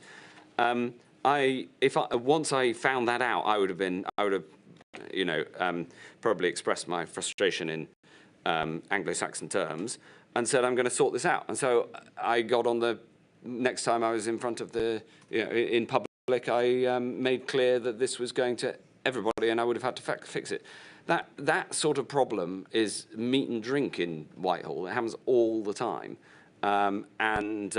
it's just part of the daily life of have an active minister if you that you have to go and fix problems all the time and then take accountability for the system as a whole. Can I move on to long COVID, please? We have heard evidence that it was known at the start of the pandemic it was likely there would be long-term effects caused by the virus, even if we didn't know precisely what they were, how severe they would be, and how many people might contract long COVID. Were you made aware that there would be some long-term effects, even if the precise nature of the effects were not known at that stage? Yes, I recall discussing this with Chris Whitty in January 2020. Right. Okay. And given that it was known that there would be some, what, if anything, did you decide to do to try and work out what they were, how they could be managed, how they could be treated? Yeah. So obviously, before there were any COVID cases, there was nothing that you could do about this. The only thing you could do is try to reduce the number of COVID cases, i.e. bringing in a lockdown. By around May, June 2020, I was aware of this being a problem, not least because it affected people close to my heart. My mother still suffers from long COVID from that first wave. So this is close to my heart. So in around June, I convened experts and the NHS and others to try to understand what we knew by then. This, of course, June is only 2 months after the peak of the first wave. So people's slow recovery was only just becoming evident. And and then there was we established a long COVID clinic. All right, I'm going to come on to those. Yeah. Just to help you, in fact, it was in May 2020 that you asked Sir Simon Stevens to develop plans for provision of those suffering with long COVID. Right. When you said you wanted him to develop plans for providing for those suffering, what were you talking about? Financial provision, medical provision, pastoral support? Yes, primarily medical provision. Primarily medical provision, but across the board. So if that was in May 2020, this is less than 4 weeks after the peak. So people couldn't have presented with long COVID longer than 4 weeks after infection. And so that will have been in anticipation of there being long COVID as a concept, if you like. And it was definitely before there was a name long COVID. That I was pushing to ensure we were ready to support those who got it. We know you set up the round tables. I don't need to ask you about that. That detail is set out in your statement, Mr. Hancock. But you did identify that further research may be needed, and in particular, you asked for further research on those that were not hospitalised but still got long COVID. Why did you ask for research to be done to that cohort of sufferers? Because the evidence was that the severity of your first bout of COVID was not correlated with your likelihood of long-term symptoms, my mother included. She was not hospitalised, and we're 4 years later and still suffers the effects. So the early research showed that there didn't appear to be such a correlation between severity and longevity of the COVID problems. And so just analysing the impact of long COVID from people who are hospitalised missed a whole load of the patients. Now, you mentioned long COVID clinics, and when they were announced or launched, there was initially, I think, 40 clinics in November 2020, and by June, the 11th of June, so just before you left office, now 80 clinics. All right, we're up and running. But why were long COVID clinics decided to be the best option for England? Can you help with that? The reason is that long COVID presents in a very wide array of ways, and the part of the problem with the research is there was, unlike COVID itself, there was not a clear and simple presentation. My best understanding of it is that long COVID is often where the neurological elements of the COVID viral impact are long-standing, are a bigger thing than the immediate impact, which was essentially respiratory. And neurological conditions are, by their nature, much more difficult to research. And so it was needed to have a cohort to study to see these broad presentations of long COVID.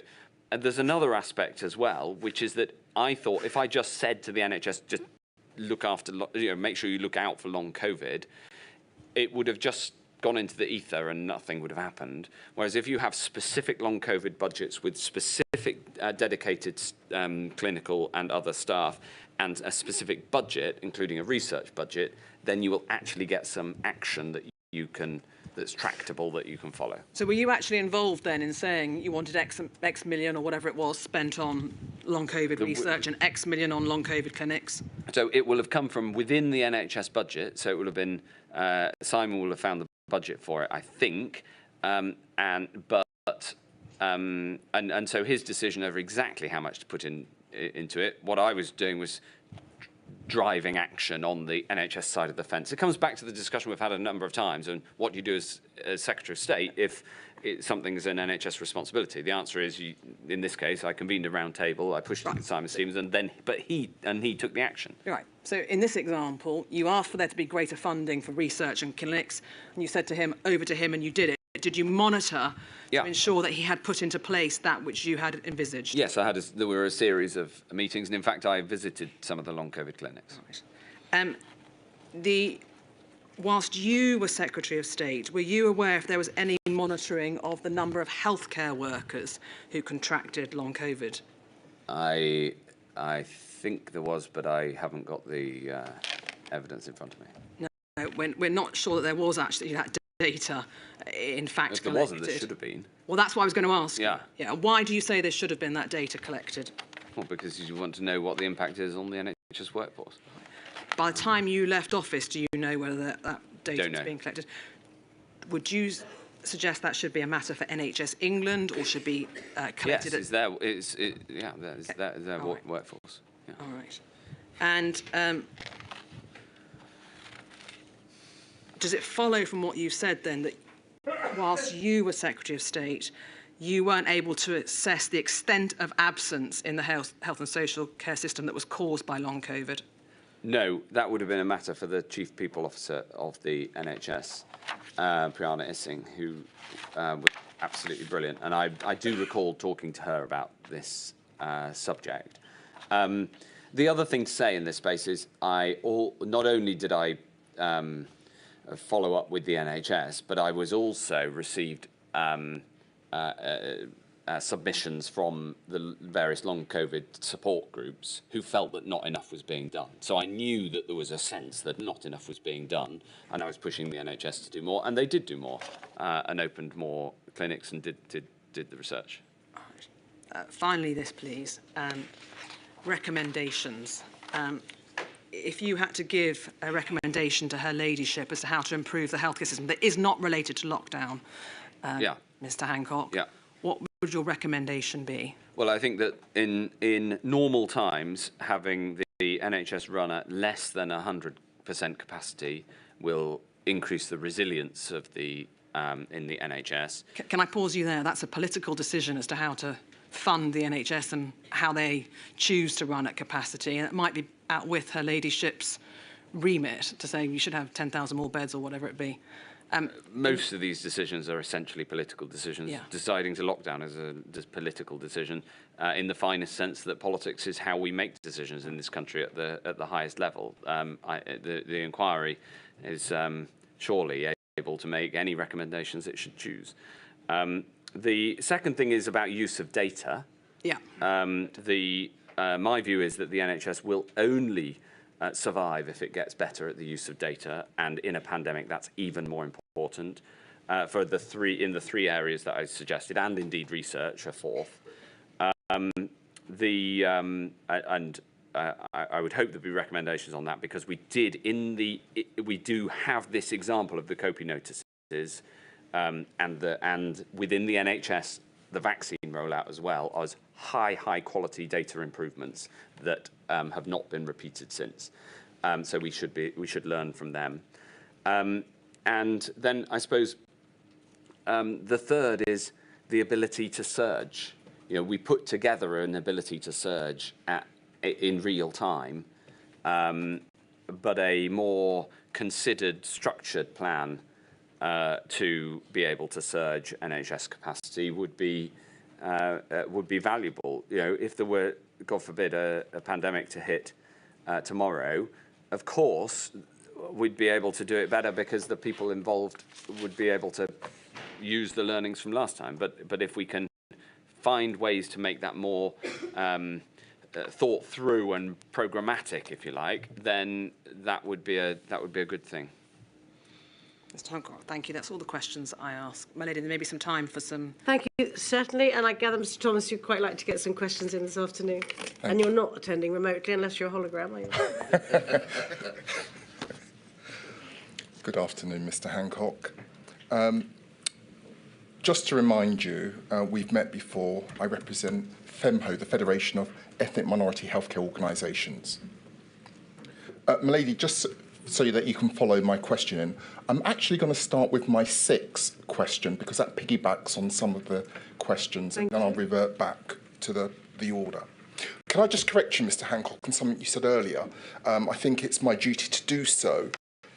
You said in your evidence that the first 4 doctors who died were doctors of colour.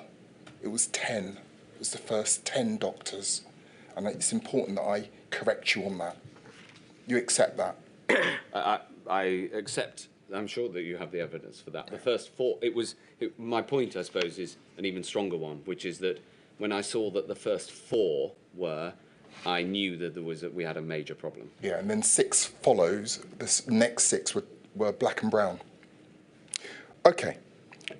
When we met during Module 2, we were in fact in agreement about, to use your words, the long-standing issue of racism within the NHS, which you told us was an issue that you were heavily involved in and one that you'd been concerned about well before the pandemic, and you'd just been speaking to Miss Carey about the speech that you gave and so on. Can I ask you this? In the light of the evidence to this module from impact witnesses and experts and of your own concern about racism within the NHS prior to the pandemic, I'm sure we can agree on this, that structural racism is likely to have been a contributing factor to the disproportionate impact on ethnic minority healthcare workers and patients. Can we agree on that? Yes, we can, yes. Okay. Mr. Hancock, if that is right, though, then the assertion you made earlier to Miss Carey, and I'm summarising here, so forgive me because it's a summary of what you were saying, effectively that by working and trying to lock down to prevent the spread, so, you know, not specifically targeting but going for the whole, treating everyone as one mass unit, irrespective of race, that fails to address, does it not, the systemic nature of the problem? Because systemic racism operates through institutional structures, policies and practices that perpetrate unequal outcomes for minority groups.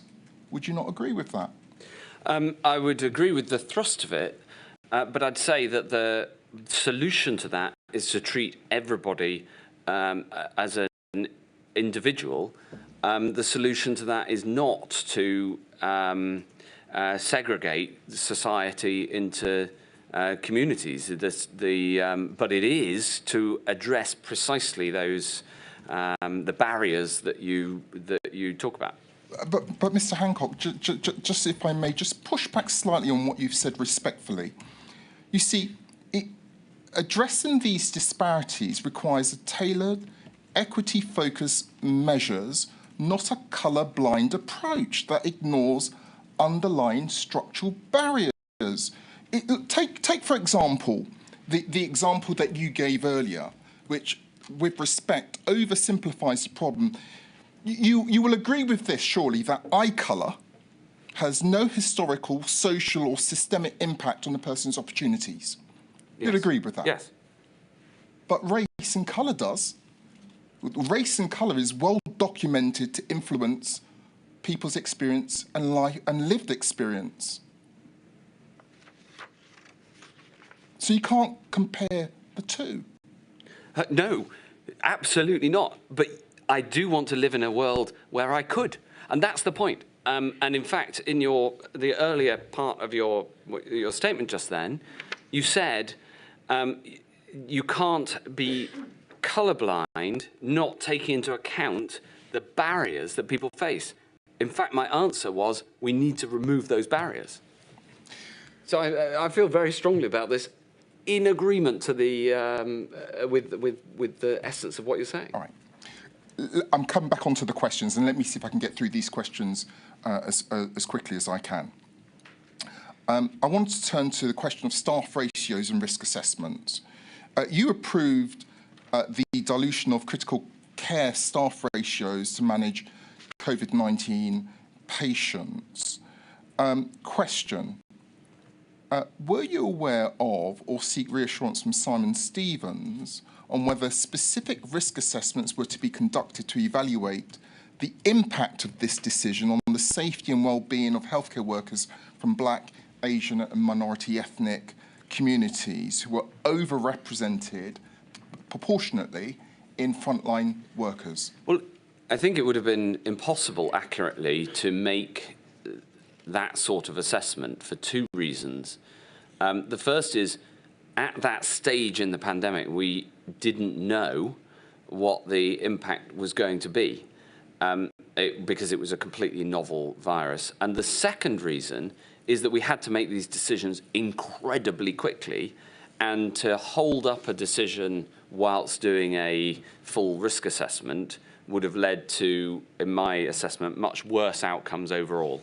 Mr. Hancock, in hindsight, would you recommend additional safeguards or measures to ensure that such decisions did not disproportionately impact Black, Asian, minority ethnic healthcare workers in the future? I would recommend that the disproportionate impact is taken into account in making those sorts of decisions according to what is likely to save most lives. All right.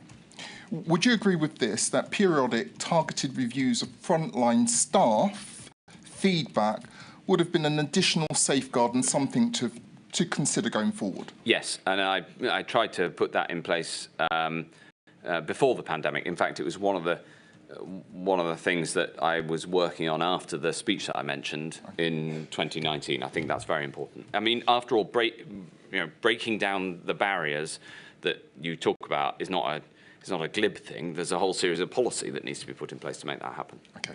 Before deciding to stretch staff ratios in critical care settings, did you consult with the Chief Nursing Officer or any other senior medical advisors or NHS England about the impact and potential strain on NHS workers, what that strain would be?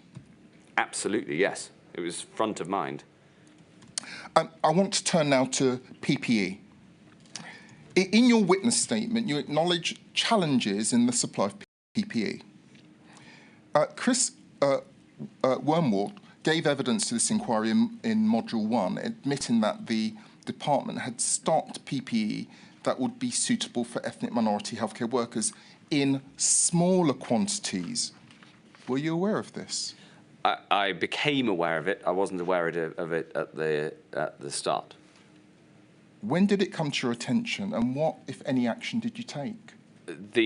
I'm not exactly sure. It will have been sometime in the first half of 2020, and the action that I took was to require that the PPE we were buying was the right PPE for the workforce that we had in the NHS, which is disproportionately from an ethnic minority background. Were you aware that healthcare workers from Black, Asian and minority ethnic backgrounds faced additional challenges sourcing and being provided with adequate and appropriate PPE? Yes, and in fact, I went to a fit test where the nurse doing the fit test was from was black, and I could physically see for myself the challenges of mask fitting as she was doing a fit test for me. Tell me this, when did you become aware of this? When did it become apparent? Again, in the first half of 2020, I can't remember an exact date. What steps did you take to ensure that healthcare workers, particularly those from minority backgrounds, received adequate and high-quality PPE in a timely manner? Well, I gave the instruction to start buying PPE in January 2020. So it was something that I was aware of and acting on from before, well before the pandemic hit the UK. So what happened then? Why were there still problems in the pipeline? Well, how long have you got? I mean, there's the problems of the fact that we had a stockpile that couldn't easily be picked, the fact that the demand for PPE shot up, both in the UK when we brought in the IPC measures, but then also globally, because this was a global pandemic. Buying PPE became more difficult. Even if we'd had a stockpile twice the size, that still would have been less than 10% of what we needed over the entire pandemic. So there's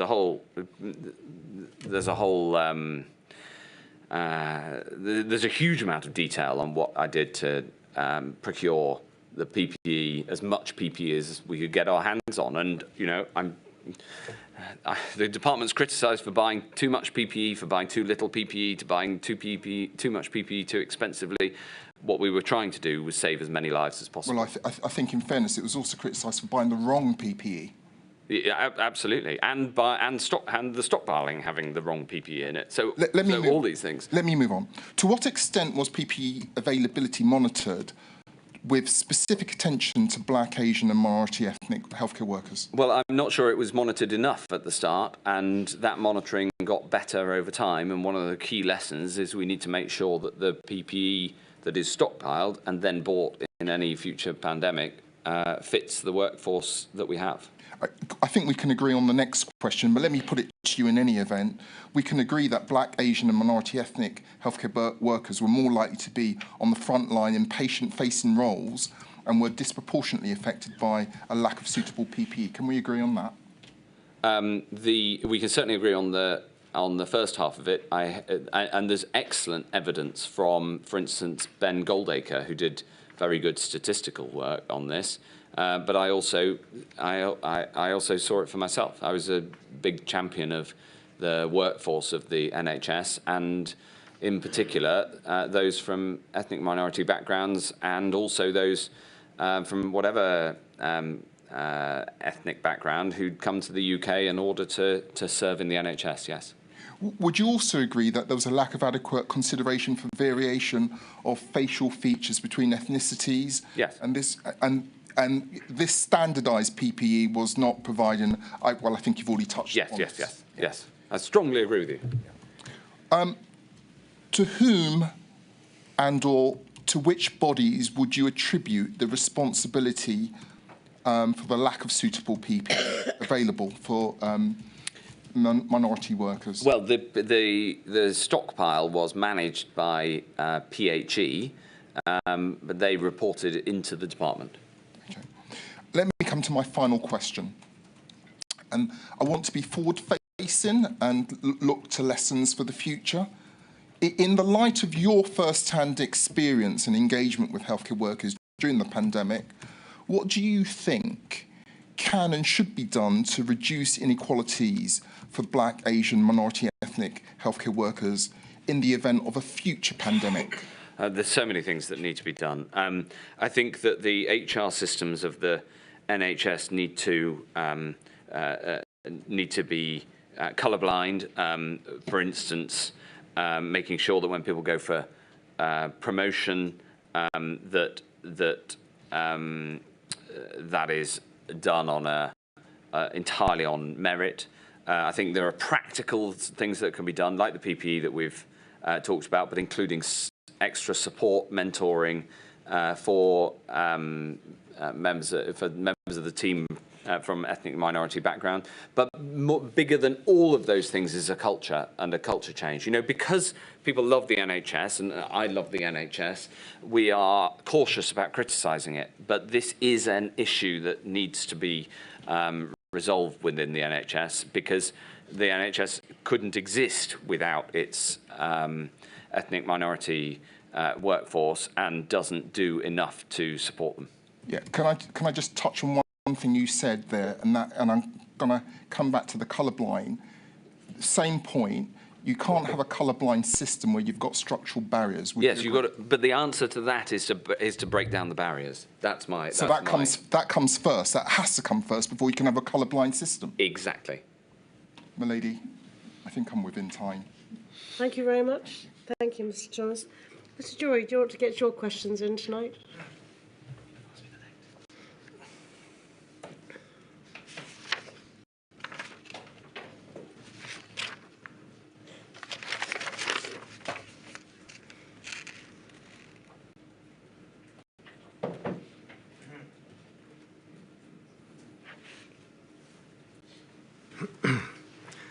Mr. Hancock, I ask questions on behalf of the Independent Ambulance Association.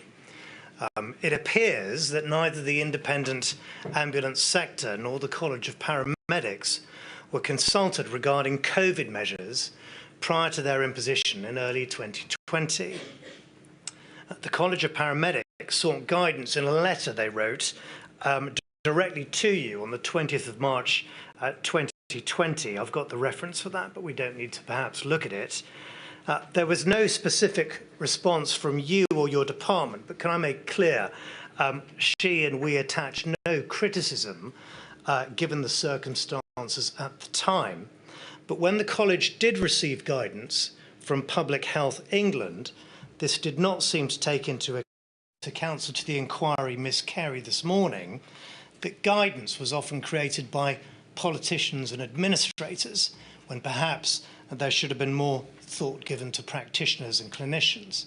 So my question is this: in seeking to formulate practical measures and guidance for any future pandemic, and insofar as it affects the ambulance service, would you agree that it is essential that the ambulance sector, i.e. those actually working at the coalface, and including the independent ambulance workers and paramedics who contributed so much in supporting the NHS during the pandemic, that they be consulted in formulating such measures and guidance?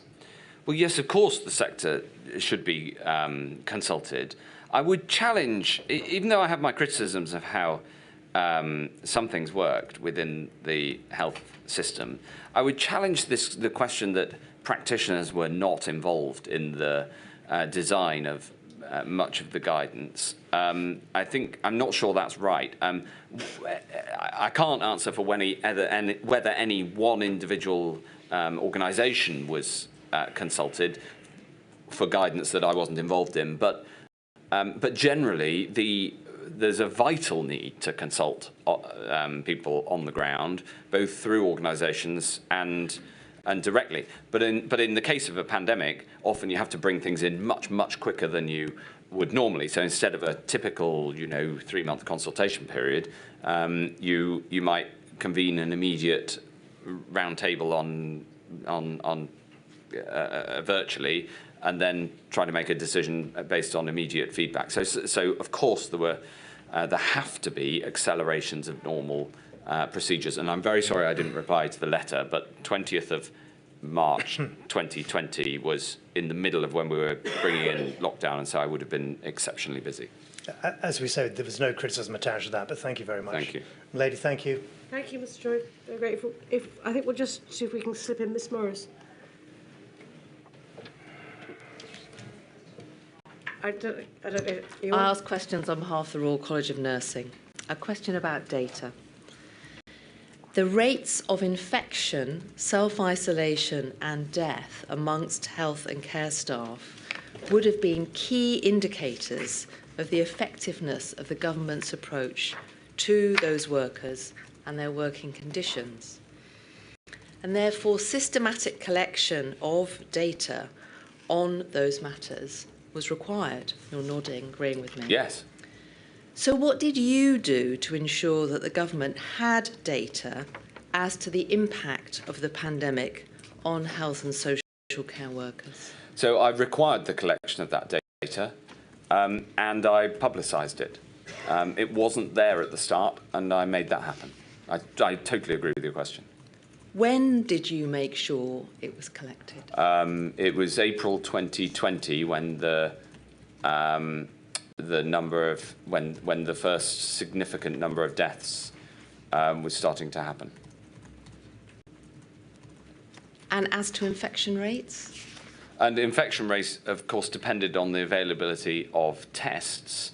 And so in the early days before I expanded the testing capacity very significantly, it was measurement of infection rates amongst hospital staff was much harder. But as soon as we had the tests to do it, which was probably May 2020, we got on and did that. But as I said, it was actually very hard to drive the increase in testing across the NHS. And something that didn't require testing, measurement of self-isolation rates. When did you introduce that collection of data? I don't recall the exact an exact date, but obviously that's also very important. Thank you, Ms. Morris. Unless there's anybody who's desperate to get away, I think Mr. Hancock's had quite a long day. Just check there's nobody who's got just about 3 or 5 minutes that they want to get in tonight. I'm here as long as you like, Chair. I know, but it's been a long day for you, Mr. Hancock. I'm afraid we have to come back tomorrow. There's no way we can complete. Too many people wish to ask you questions. Okay. And so we have an hour and a half, couple of hours left, I'm afraid. So 10 o'clock tomorrow, please.